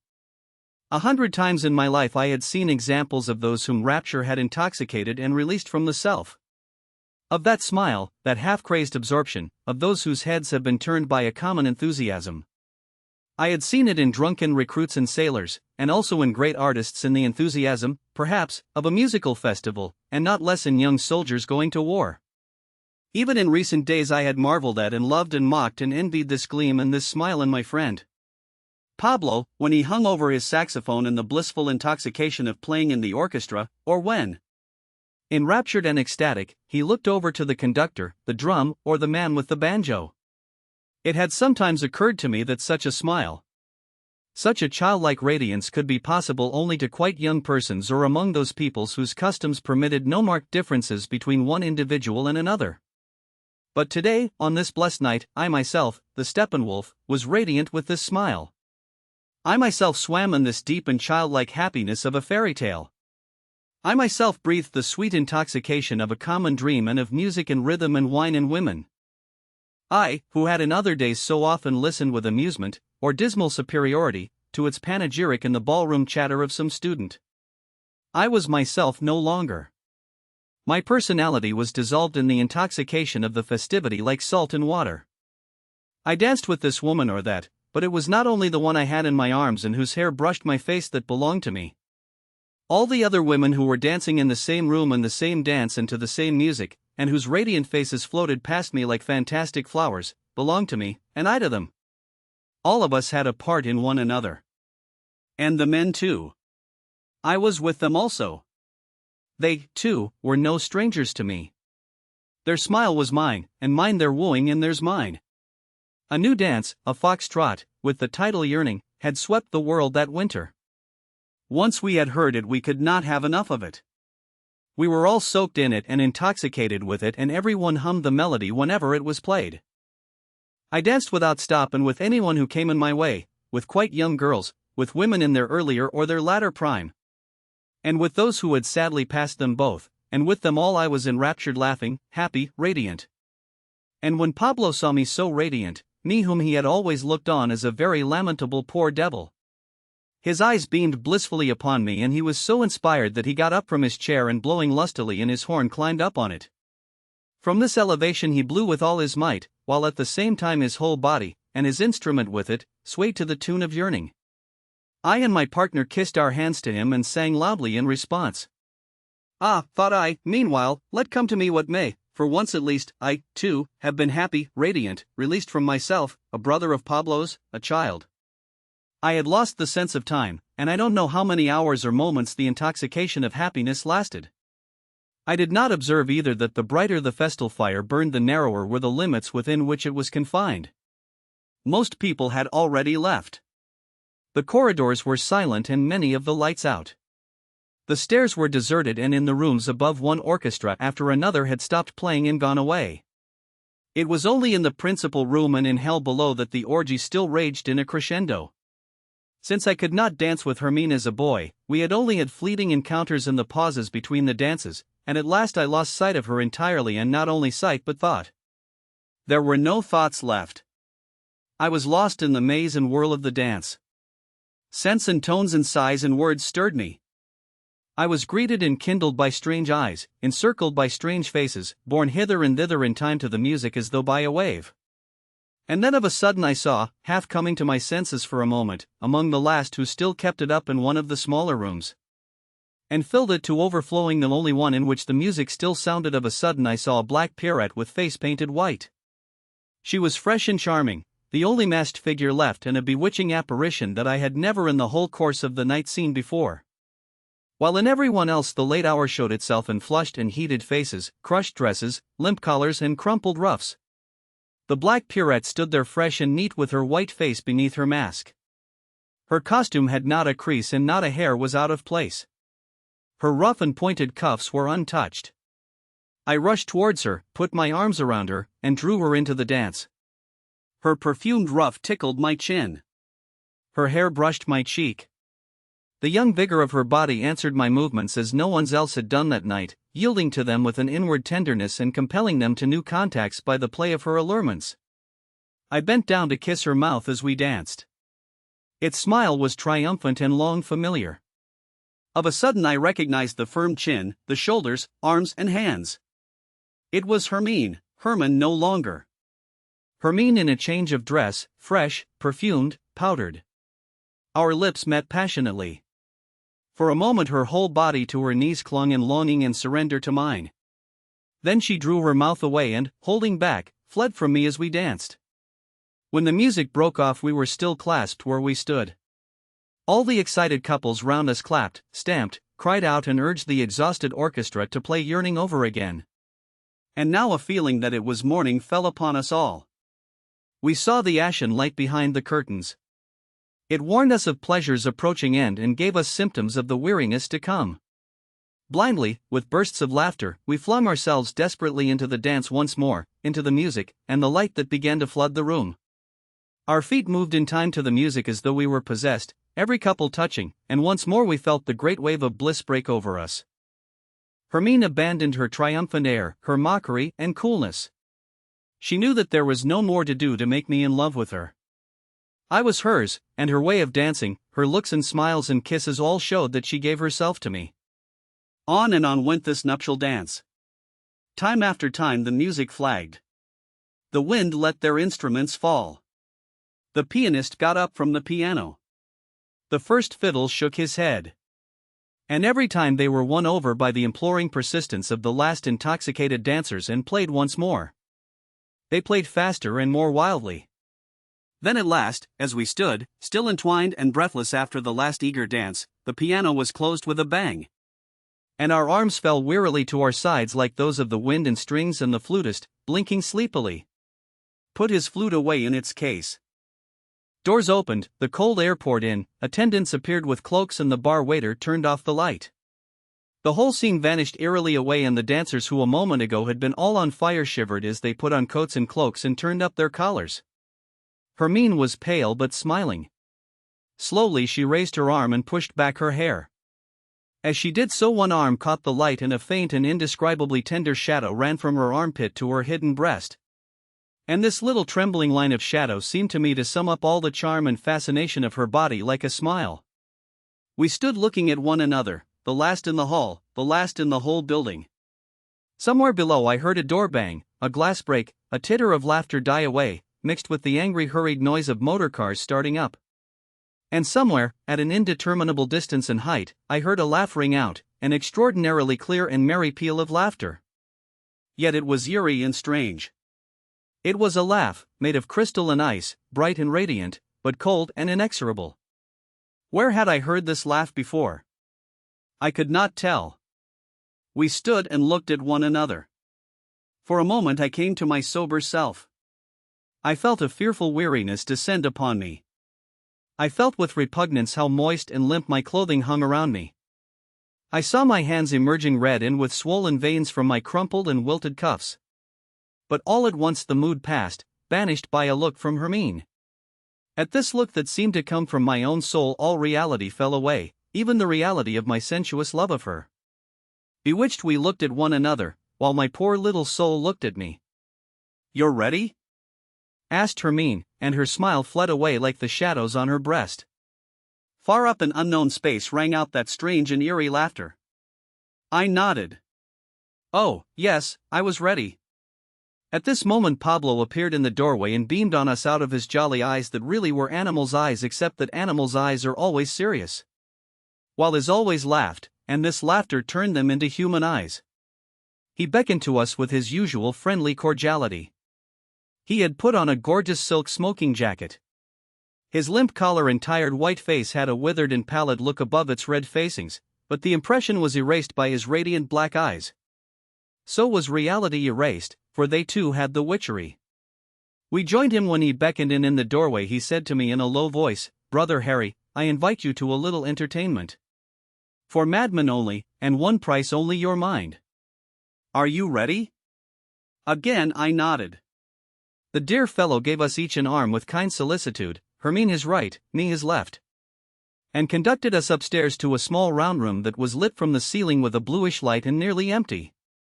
There was nothing in it but a small round table and 3 easy chairs in which we sat ourselves. Where were we? Was I asleep? Was I at home? Was I driving in a car? No, I was sitting in a blue light in a round room in a rare atmosphere, in a stratum of reality that had become rarefied in the extreme. Why then was Hermine so white? Why was Pablo talking so much? Was it not perhaps I who made him talk, spoke, indeed, with his voice? Was it not, too, my own soul that contemplated me out of his black eyes like a lost and frightened bird, just as it had out of Hermine's grey ones? Pablo looked at us good-naturedly as ever and with something ceremonious in his friendliness, and he talked much alone. He whom I had never heard say 2 consecutive sentences, whom no discussion nor thesis could interest, whom I had scarcely credited with a single thought, discoursed now in his good-natured warm voice fluently and without a fault. My friends, I have invited you to an entertainment that Harry has long wished for and of which he has long dreamed. The hour is a little late and no doubt we are all slightly fatigued. So, first, we will rest and refresh ourselves a little. From a recess in the wall he took 3 glasses and a quaint little bottle, also a small oriental box inlaid with differently colored woods. He filled the 3 glasses from the bottle and taking 3 long thin yellow cigarettes from the box and a box of matches from the pocket of his silk jacket he gave us a light. And now we all slowly smoked the cigarettes whose smoke was as thick as incense, leaning back in our chairs and slowly sipping the aromatic liquid whose strange taste was so utterly unfamiliar. Its effect was immeasurably enlivening and delightful, as though one were filled with gas and had no longer any gravity. Thus we sat peacefully exhaling small puffs and taking little sips at our glasses, while every moment we felt ourselves growing lighter and more serene. From far away came Pablo's warm voice. "It is a pleasure to me, my dear Harry, to have the privilege of being your host in a small way on this occasion. You have often been sorely weary of your life. You were striving, were you not, for escape? You have a longing to forsake this world and its reality and to penetrate to a reality more native to you, to a world beyond time. You know, of course, where this other world lies hidden. It is the world of your own soul that you seek. Only within yourself exists that other reality for which you long. I can give you nothing that has not already its being within yourself.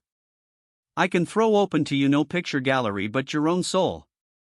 All I can give you is the opportunity, the impulse, the key. I help you to make your own world visible. That is all." Again he put his hand into the pocket of his gorgeous jacket and drew out a round-looking glass. "Look, it is thus that you have so far seen yourself."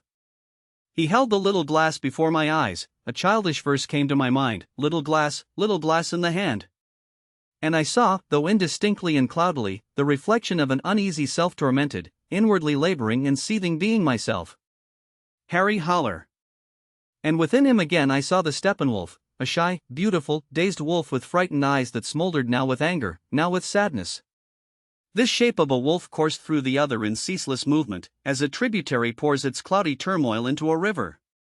In bitter strife, each tried to devour the other so that his shape might prevail. How unutterably sad was the look this fluid inchoate figure of the wolf threw from his beautiful shy eyes. "There you see yourself," Pablo remarked and put the mirror away in his pocket. I was thankful to close my eyes and take a sip of the elixir. "And now," said Pablo, "we have had our rest. We have had our refreshment and a little talk. If your fatigue has passed off, I will conduct you to my peep show and show you my little theater. Will you come? We got up.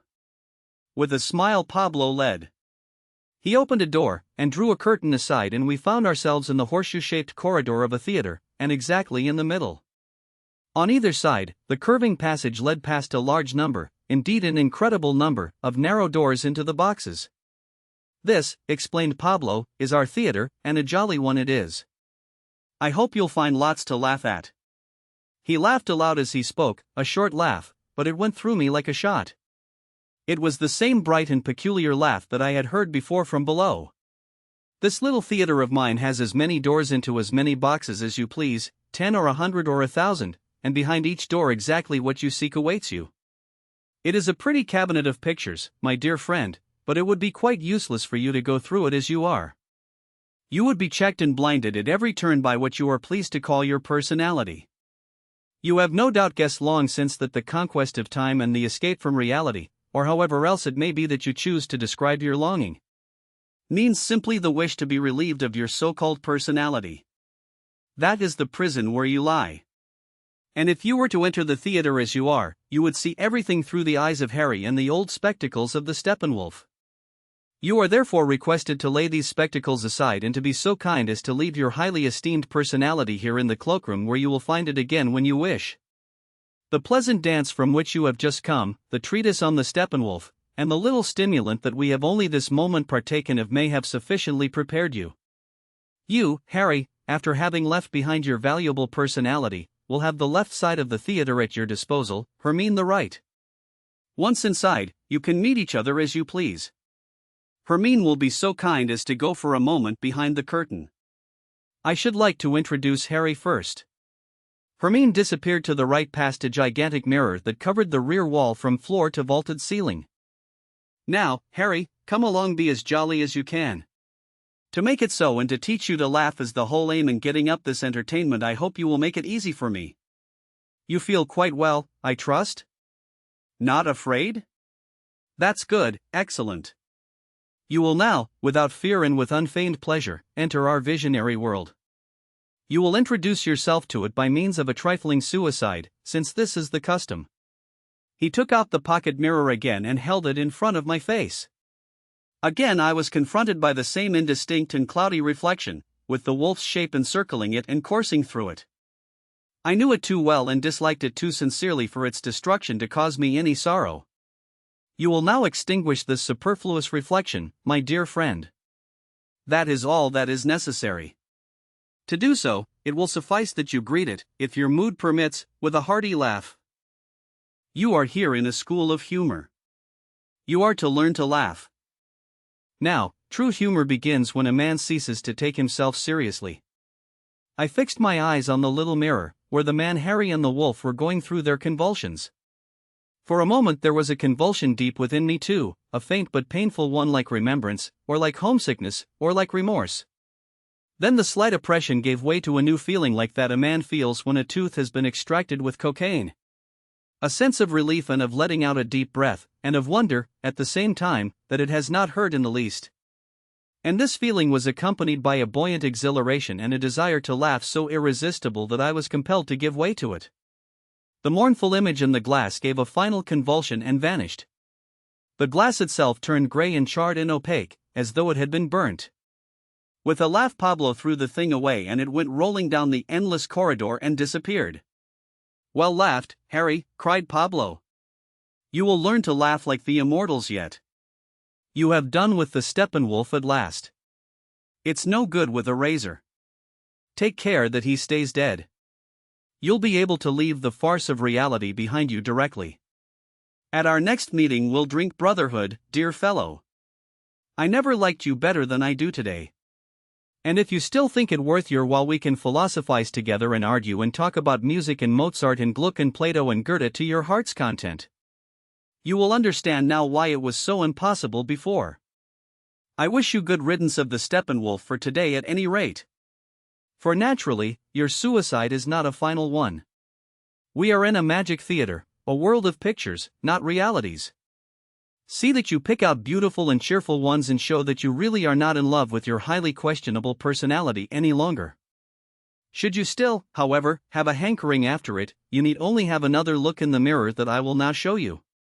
But you know the old proverb, a mirror in the hand is worth two on the wall? Ha! Ha! Again that laugh, beautiful and frightful. And now there only remains one little ceremony, and quite a jolly one. You have now to cast aside the spectacles of your personality. So come here and look in a proper looking glass. It will give you some fun.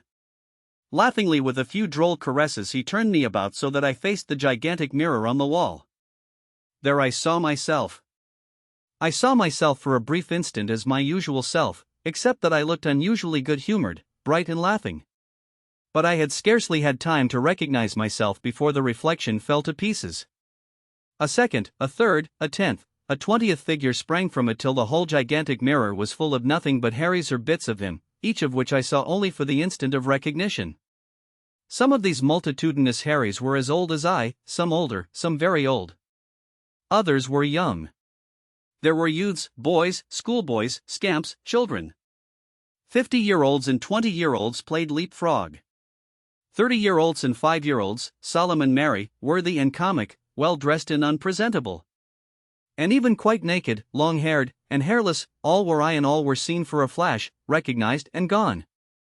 They sprang from each other in all directions, left and right and into the recesses of the mirror and clean out of it. One, an elegant young fellow, leapt laughing into Pablo's arms and embraced him, and they went off together.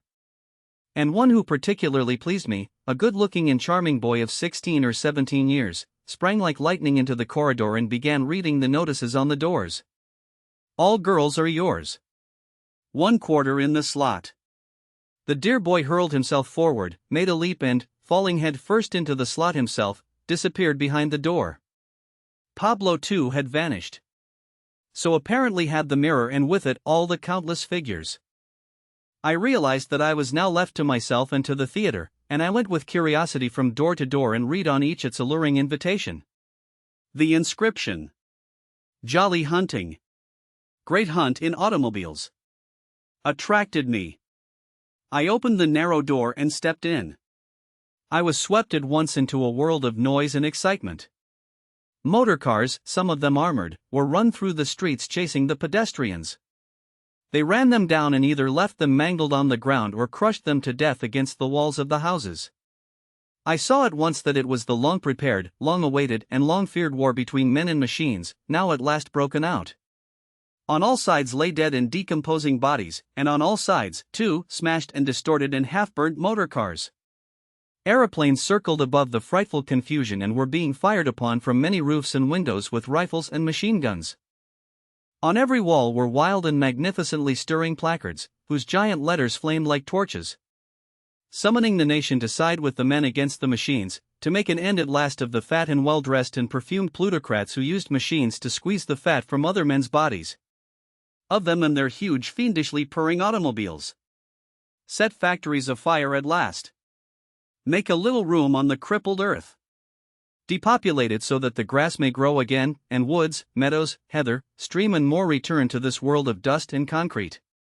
Other placards, on the other hand, in wonderful colors and magnificently phrased, warned all those who had a stake in the country and some share of prudence, in more moderate and less childish terms which testified to the remarkable cleverness and intellect of those who had composed them, against the rising tide of anarchy.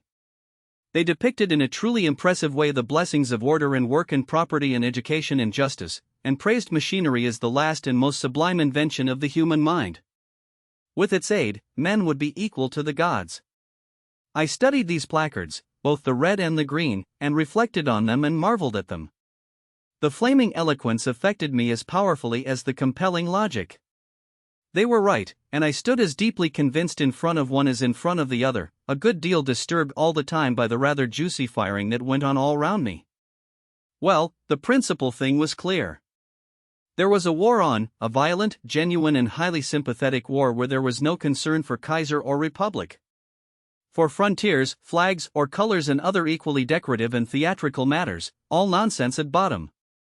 But a war in which everyone who lacked air to breathe and no longer found life exactly pleasing gave emphatic expression to his displeasure and strove to prepare the way for a general destruction of this iron-cast civilization of ours. In every eye I saw the unconcealed spark of destruction and murder, and in mine too these wild red roses bloomed as rank and high, and sparkled as brightly. I joined the battle joyfully. The best of all, however, was that my school friend, Gustav, turned up close beside me. I had lost sight of him for dozens of years, the wildest, strongest, most eager and venturesome of the friends of my childhood. I laughed in my heart as I saw him beckon me with his bright blue eyes. He beckoned and at once I followed him joyfully. "Good Lord, Gustav," I cried happily, "fancy seeing you again. Whatever has become of you? Keep quiet with your questions and chatter. I'm a professor of theology if you want to know. But, the Lord be praised, there's no occasion for theology now, my boy. It's war. Come on." He shot the driver of a small car that came snorting towards us and leaping into it as nimbly as a monkey, brought it to a standstill for me to get in. Then we drove like the devil between bullets and crashed cars out of town and suburbs. "Are you on the side of the manufacturers?" I asked my friend. "Oh, Lord, that's a matter of taste, so we can leave it out of account, though now you mention it, I rather think we might take the other side, since at bottom it's all the same, of course. I'm a theologian and my predecessor, Luther, took the side of the princes and plutocrats against the peasants. So now we'll establish the balance a little. This rotten car, I hope she'll hold out another mile or two." Swift as the wind, that child of heaven, we rattled on, and reached a green and peaceful countryside many miles distant. We traversed a wide plain and then slowly climbed into the mountains. Here we made a halt on a smooth and glistening road that led in bold curves between the steep wall of rock and the low retaining wall. Far below shone the blue surface of a lake. "Lovely view," said I, "very pretty. We'll call it the Axel Way. A good many axles of one sort or another are going to crash here, Harry, my boy. So watch out." A tall pine grew by the roadside, and among the tall branches we saw something like a little hut made of boards to serve as an outlook and point of vantage. Gustav smiled with a knowing twinkle in his blue eyes. We hurried out of the car, climbed up the trunk and, breathing hard, concealed ourselves in the outlook post, which pleased us much. We found rifles and revolvers there and boxes of ammunition. We had scarcely cooled down when we heard the hoarse imperious hoot of a large touring car from the next bend of the road. It came purring at top speed up the smooth road. Our rifles were ready in our hands. The excitement was intense. "Aim at the chauffeur," commanded Gustav quickly just as the heavy car went by beneath us. I aimed, and fired at the chauffeur in his blue cap. The man fell in a heap. The car careened on, charged the cliff face, rebounded, attacked the lower wall furiously with all its unwieldy weight like a great bumblebee and, tumbling over, crashed with a brief and distant report into the depths below. "Got him," Gustav laughed. "My turn next." Another came as he spoke.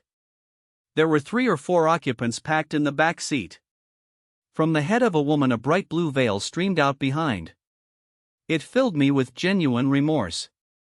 Who could say how pretty a face it might adorn? Good God, though we did play the brigand, we might at least emulate the illustrious and spare pretty women. Gustav, however, had already fired. The driver shuddered and collapsed. The car leapt against the perpendicular cliff, fell back and overturned, wheels uppermost. Its engine was still running and the wheels turned absurdly in the air, but suddenly with a frightful explosion it burst into flames. "A Ford," said Gustav. "We must get down and clear the road." We climbed down and watched the burning heap. It soon burnt out. Meanwhile we made levers of green wood and hoisted it to the side of the road and over the wall into the abyss, where for a long time it went crashing through the undergrowth. 2 of the dead bodies had fallen out as we turned the car over and lay on the road with their clothing partly burnt. One wore a pretty good coat. I searched the pockets to see who he was. A leather case came to hand with some cards in it. I took one and read, "Tatwam ACI." "Very witty," said Gustav. "Though, as a matter of fact, it is all one what our victims are called. They're poor devils just as we are. Their names don't matter. This world is done for and so are we. The least painful solution would be to hold it under water for 10 minutes. We threw the bodies after the car. Already another one was tooting.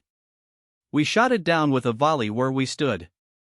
It made a drunken swerve and reeled on for a stretch, then turned over and lay gasping. One passenger was still sitting inside, but a pretty young girl got out uninjured, though she was white and trembling violently. We greeted her politely and offered our assistance. She was too much shaken to speak and stared at us for a while, quite dazed. "Well, first let us look after the old boy," said Gustav, and turned to the occupant of the car who still clung to his seat behind the chauffeur. He was a gentleman with short gray hair. His intelligent, clear gray eyes were open, but he seemed to be seriously hurt. At least, blood flowed from his mouth and he held his neck askew and rigid. "Allow me to introduce myself. My name is Gustav. We have taken the liberty of shooting your chauffeur. May we inquire whom we have the honor to address?" The old man looked at us coolly and sadly out of his small gray eyes. "I am the Attorney General Lowering," he said slowly. "You have not only killed my poor chauffeur, but me too, I fancy. Why did you shoot on us?" "For exceeding the speed limit. We were not traveling at more than normal speed. What was normal yesterday is no longer normal today, Mr. Attorney General. We are of the opinion that whatever speed a motor car travels is too great. We are destroying all motor cars and all other machines also." "Your rifles too?" "Their turn will come, granted we have the time. Presumably by tomorrow or the day after we shall all be done for. You know, of course, that this part of the world was shockingly overpopulated. Well, now we are going to let in a little air." "Are you shooting every one, without distinction?" "Certainly. In many cases it may no doubt be a pity. I'm sorry, for example, about this charming young lady." "Your daughter, I presume. Number she is my stenographer." "So much the better. And now will you please get out, or let us carry you out, as the car is to be destroyed." "I prefer to be destroyed with it." "As you wish. But allow me to ask you one more question. You are a public prosecutor." I never could understand how a man could be a public prosecutor. "You make your living by bringing other men, poor devils mostly, to trial and passing sentence on them." "Isn't that so?" "It is. I do my duty. It was my office. Exactly as it is the office of the hangman to hang those whom I condemn to death. You too have assumed a like office. You kill people also." "Quite true. Only we do not kill from duty, but pleasure, or much more, rather, from displeasure and despair of the world. For this reason we find a certain amusement in killing people." "Has it never amused you?" "You bore me. Be so kind as to do your work." He was silent and made a movement of his lips as though to spit. Only a little blood came, however, and clung to his chin. "One moment," said Gustav politely. "The conception of duty is certainly unknown to me now. Formerly I had a great deal of official concern with it. I was a professor of theology. Besides that, I was a soldier and went through the war. What seemed to me to be duty and what the authorities and my superior officers from time to time enjoined upon me was not by any means good. I would rather have done the opposite. But granting that the conception of duty is no longer known to me, I still know the conception of guilt. Perhaps they are the same thing.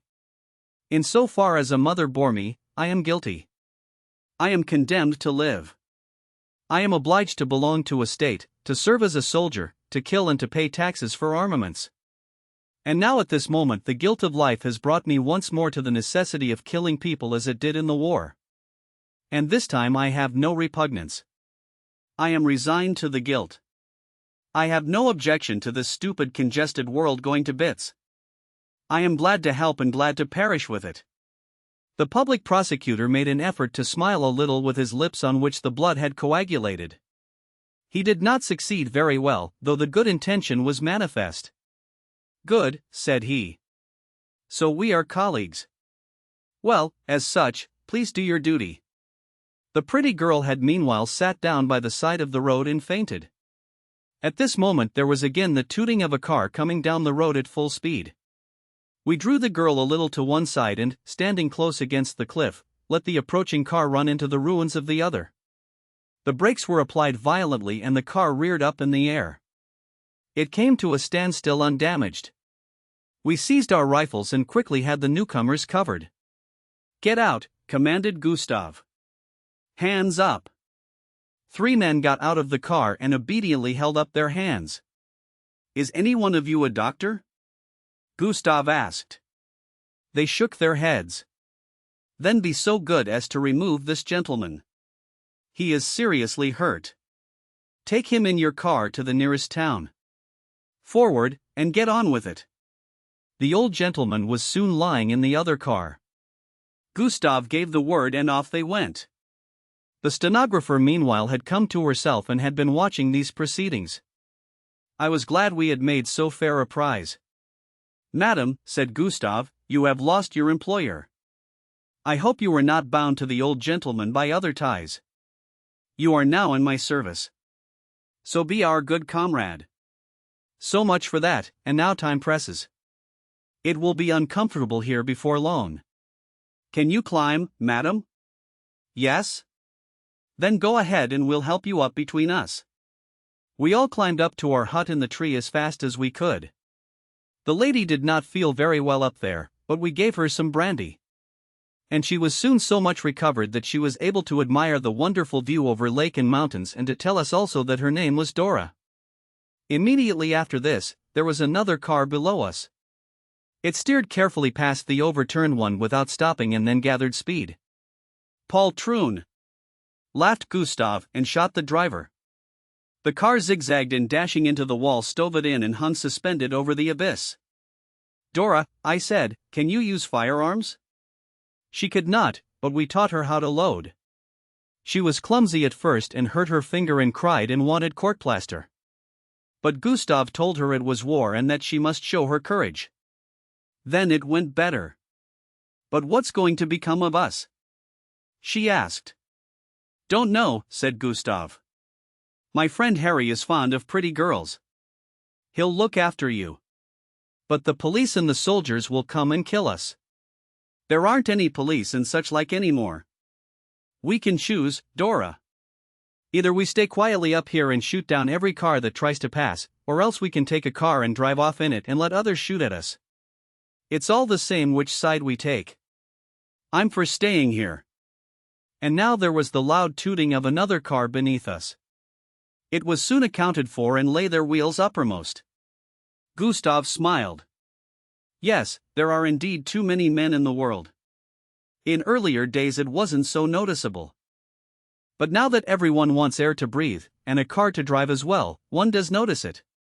Of course, what we are doing isn't rational. It's childishness, just as war is childishness on a gigantic scale. In time, mankind will learn to keep its numbers in check by rational means. Meanwhile, we are meeting an intolerable situation in a rather irrational way. However, the principles correct we eliminate." "Yes," said I, "what we are doing is probably mad, and probably it is good and necessary all the same. It is not a good thing when man overstrains his reason and tries to reduce to rational order matters that are not susceptible of rational treatment. Then there arise ideals such as those of the Americans or of the Bolsheviks. Both are extraordinarily rational, and both lead to a frightful oppression and impoverishment of life, because they simplify it so crudely. The likeness of man, once a high ideal, is in process of becoming a machine-made article. It is for madmen like us, perhaps, to ennoble it again." With a laugh Gustav replied, "You talk like a book, my boy. It is a pleasure and a privilege to drink at such a fount of wisdom. And perhaps there is even something in what you say. But now kindly reload your piece. You are rather too dreamy for my taste. Any moment may bring a few buck, and we cannot kill them with philosophy. We must have ball in our barrels." A car came and was dropped at once. The road was blocked.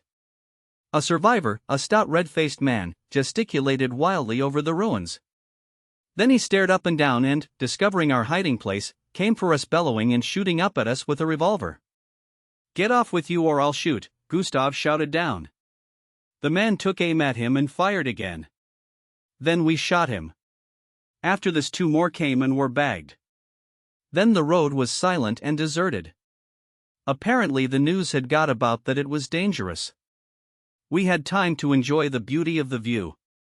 On the far side of the lake a small town lay in the valley.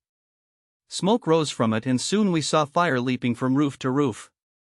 Shooting could be heard. Dora cried a little and I stroked her wet cheeks. "Have we all got to die then?" she asked. There was no reply. Meanwhile a man on foot went past below. He saw the smashed-up motorcars and began nosing round them. Leaning over into one of them he pulled out a gay parasol, a lady's handbag and a bottle of wine. Then he sat down contentedly on the wall, took a drink from the bottle and ate something wrapped in tinfoil out of the handbag. After emptying the bottle he went on, well pleased, with the parasol clasped under his arm, and I said to Gustav, "Could you find it in you to shoot at this good fellow and make a hole in his head?" "God knows, I couldn't." "You're not asked to," my friend growled. But he did not feel very comfortable either.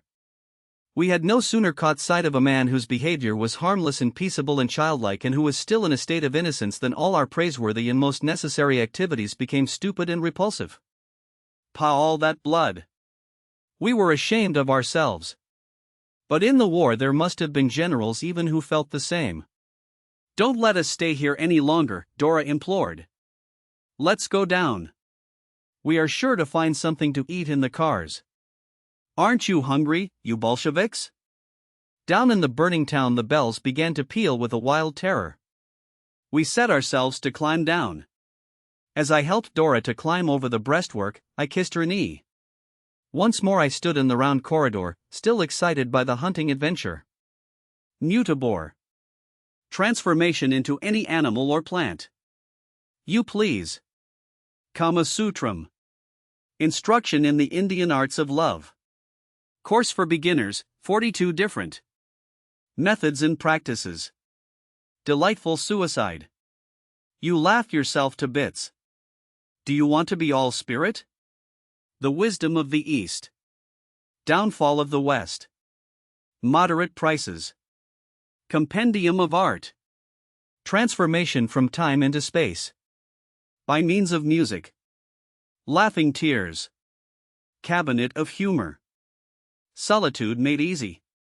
Complete substitute for all forms of sociability. The series of inscriptions was endless. One was guidance in the building up of the personality. This seemed to me to be worth looking into and I went in at this door.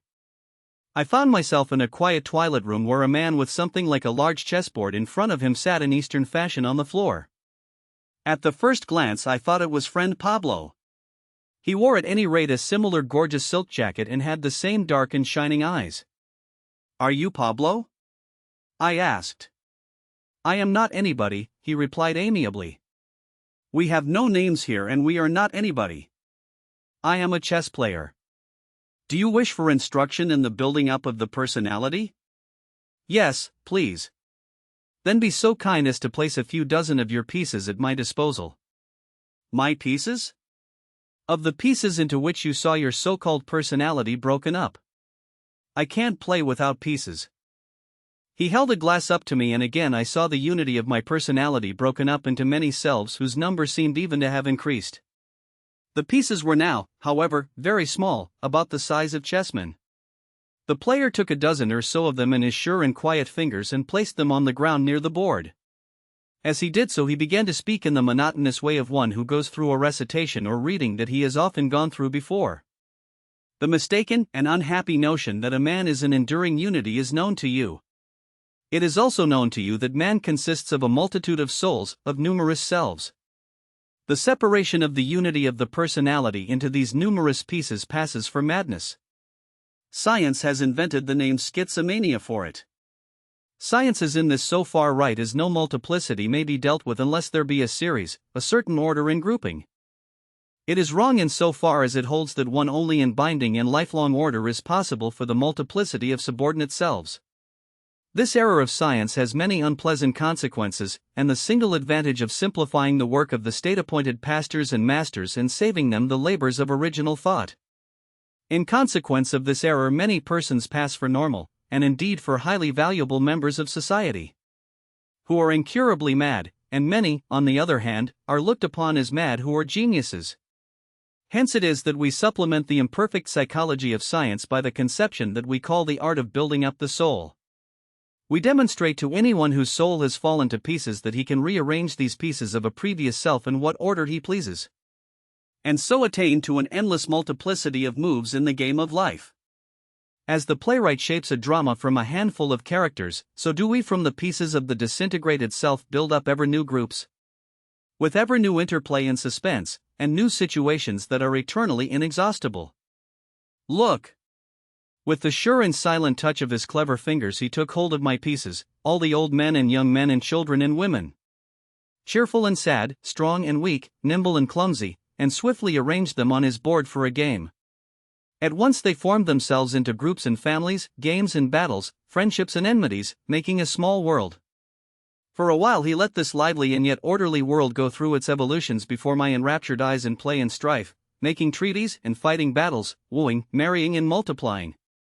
It was indeed a crowded stage, a moving breathless drama.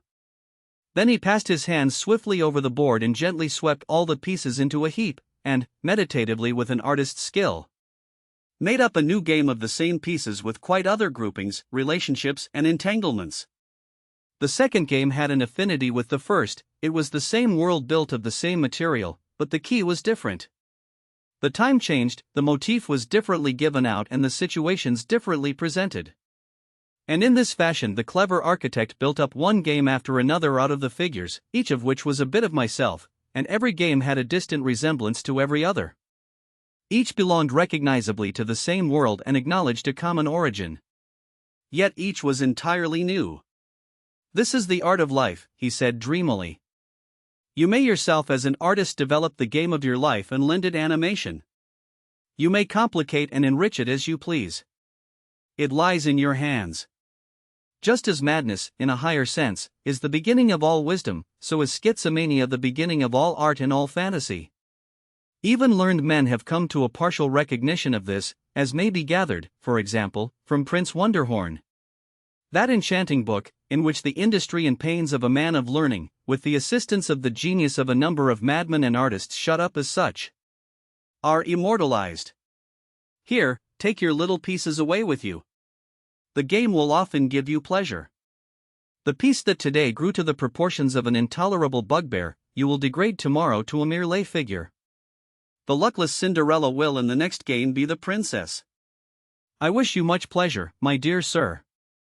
I bowed low in gratitude to the gifted chess player, put the little pieces in my pocket and withdrew through the narrow door. My real intention was to seat myself at once on the floor in the corridor and play the game for hours, for whole eternities, but I was no sooner in the bright light of the circular theater passage than a new and irresistible current carried me along. Marvelous taming of the Steppenwolf. Many different emotions surged up in me at the sight of this announcement. My heart was painfully contracted by all kinds of fears and repressions from my former life and the reality I had left behind. With trembling hand I opened the door and found myself in the booth of a fair with an iron rail separating me from a wretched stage.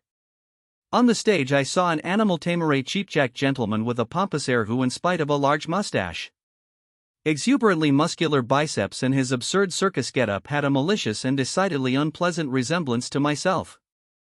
The strong man led on a leash like a dog, lamentable sight, a large, beautiful but terribly emaciated wolf, whose eyes were cowed and furtive, and it was as disgusting as it was intriguing, as horrible as it was all the same secretly entertaining. To see this brutal tamer of animals put the noble and yet so ignominiously obedient beast of prey through a series of tricks and sensational turns. At any rate, the man, my diabolically distorted double, had his wolf marvelously broken. The wolf was obediently attentive to every command and responded like a dog to every call and every crack of the whip. He went down on his knees, lay for dead, and, aping the Lord of creation, carried a loaf, an egg, a piece of meat, a basket in his mouth with cheerful obedience. And he even had to pick up the whip that the tamer had let fall and carry it after him in his teeth while he wagged his tail with an unbearable submissiveness.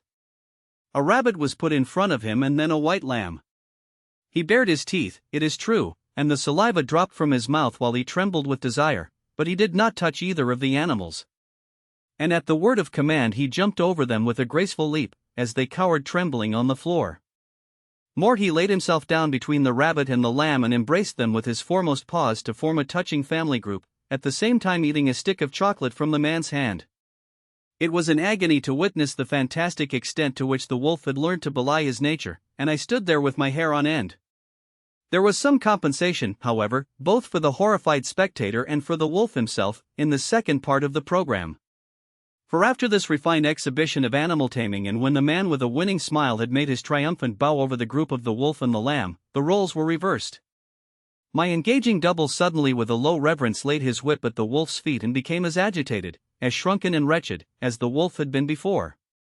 The wolf, however, licked his chops with a grin, his constraint and dissimulation erased. His eyes kindled. His whole body was taut and showed the joy he felt at recovering his wild nature. And now the wolf commanded and the man obeyed.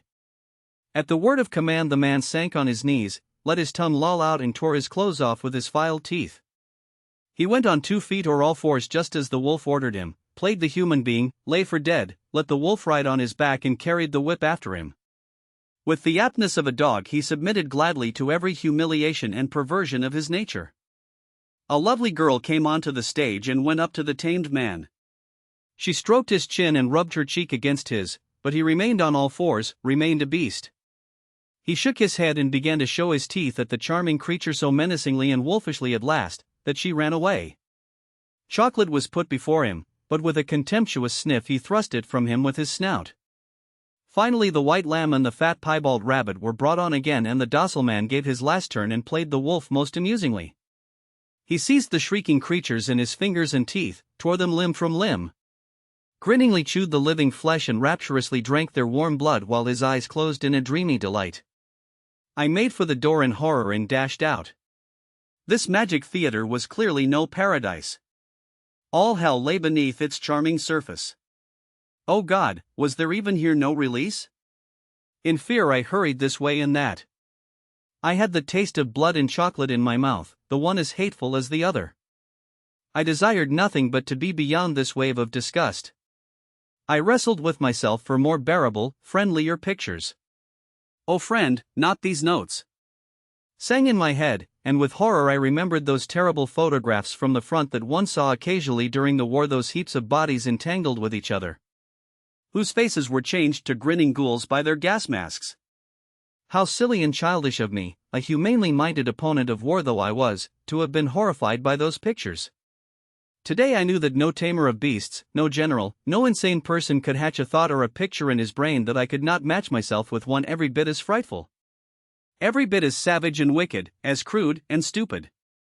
With an immense relief I remembered the notice I had seen on first entering the theater, the one that the nice boy had stormed so furiously.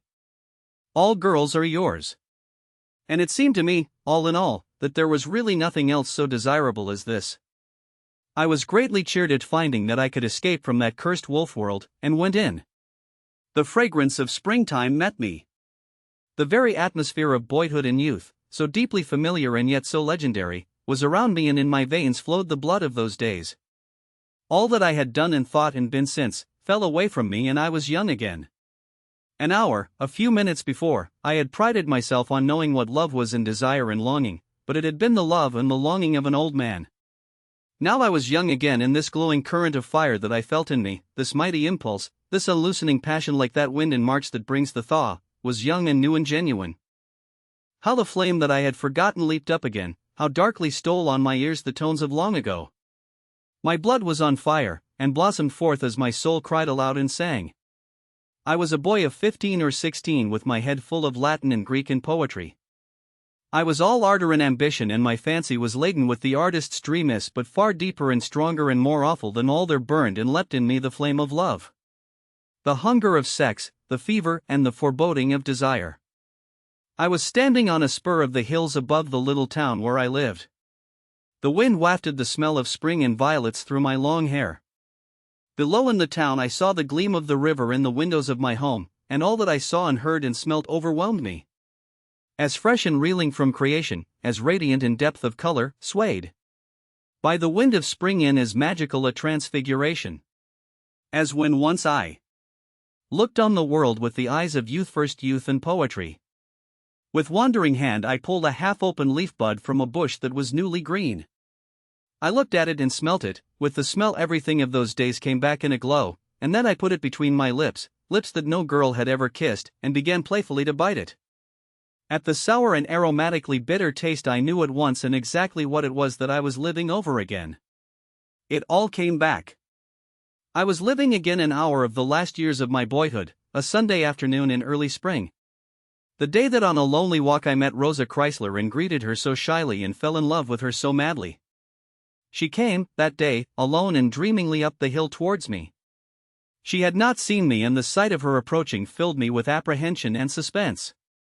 I saw her hair, tied in two thick plaits, with loose strands on either side, her cheeks blown by the wind. I saw for the first time in my life how beautiful she was, and how beautiful and dreamlike the play of the wind in her delicate hair. How beautiful and provocative the fall of her thin blue dress over her young limbs, and just as the bitter spice of the chewed bud coursed through me with the whole dread pleasure and pain of spring. So the sight of the girl filled me with the whole deadly foreboding of love, the foreboding of woman. In that moment was contained the shock and the forewarning of enormous possibilities and promises, nameless delight. Unthinkable bewilderments, anguish, suffering, release to the innermost and deepest guilt. Oh, how sharp was the bitter taste of spring on my tongue! And how the wind streamed playfully through the loose hair beside her rosy cheeks. She was close now. She looked up and recognized me. For a moment she blushed a little and looked aside, but when I took off my school cap, she was self-possessed at once and, raising her head, returned my greeting with a smile that was quite grown-up. Then, entirely mistress of the situation, she went slowly on, in a halo of the thousand wishes, hopes and adorations that I sent after her. So it had once been on a Sunday 35 years before, and all that had been then came back to me in this moment. Hill and town, March wind and buddy taste, Rosa and her brown hair, the welling up of desire and the sweet suffocation of anguish. All was as it was then, and it seemed to me that I had never in my life loved as I loved Rosa that day. But this time it was given me to greet her otherwise than on that occasion. I saw her blush when she recognized me, and the pains she took to conceal it, and I knew at once that she had a liking for me and that this encounter meant the same for her as for me. And this time, instead of standing ceremoniously cap in hand till she had gone by, I did, in spite of anguish bordering on obsession, what my blood bade me do. I cried, "Rosa! Thank God, you've come, you beautiful, beautiful girl. I love you so dearly." It was not perhaps the most brilliant of all the things that might have been said at this moment, but there was no need for brilliance, and it was enough and more. Rosa did not put on her grown-up air, and she did not go on. She stopped and looked at me and, growing even redder than before, she said, "Heaven be praised, Harry, do you really like me?" Her brown eyes lit up her strong face. And they showed me that my past life and loves had all been false and perplexed and full of stupid unhappiness from that very moment on a Sunday afternoon when I had let Rosa pass me by. Now, however, the blunder was put right. Everything went differently and everything was good. We clasped hands, and hand in hand walked slowly on as happy as we were embarrassed. We did not know what to do or to say, so we began to walk faster from embarrassment and then broke into a run, and ran till we lost our breath and had to stand still. But we did not let go our hands. We were both still children and did not know quite what to do with each other. That Sunday we did not even kiss, but we were immeasurably happy. We stood to get our breath. We sat on the grass and I stroked her hand while she passed the other one shyly over my hair. And then we got up again and tried to measure which of us was the taller. In reality, I was the taller by a finger's breadth, but I would not have it so. I maintained that we were of exactly the same height and that God had designed us for each other and that later on we would marry. Then Rosa said that she smelt violets and we knelt in the short spring grass and looked for them and found a few with short stalks and I gave her mine and she gave me hers. And as it was getting chill and the sun slanted low over the cliffs, Rosa said she must go home. At this we both became very sad, for I dared not accompany her. But now we shared a secret and it was our dearest possession. I stayed behind on the cliffs and lying down with my face over the edge of the sheer descent. I looked down over the town and watched for her sweet little figure to appear far below and saw it past the spring and over the bridge. And now I knew that she had reached her home and was going from room to room, and I lay up there far away from her, but there was a bond between her and me. The same current ran in both of us and a secret passed to and fro. We saw each other again here and there all through this spring, sometimes on the cliffs, sometimes over the garden hedge, and when the elder began to bloom we gave each other the first shy kiss. It was little that children like us had to give each other, and our kiss lacked warmth and fullness. I scarcely ventured to touch the strands of her hair about her ears. But all the love and all the joy that was in us were ours. It was a shy emotion, and the troth we plighted was still unripe, but this timid waiting on each other taught us a new happiness. We climbed one little step up on the ladder of love.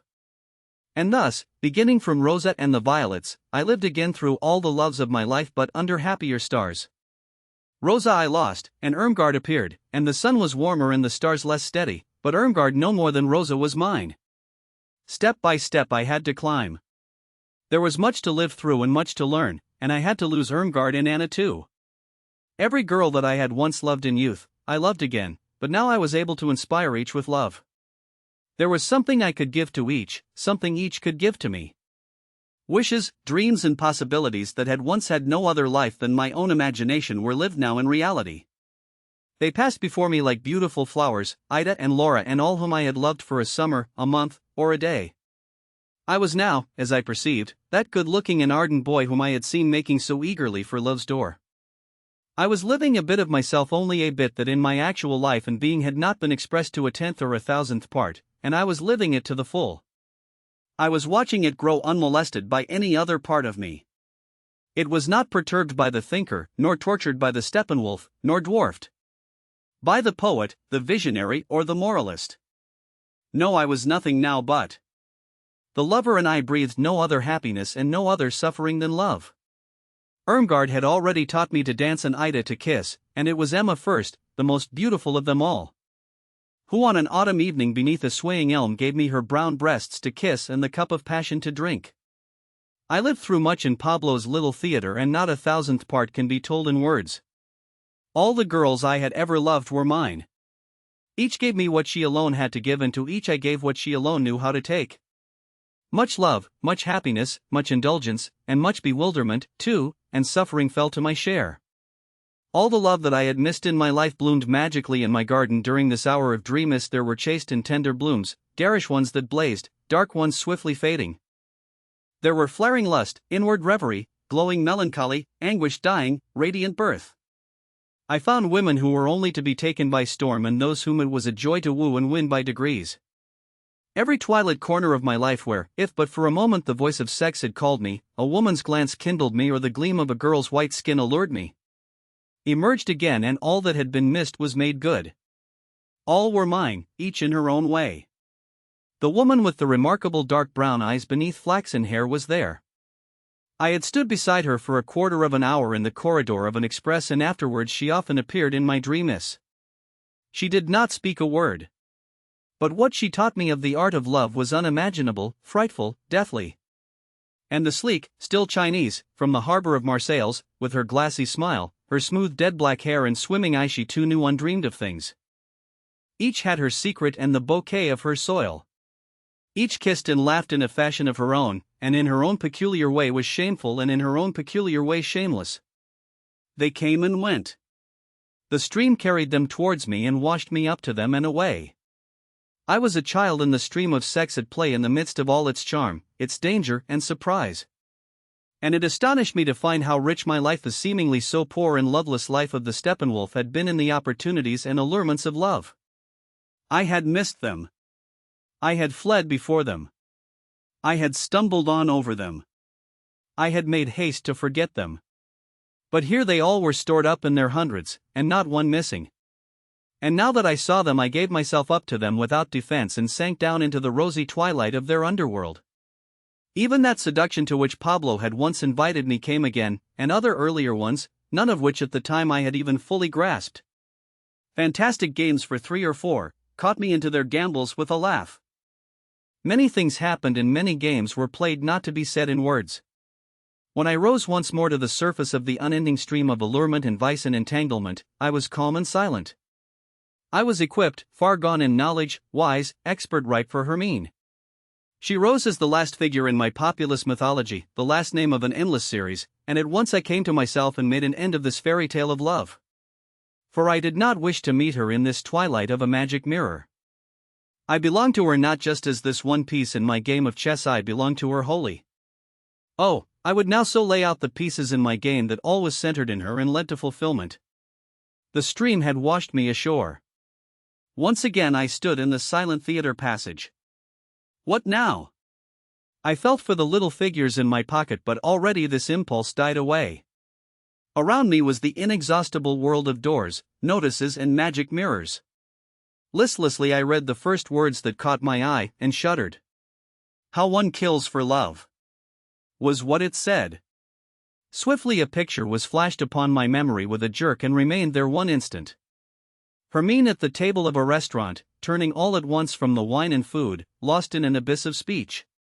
With a terrifying earnestness in her face as she said that she would have one aim only in making me her lover. And it was that she should die by my hand. A heavy wave of anguish and darkness flooded my heart. Suddenly everything confronted me once more. Suddenly once more the sense of the last call of fate gripped my heart. Desperately I felt in my pocket for the little figures so that I might practice a little magic and rearrange the layout of the board. The figures were no longer there. Instead of them I pulled out a knife. In mortal dread I ran along the corridor, past every door. I stood opposite the gigantic mirror. I looked into it. In the mirror there stood a beautiful wolf as tall as myself. He stood still, glancing shyly from unquiet eyes. As he leered at me, his eyes blazed and he grinned a little so that his chops parted and showed his red tongue. Where was Pablo? Where was Hermine? Where was that clever fellow who had discoursed so pleasantly about the building up of the personality? Again I looked into the mirror. I had been mad. I must have been mad. There was no wolf in the mirror, lolling his tongue in his maw. It was I, Harry. My face was grey, forsaken of all fancies, fordone with all vice, horribly pale. Still it was a human being, someone could speak to. "Harry," I said, "what are you doing there?" "Nothing," said he in the mirror, "I am only waiting. I am waiting for death." "Where is death then?" "Coming," said the other. And I heard from the empty spaces within the theater the sound of music, a beautiful and awful music, that music from Don Giovanni that heralds the approach of the guest of stone. With an awful and an iron clang it rang through the ghostly house, coming from the other world, from the immortals. Mozart, I thought, and with the word conjured up the most beloved and the most exalted picture that my inner life contained. At that, there rang out behind me a peal of laughter, a clear and ice-cold laughter out of a world beyond unknown to men, a world born of sufferings, purged in divine humor. I turned about, frozen through with the blessing of this laughter, and there came Mozart. He passed by me laughing as he went and, strolling quietly on, he opened the door of one of the boxes and went in. Eagerly I followed the god of my youth, the object, all my life long, of love and veneration. The music rang on. Mozart was leaning over the front of the box. Of the theater nothing was to be seen. Darkness filled the boundless space. "You see," said Mozart, "it goes all right without the saxophone, though to be sure, I shouldn't wish to tread on the toes of that famous instrument." "Where are we?" I asked. "We are in the last act of Don Giovanni. Leporello is on his knees. A superb scene, and the music is fine too. There is a lot in it, certainly, that's very human, but you can hear the other world in it, the laughter, eh?" "It is the last great music ever written," said I with the pomposity of a schoolmaster. Certainly, there was Schubert to come. Hugo Wolf also, and I must not forget the poor, lovely Chopin either. "You frown, maestro?" "Oh, yes, Beethoven, he is wonderful too. But all that beautiful as it may be has something rhapsodical about it, something of disintegration. A work of such plenitude and power as Don Giovanni has never since arisen among men." "Don't overstrain yourself," laughed Mozart, in frightful mockery. "You're a musician yourself, I perceive. Well, I have given up the trade and retired to take my ease. It is only for amusement that I look on at the business now and then." He raised his hands as though he were conducting, and a moon, or some pale constellation, rose somewhere. I looked over the edge of the box into immeasurable depths of space. Mist and clouds floated there. Mountains and seashores glimmered, and beneath us extended worldwide a desert plain. On this plain we saw an old gentleman of a worthy aspect, with a long beard, who drearily led a large following of some 10,000 men in black. Look, there's Brahmas, he is striving for redemption, but it will take him all his time. I realized that the thousands of men in black were the players of all those notes and parts in his scores which according to divine judgment were superfluous. Too thickly orchestrated, too much material wasted, Mozart said with a nod. And thereupon we saw Richard Wagner marching at the head of a host just as vast, and felt the pressure of those thousands as they clung and closed upon him. Him, too, we watched as he dragged himself along with slow and sad step. In my young days, I remarked sadly, these two musicians passed as the most extreme contrasts conceivable. Mozart laughed. Yes, that is always the way. Such contrasts, seen from a little distance, always tend to show their increasing similarity. Thick orchestration was in any case neither Wagner's nor Brahms' personal failing. It was a fault of their time. What? And have they got to pay for it so dearly? I cried in protest. Naturally. The law must take its course. Until they have paid the debt of their time, it cannot be known whether anything personal to themselves is left over to stand to their credit. But they can't either of them help it. Of course not. They cannot help it either that Adam ate the apple. But they have to pay for it all the same. But that is frightful. Certainly. Life is always frightful. We cannot help it, and we are responsible all the same. One's born and at once one is guilty. You must have had a remarkable sort of religious education if you did not know that. I was now thoroughly miserable. I saw myself as a dead-weary pilgrim, dragging myself across the desert of the other world, laden with the many superfluous books I had written. And all the articles and feuilletons, followed by the army of compositors who had the type to set up. By the army of readers who had it all to swallow. My God, and over and above it all there was Adam and the apple, and the whole of original sin. All this, then, was to be paid for in endless purgatory. And only then could the question arise whether, behind all that, there was anything personal, anything of my own left over, or whether all that I had done and all its consequences were merely the empty foam of the sea and a meaningless ripple in the flow of what was over and done. Mozart laughed aloud when he saw my long face. He turned a somersault in the air for laughter's sake and played trills with his heels. At the same time he shouted at me, "Hey, my young man, you are biting your tongue, man, with a gripe in your lung, man? You think of your readers, those carrion feeders, and all your typesetters, those wretched abettors, and saber wetters. You dragon, you make me laugh till I shake me and burst the stitches of my breeches. O heart of a gull, with printer's ink dull, and soul sorrowful. A candle I'll leave you, if that'll relieve you. Betittled, betattled, spectacled and shackled, and pitifully snagged in by the tail wagged, with shilly and shully no more shall you dally. For the devil, I pray, will bear you away and slice you and splice you till that shall suffice you for your writings and rotten plagiarizings ill-gotten." This, however, was too much for me. Anger left me no time for melancholy. I caught hold of Mozart by the pigtail and off he flew. The pigtail grew longer and longer like the tail of a comet, and I was whirled along at the end of it. The devil, but it was cold in this world we traversed. These immortals put up with a rarefied and glacial atmosphere. But it was delightful all the same, this icy air. I could tell that, even in the brief moment that elapsed before I lost my senses. A bitter sharp and steel-bright icy gaiety coursed through me, and a desire to laugh as shrilly and wildly and unearthily as Mozart had done. But then breath and consciousness failed me. When I came to myself I was bewildered and done up. The white light of the corridor shone in the polished floor. I was not among the immortals, not yet. I was still, as ever, on this side of the riddle of suffering, of wolfmen and torturing complexities. I had found no happy spot, no endurable resting place. There must be an end of it. In the great mirror, Harry stood opposite me. He did not appear to be very flourishing. His appearance was much the same as on that night when he visited the professor and sat through the dance at the Black Eagle. But that was far behind, years, centuries behind. He had grown older. He had learnt to dance. He had visited the Magic Theater. He had heard Mozart laugh. Dancing and women and knives had no more terrors for him. Even those who have average gifts, given a few hundred years, come to maturity. I looked for a long time at Harry in the looking-glass. I still knew him well enough, and he still bore a faint resemblance to the boy of 15 who one Sunday in March had met Rosa on the cliffs and taken off his schoolcap to her. And yet he had grown a few centuries older since then.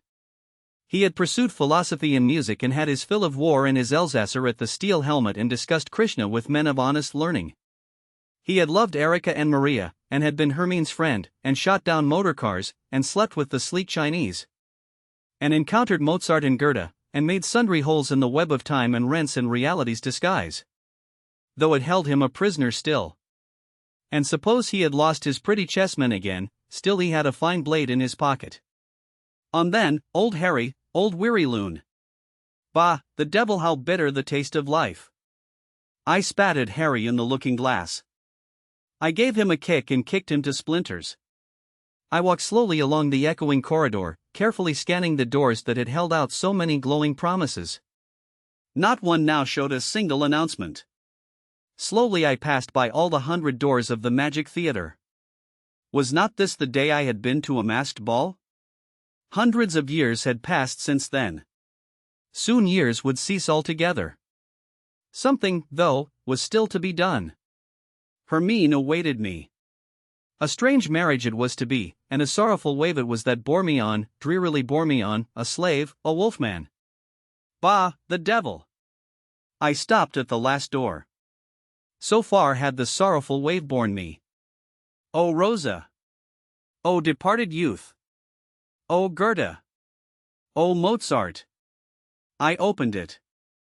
What I saw was a simple and beautiful picture. On a rug on the floor lay two naked figures, the beautiful Hermine and the beautiful Pablo side by side in a sleep of deep exhaustion after love's play. Beautiful, beautiful figures, lovely pictures, wonderful bodies. Beneath Hermine's left breast was a fresh round mark, darkly bruised, a love bite of Pablo's beautiful, gleaming teeth. There, where the mark was, I plunged in my knife to the hilt. The blood welled out over her white and delicate skin. I would have kissed away the blood if everything had happened a little differently. As it was, I did not. I only watched how the blood flowed and watched her eyes open for a little moment in pain and deep wonder. What makes her wonder? I thought. Then it occurred to me that I had to shut her eyes. But they shut again of themselves. So all was done. She only turned a little to one side, and from her armpit to her breast I saw the play of a delicate shadow. It seemed that it wished to recall something, but what I could not remember. Then she lay still. For long I looked at her, and at last I waked with a shudder and turned to go. Then I saw Pablo stretch himself. I saw him open his eyes and stretch his limbs and then bend over the dead girl and smile. Never, I thought, will this fellow take anything seriously. Everything makes him smile. Pablo, meanwhile, carefully turned over a corner of the rug and covered Hermine up as far as her breast so that the wound was hidden, and then he went silently out of the box. Where was he going? Was everybody leaving me alone? I stayed there, alone with the half-shrouded body of her whom I loved and envied. The boyish hair hung low over the white forehead. Her lips shone red against the dead pallor of her blanched face, and they were a little parted. Her hair diffused its delicate perfume, and through it glimmered the little shell-like ear. Her wish was fulfilled. Before she had ever been mine, I had killed my love. I had done the unthinkable, and now I kneeled and stared and did not know at all what this deed meant, whether it was good and right or the opposite. What would the clever chess player, what would Pablo have to say to it? I knew nothing, and I could not think. The painted mouth glowed more red on the growing pallor of the face. So had my whole life been. My little happiness and love were like this staring mouth, a little red upon a mask of death. And from the dead face, from the dead white shoulders and the dead white arms, there exhaled and slowly crept a shudder. A desert wintriness and desolation, a slowly, slowly increasing chill in which my hands and lips grew numb. Had I quenched the sun? Had I stopped the heart of all life? Was it the coldness of death and space breaking in? With a shudder I stared at the stony brow and the stark hair and the cool pale shimmer of the ear. The cold that streamed from them was deathly, and yet it was beautiful, it rang, it vibrated. It was music. Hadn't I once felt this shudder before and found it at the same time a joy? Hadn't I once caught this music before? Yes, with Mozart and the Immortals. Verses came into my head that I had once come upon somewhere.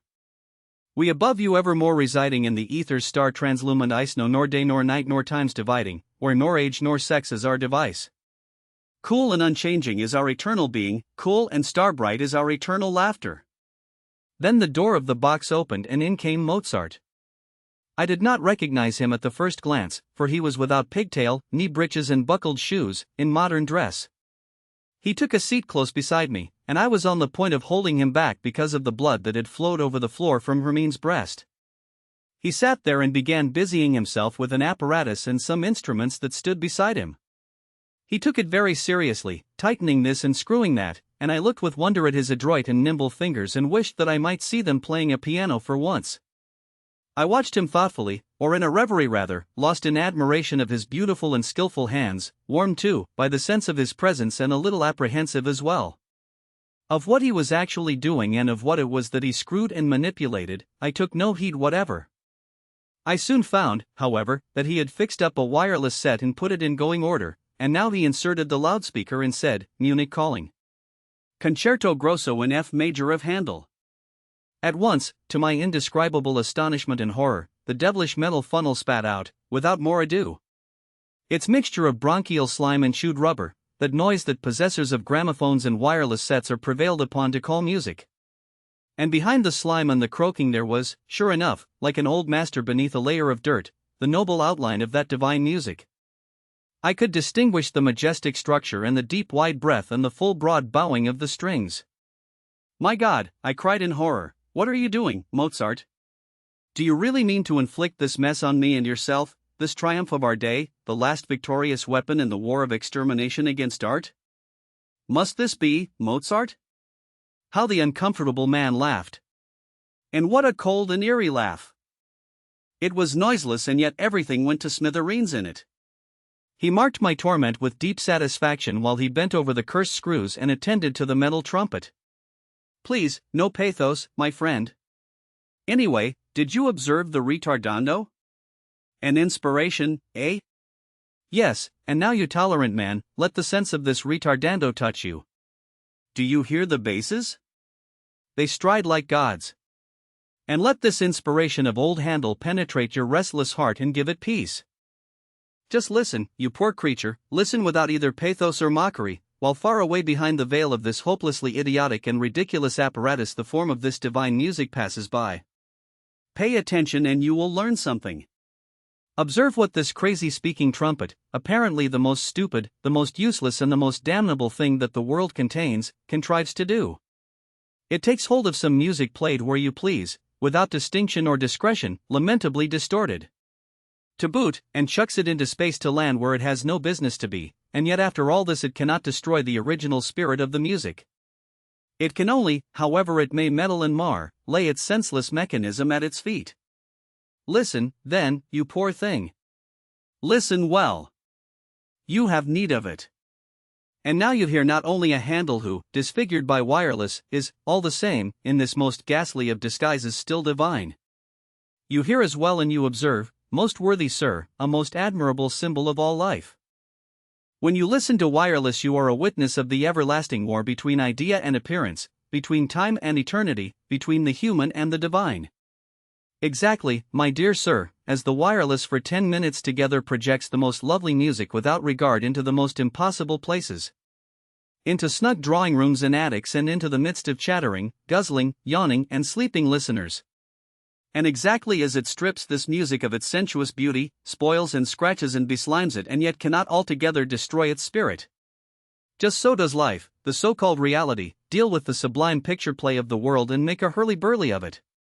It makes its unappetizing tone slime of the most magic orchestral music. Everywhere it obtrudes its mechanism, its activity, its dreary exigencies and vanity between the ideal and the real, between orchestra and ear. All life is so, my child, and we must let it be so, and, if we are not asses, laugh at it. It little becomes people like you to be critics of wireless or of life either. Better learn to listen first. Learn what is to be taken seriously and laugh at the rest. Or is it that you have done better yourself, more nobly and fitly and with better taste? Oh, no, Mr. Harry, you have not. You have made a frightful history of disease out of your life, and a misfortune of your gifts. And you have, as I see, found no better use for so pretty, so enchanting a young lady than to stick a knife into her body and destroy her. Was that right, do you think? Right? I cried in despair. No. My God, everything is so false, so hellishly stupid and wrong. I am a beast, Mozart, a stupid, angry beast, sick and rotten. There you're right 1,000 times. But as for this girl, it was her own desire. I have only fulfilled her own wish. Mozart laughed his noiseless laughter. But he had the great kindness to turn off the wireless. My self-extenuation sounded unexpectedly and thoroughly foolish even to me who had believed in it with all my heart. When Hermine had once, so it suddenly occurred to me, spoken about time and eternity, I had been ready forthwith to take her thoughts as a reflection of my own. That the thought, however, of dying by my hand had been her own inspiration and wish and not in the least influenced by me I had taken as a matter of course. But why on that occasion had I not only accepted that horrible and unnatural thought, but even guessed it in advance? Perhaps because it had been my own. And why had I murdered Hermine just at the very moment when I saw her lying naked in another's arms? All-knowing and all-mocking rang Mozart's soundless laughter. Harry, said he, you're a great joker. Had this beautiful girl really nothing to desire of you but the stab of a knife? Keep that for someone else. Well, at least you have stabbed her properly. The poor child is as dead as a mouse. And now perhaps would be an opportune moment to realize the consequences of your gallantry towards this lady. Or do you think of evading the consequences? No, I cried. Don't you understand at all? I evade the consequences? I have no other desire than to pay and pay and pay for them, to lay my head beneath the axe and pay the penalty of annihilation. Mozart looked at me with intolerable mockery. How pathetic you always are. But you will learn humor yet, Harry. Humor is always gallows humor, and it is on the gallows you are now constrained to learn it. You are ready? Good. Then off with you to the public prosecutor and let the law take its course with you till your head is coolly hacked off at break of dawn in the prison yard. You are ready for it? Instantly a notice flashed before my eyes. Harry's execution. And I consented with a nod. I stood in a bare yard enclosed by 4 walls with barred windows, and shivered in the air of a grey dawn.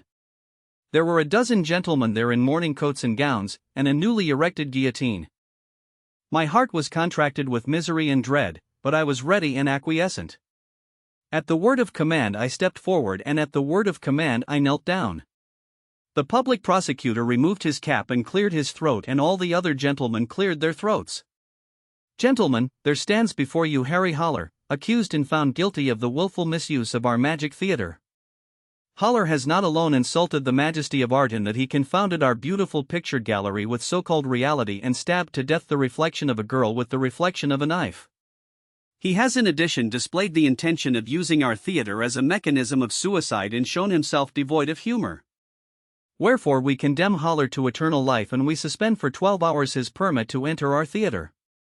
The penalty also of being laughed out of court may not be remitted. Gentlemen, all together, 1, 2, 3. On the word, 3, all who were present broke into one simultaneous peal of laughter, a laughter in full chorus.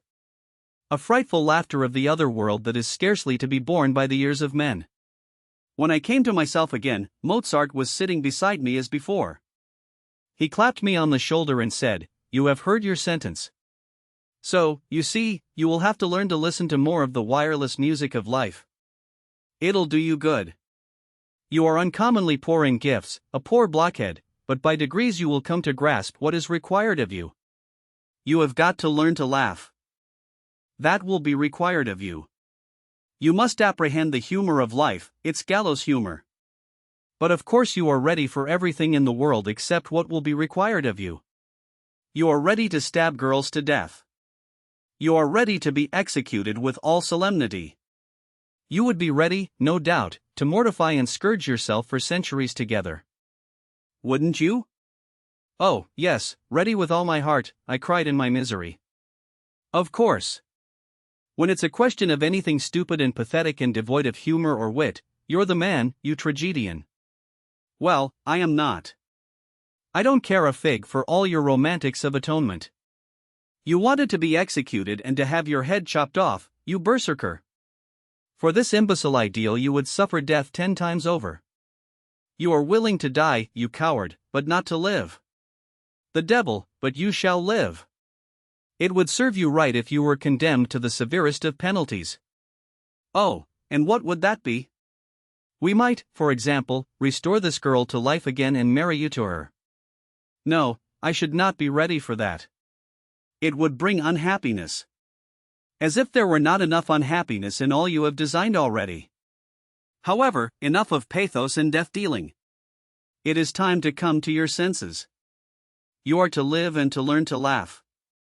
You are to listen to life's wireless music and to reverence the spirit behind it and to laugh at the bim-bim in it. So there you are. More will not be asked of you. Gently from behind clenched teeth I asked, and if I do not submit? And if I deny your right, Mozart, to interfere with the Steppenwolf, and to meddle in his destiny? Then, said Mozart calmly, I should invite you to smoke another of my charming cigarettes. And as he spoke and conjured up a cigarette from his waistcoat pocket and offered it me, he was suddenly Mozart no longer. It was my friend Pablo looking warmly at me out of his dark exotic eyes and as like the man who had taught me to play chess with the little figures as a twin. Pablo! I cried with a convulsive start. Pablo, where are we? We are in my magic theater, he said with a smile, and if you wish at any time to learn the tango or to be a general or to have a talk with Alexander the Great, it is always at your service. But I'm bound to say, Harry, you have disappointed me a little. You forgot yourself badly. You broke through the humor of my little theater and tried to make a mess of it, stabbing with knives and spattering our pretty picture world with the mud of reality. That was not pretty of you. I hope, at least, you did it from jealousy when you saw Hermine and me lying there. Unfortunately, you did not know what to do with this figure. I thought you had learnt the game better. Well, you will do better next time. He took Hermine, who had once shrank in his fingers to the dimensions of a toy figure, and put her in the very same waistcoat pocket from which he had taken the cigarette. Its sweet and heavy smoke diffused a pleasant aroma. I was utterly done up and ready to sleep for a year. I understood it all. I understood Pablo. I understood Mozart, and somewhere behind me I heard his ghastly laughter. I knew that all the 100,000 pieces of life's game were in my pocket. A glimpse of its meaning had stirred my reason, and I was determined to begin the game afresh. I would sample its tortures once more and shudder again at its senselessness. I would traverse not once more, but often, the hell of my inner being.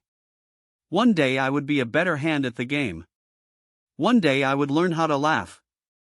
Pablo was waiting for me, and Mozart too. The end.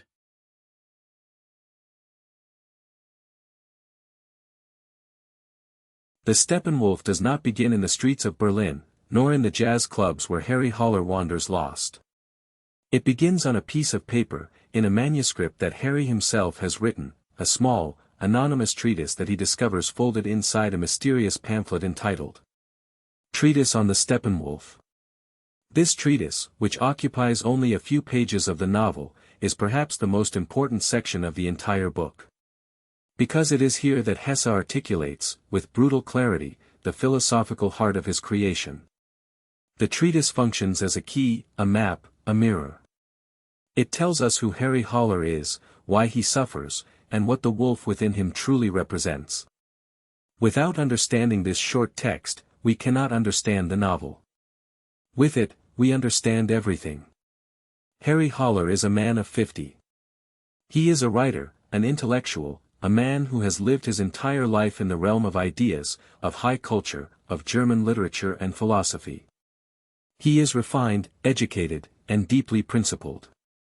He despises the petty bourgeois world, the comfortable mediocrity, the shallow conformism, the endless pursuit of money and status. He sees himself as an outsider, a wanderer, a wolf forced to live among sheep. And yet, and this is the crucial twist, he is also a man who cannot fully commit to his own outsider status. He is trapped between two worlds, belonging to neither. He is too intellectual to be a simple rebel, too sensitive to be a true savage. He is, in the treatise's own words, a man of the transition, a being caught between the animal and the human, between the primitive and the civilized, between the wolf and the man. The treatise explains this duality in terms that are both psychological and spiritual. Hesse writes that every human being contains multitudes, not just the Steppenwolf type. Most people, the treatise suggests, are not aware of this multiplicity. They live their lives believing themselves to be singular, unified beings, I, that is consistent, coherent, and whole. But this is an illusion.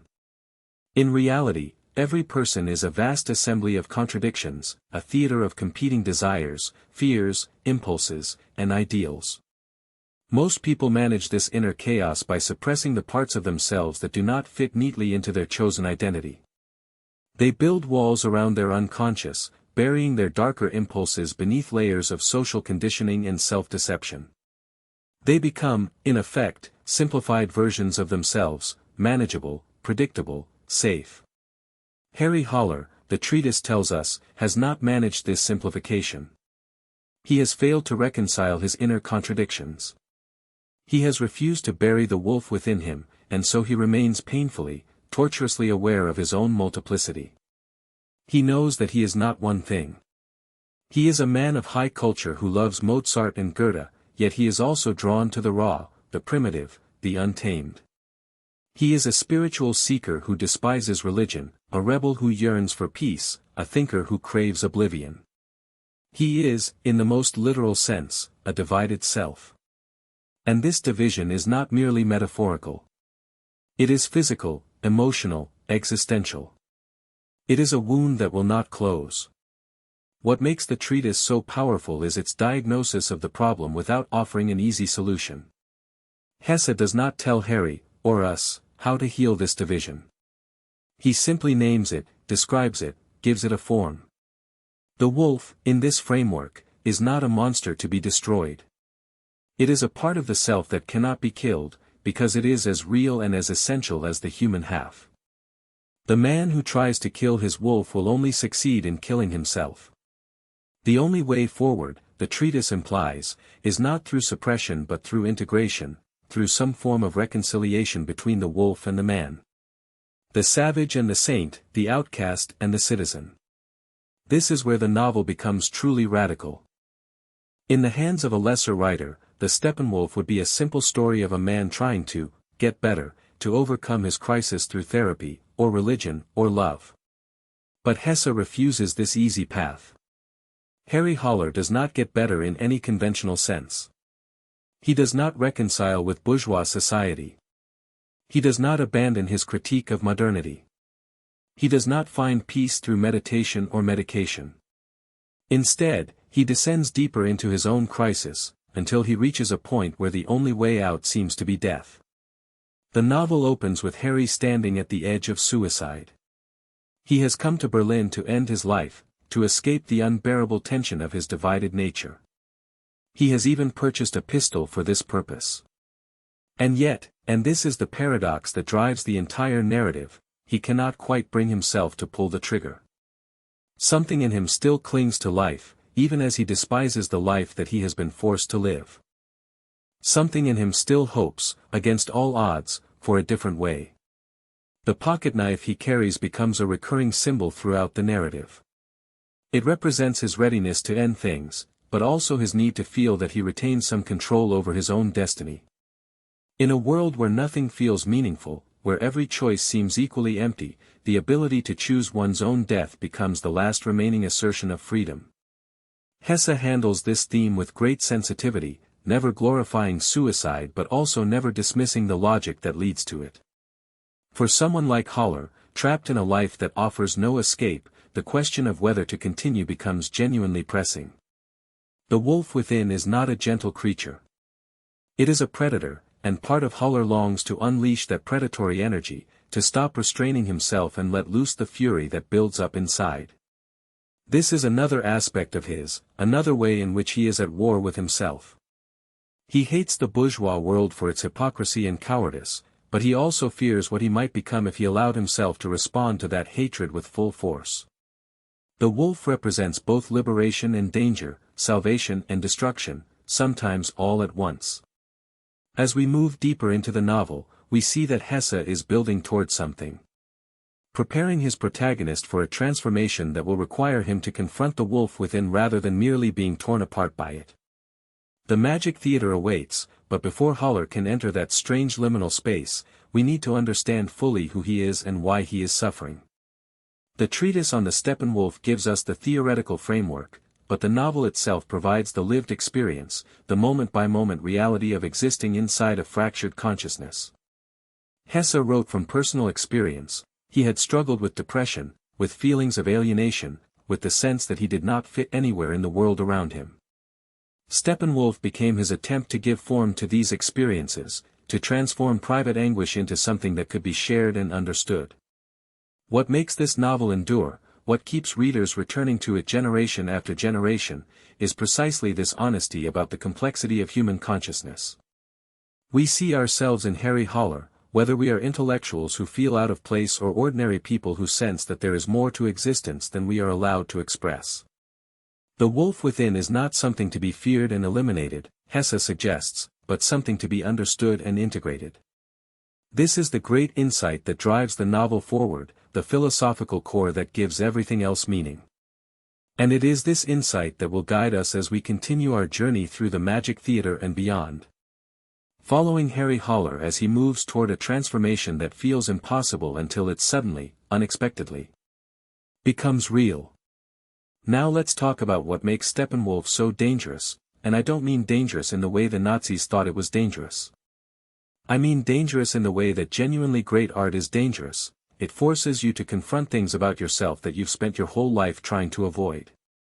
And the vehicle for that confrontation is one of the most surreal, disorienting, and psychologically intense sequences in all of 20th century literature, the magic theater. But before we get there, I need to make sure we understand exactly who Harry Holler is, because he is not a simple man, and he is not a character you can pin down with a single adjective. He is not just a misanthrope, or a depressive, or a philosopher. He is all of those things and none of them. He is, in the most precise sense, a man at war with himself. Think about the last time you felt genuinely contradictory, not just, I want pizza but I should eat salad, contradictory, but deep, existential contradiction. The kind where you want to be loved but you push people away. The kind where you crave meaning but you mock anyone who claims to have found it. The kind where you despise the world for being shallow while knowing that your own depth is partly a performance. That's Harry Holler. That's the Steppenwolf.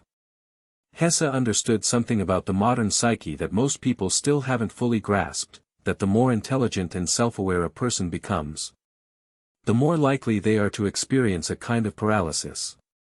Not because thinking is bad, but because thinking without action, without embodiment, without some way of integrating thought and feeling and instinct, leads to a kind of spiritual gridlock. Holler thinks too much and feels too little. He analyzes everything and experiences nothing. He is trapped in what Hesse calls the bourgeois mind, not because he's middle class, but because he's trapped in a mode of thinking that values order, control, and rationality above all else. The wolf in him is everything that this rational mind has been trained to suppress. It's not just about sex or violence or rebellion, though those are part of it. The wolf represents the totality of lived experience, the body, the senses, the emotions, the irrational, the playful, the absurd. It's the part of you that wants to dance in the rain even though you'll catch a cold. It's the part of you that wants to scream in a crowded room just to see what happens. It's the part of you that knows, on some level that you can never fully articulate, that life is not a problem to be solved but a mystery to be experienced. And here's the thing that makes Hesse's portrayal so devastating: Holler knows this. He knows that the wolf is not his enemy. He knows that his rational, cultured, respectable life is a kind of death. He can see it clearly. He can diagnose his own condition with surgical precision. And yet he cannot change. He cannot cross the bridge from knowing to being. He remains trapped in the gap between insight and action, between understanding and transformation. This is where Hesse's genius really shines, because he doesn't offer Holler a way out through conventional means. There's no therapist who can fix him. There's no religion that can save him. There's no love affair that can heal him. There's only the slow, painful, terrifying process of confronting the wolf directly, of looking into the abyss of his own nature and choosing, moment by moment, to stay. The magic theater is the culmination of this process, but it's not a resolution. It's an intensification. It takes all of Holler's contradictions and amplifies them until they become unbearable, and then, in the final, hallucinatory moments of the novel, it releases them. What Holler finds in the theater is not peace, not answers, not a cure for his divided nature. What he finds is the freedom to be divided, to be multiple, to be 1,000 selves at once, and to laugh about it. That laughter at the end of the novel is one of the most misunderstood moments in all of modern literature. Critics have called it manic, delusional, desperate.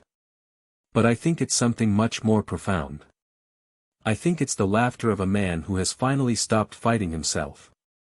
A man who has realized that the war between the wolf and the man was never real, that it was an illusion created by a mind that insisted on dividing the world into neat, manageable categories. The wolf is not the enemy of the man. The wolf is the man. And the moment you stop trying to kill one to save the other is the moment you begin to live. This is what Hesse was trying to tell us, and it's why Steppenwolf remains so relevant today. In a world that's more divided than ever, politically, culturally, psychologically, the novel's message is not about choosing sides. It's about recognizing that the sides are artificial. It's about understanding that the contradictions we fight against in ourselves are not flaws but features, they're what make us human. What make us complex, what make us capable of both terrible destruction and extraordinary beauty. So the next time you feel torn between two versions of yourself, the responsible one and the wild one, the serious one and the playful one, the one who wants to fit in and the one who wants to burn it all down, don't try to resolve the tension. Don't try to pick a side. Instead, try something much harder, try to hold both. Try to be the wolf and the man at the same time. Try to laugh. That's what Harry Holler teaches us, if we're brave enough to listen. And that's what Hermann Hesse, writing in a Berlin apartment nearly a century ago, tried to show us through the fractured, brilliant, endlessly challenging pages of Steppenwolf. That laughter, echoing through the empty corridors of the Magic Theater after the final curtain falls, is not the sound of madness, it is the first honest sound Harry Holler has made in years. It emerges not from resolution but from surrender, a surrender not to despair, but to multiplicity. And this moment, fleeting and ambiguous as it is, opens onto something far larger than one man's psychological breakdown, it opens onto an entire cultural crisis at the heart of modernity. To understand just how radical Steppenwolf was when it appeared in 1927 10-0, we must situate it within the feverish context of Weimar Germany, a nation suspended between war and catastrophe. Tradition and revolution, reason and irrationality. Berlin, where Hesse briefly lived while writing parts of the novel, was a city pulsing with contradiction. On Kurfürstendamm, bourgeois families sipped coffee beneath gas lamps, in back-alley clubs. Saxophones wailed over pounding drums as dancers twisted their bodies to American jazz rhythms smuggled across the Atlantic. The old order was crumbling, yet no new one had taken its place. In this vacuum, people scrambled for identity, some embraced the machine-age futurism of Bauhaus and Dada, others retreated into mysticism or nationalism. It was a society collectively experiencing what Harry Holler felt individually, fragmentation. Hesse himself was no stranger to dislocation. Born in 1877 10-0 in Kull, a small black forest town, he was raised in a deeply religious household, his father a Protestant missionary. His grandfather a renowned Indologist who translated sacred Hindu and Buddhist texts. From childhood, Hesse straddled east and west, piety and rebellion, discipline and dreaminess. He fled seminary school at 16, worked as a bookseller, dabbled in poetry, and suffered a nervous breakdown by 22. His early life reads like a blueprint for the inner turmoil that would later define his protagonists. But it wasn't until the First World War shattered European civilization that Hesse began to fully articulate the themes that would culminate in Steppenwolf. A committed pacifist, he used his platform to speak out against the nationalist frenzy consuming Germany. For this, he was labeled a traitor, abandoned by friends, vilified in the press. Even his marriage collapsed under the strain. Isolated and disillusioned, he turned to psychoanalysis, then still in its infancy, seeking not only personal healing but a language for the soul's disintegration. He underwent treatment with J.B. Lang, a student of Carl Jung, and immersed himself in Jungian concepts, the shadow, the anima, individuation. These ideas seeped into his writing, transforming his fiction into something closer to spiritual archaeology. In Damien, 1919-10-0, he explored the awakening of the self through archetypal figures. In Siddhartha, 1922-10-0, he wove Eastern philosophy into a Western narrative form. But Steppenwolf, written after another breakdown in the mid-1920s, became his most daring excavation yet, a descent into the unconscious so raw it bordered on autobiography. What makes Steppenwolf unique among existential novels is that it doesn't merely describe alienation, it enacts it. The structure itself mirrors dissociation. We begin with the publisher's note, a seemingly objective framing device that distances us from Holler's voice. Then comes Holler's own manuscript, passionate, erratic, confessional, followed by the surreal, hallucinatory sequence of the Magic Theater, which defies linear logic altogether. This layered narration isn't just stylistic flair, it reflects the fractured psyche trying to tell its story without collapsing into incoherence. And at the center of this fracture stands the figure of Hermine, perhaps the most enigmatic character in the novel. She appears almost magically, introducing herself with the uncanny claim, "I know you. You're Harry Holler. I've been waiting for you." To readers, she functions as guide, mirror, lover, and ultimately, gatekeeper to transformation. But her origins are mysterious. Her name, meaning, Hermes, in feminine form, suggests she is a psychopomp, a soul guide, like the god who escorts the dead to the underworld. She teaches Harry to dance, to flirt, to laugh, all things the intellectual wolfman has long repressed. She embodies the anima, Jung's concept of the feminine aspect within the male psyche, the bridge between consciousness and the unconscious. Yet Hermine is more than a symbol.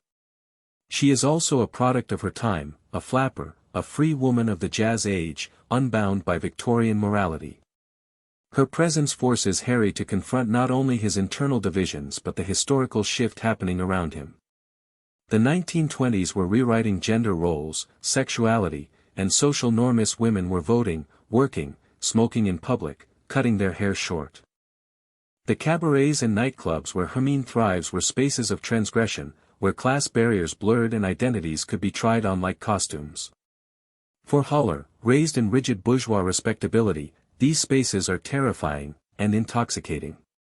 It is here, in the smoky haze of late-night revelry, that Hesse stages one of the novel's most subversive ideas, pleasure as path to enlightenment. Unlike traditional ascetic paths, whether Christian renunciation or Eastern detachment, Steppenwolf suggests that transcendence might come not through denial but through immersion. Not by escaping the world, but by diving deeper into it.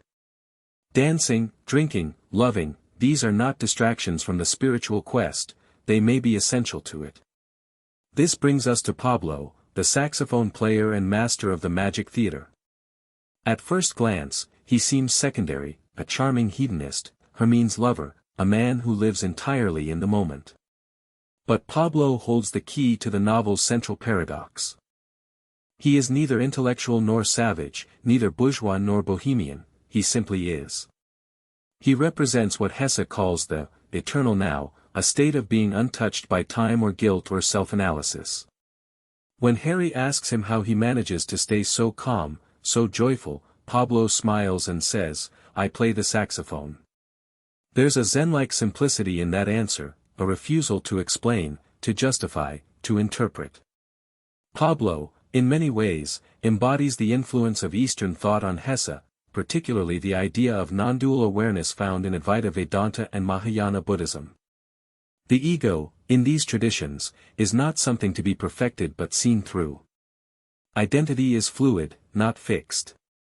The self is not a thing but a process. And liberation comes not from becoming someone else, but from realizing there was never a separate self to begin with. But Hesse doesn't reject Western philosophy, he dialogues with it. Nietzsche looms large over Steppenwolf, especially the idea of the Übermensch, the one who creates values beyond good and evil. Harry initially sees himself as a failed Superman, too weak to embrace life fully, too aware to live in comfortable illusion. Yet the magic theater teaches him a different lesson, that greatness lies not in rising above humanity, but in embracing its contradictions. The true Superman may not be the solitary titan, but the one who can contain multitudes. This synthesis, East and West, reason and instinct, suffering and joy, is what makes Steppenwolf more than a period piece. It anticipates later developments in psychology, philosophy, and even neuroscience. Modern trauma theory, for instance, recognizes that the mind often splits under extreme stress, not as pathology, but as survival mechanism. What Hesse intuited artistically, science now confirms: the self is not a monolith, but a constellation of states, each activated by context, memory, emotion. Moreover, the novel prefigures postmodern critiques of identity decades before they emerged in academic circles. Thinkers like Foucault and Deleuze would later argue that the self is not a stable entity but a network of performances, desires, and power relations. Hesse arrived at a similar insight through intuition and anguish. Harry Holler doesn't discover his true self at the end, he discovers that there is no single self to find. Instead, there are masks, roles, personas, and the freedom lies in choosing them consciously, playing them lightly, laughing at their absurdity. The Magic Theater's motto, "For madmen only," takes on deeper meaning in this light.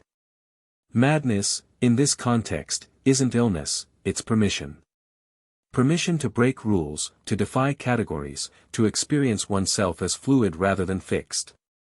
Every room in the theater offers a new possibility, the room where you relive your childhood, the one where you murder your parents, the one where you make love to your own reflection. These aren't fantasies, they're dimensions of the psyche made visible. One of the most haunting sequences occurs when Harry encounters Goethe, not the historical figure, but a shimmering, ageless version of him, perfectly dressed, speaking with crystalline clarity. Their conversation is polite, almost banal, about weather, literature, manners, yet it fills Harry with rage. Why? Because Goethe represents everything Harry feels he cannot be: integrated, timeless, complete. Here is a man who belongs to history, who shaped culture, who died with dignity. And yet, when Goethe finally turns to leave, he winks, a tiny, human gesture that shatters the illusion. Even Goethe, the immortal, carries his own hidden chaos. This moment reveals another layer of Hesse's vision: the immortals, figures like Mozart, Goethe, Buddha, are not gods. They are not flawless beings who transcended suffering. They are those who passed through it, who danced with their demons, who learned to laugh. Immortality, in Hesse's sense, isn't eternal life, it's the ability to touch something timeless within time, to glimpse unity amid fragmentation. And so we return to the question of suicide, the thread that runs like a black vein through the entire novel. Harry begins as a man preparing to die. He carries a knife, sets a date, believes he is too sick for this world.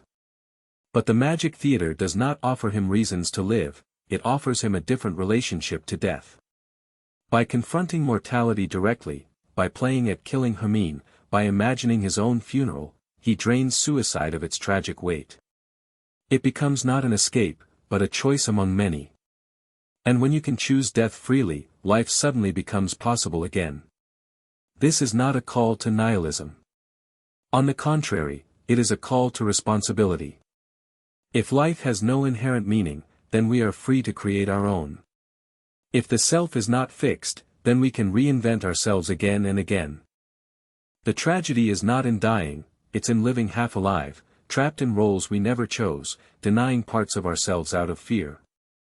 In this light, Harry's final dance with Hermine, the moment before she stabs him, or perhaps the moment he stabs her, becomes a ritual of initiation.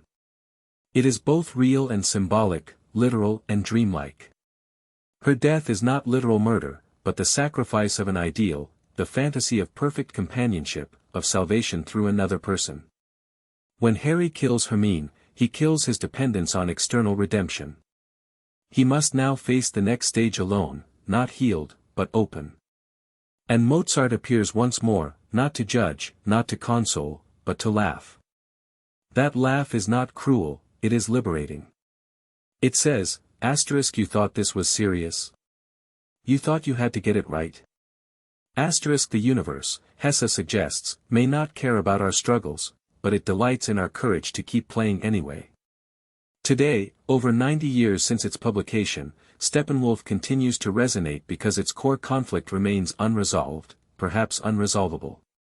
We still live in a world obsessed with categorization, introvert versus extrovert, liberal versus conservative, healthy versus ill, normal versus deviant. Social media amplifies these binaries, rewarding purity and punishing complexity. Algorithms feed us content that confirms our identities, narrowing our sense of self rather than expanding it. But inside many of us, the wolf still howls. Not as enemy, not as disease, but as reminder. A reminder that we contain opposites. That we can be brilliant and broken, kind and cruel, awake and asleep, sometimes all at once. That sanity might not mean integration, but the capacity to hold contradiction without exploding. Hesse didn't write Steppenwolf to offer answers. He wrote it to deepen the questions. He opened the door to the magic theater and stepped inside, bleeding, trembling, laughing, and invited us to follow. We don't need to believe in immortality to find meaning in this. We don't need to become enlightened or cured or whole. We only need to remember, in moments of despair, of confusion, of unbearable tension, that the split we feel is not a sign of failure. It is a sign that we are alive. That we are human. That we are, each of us, a little bit mad, and capable of miracles because of it. So let the saxophone play. Let the lights dim. Let the masks come out. Step into the theater. The show is about to begin, and this time, you don't have to choose who to be. You can be everyone.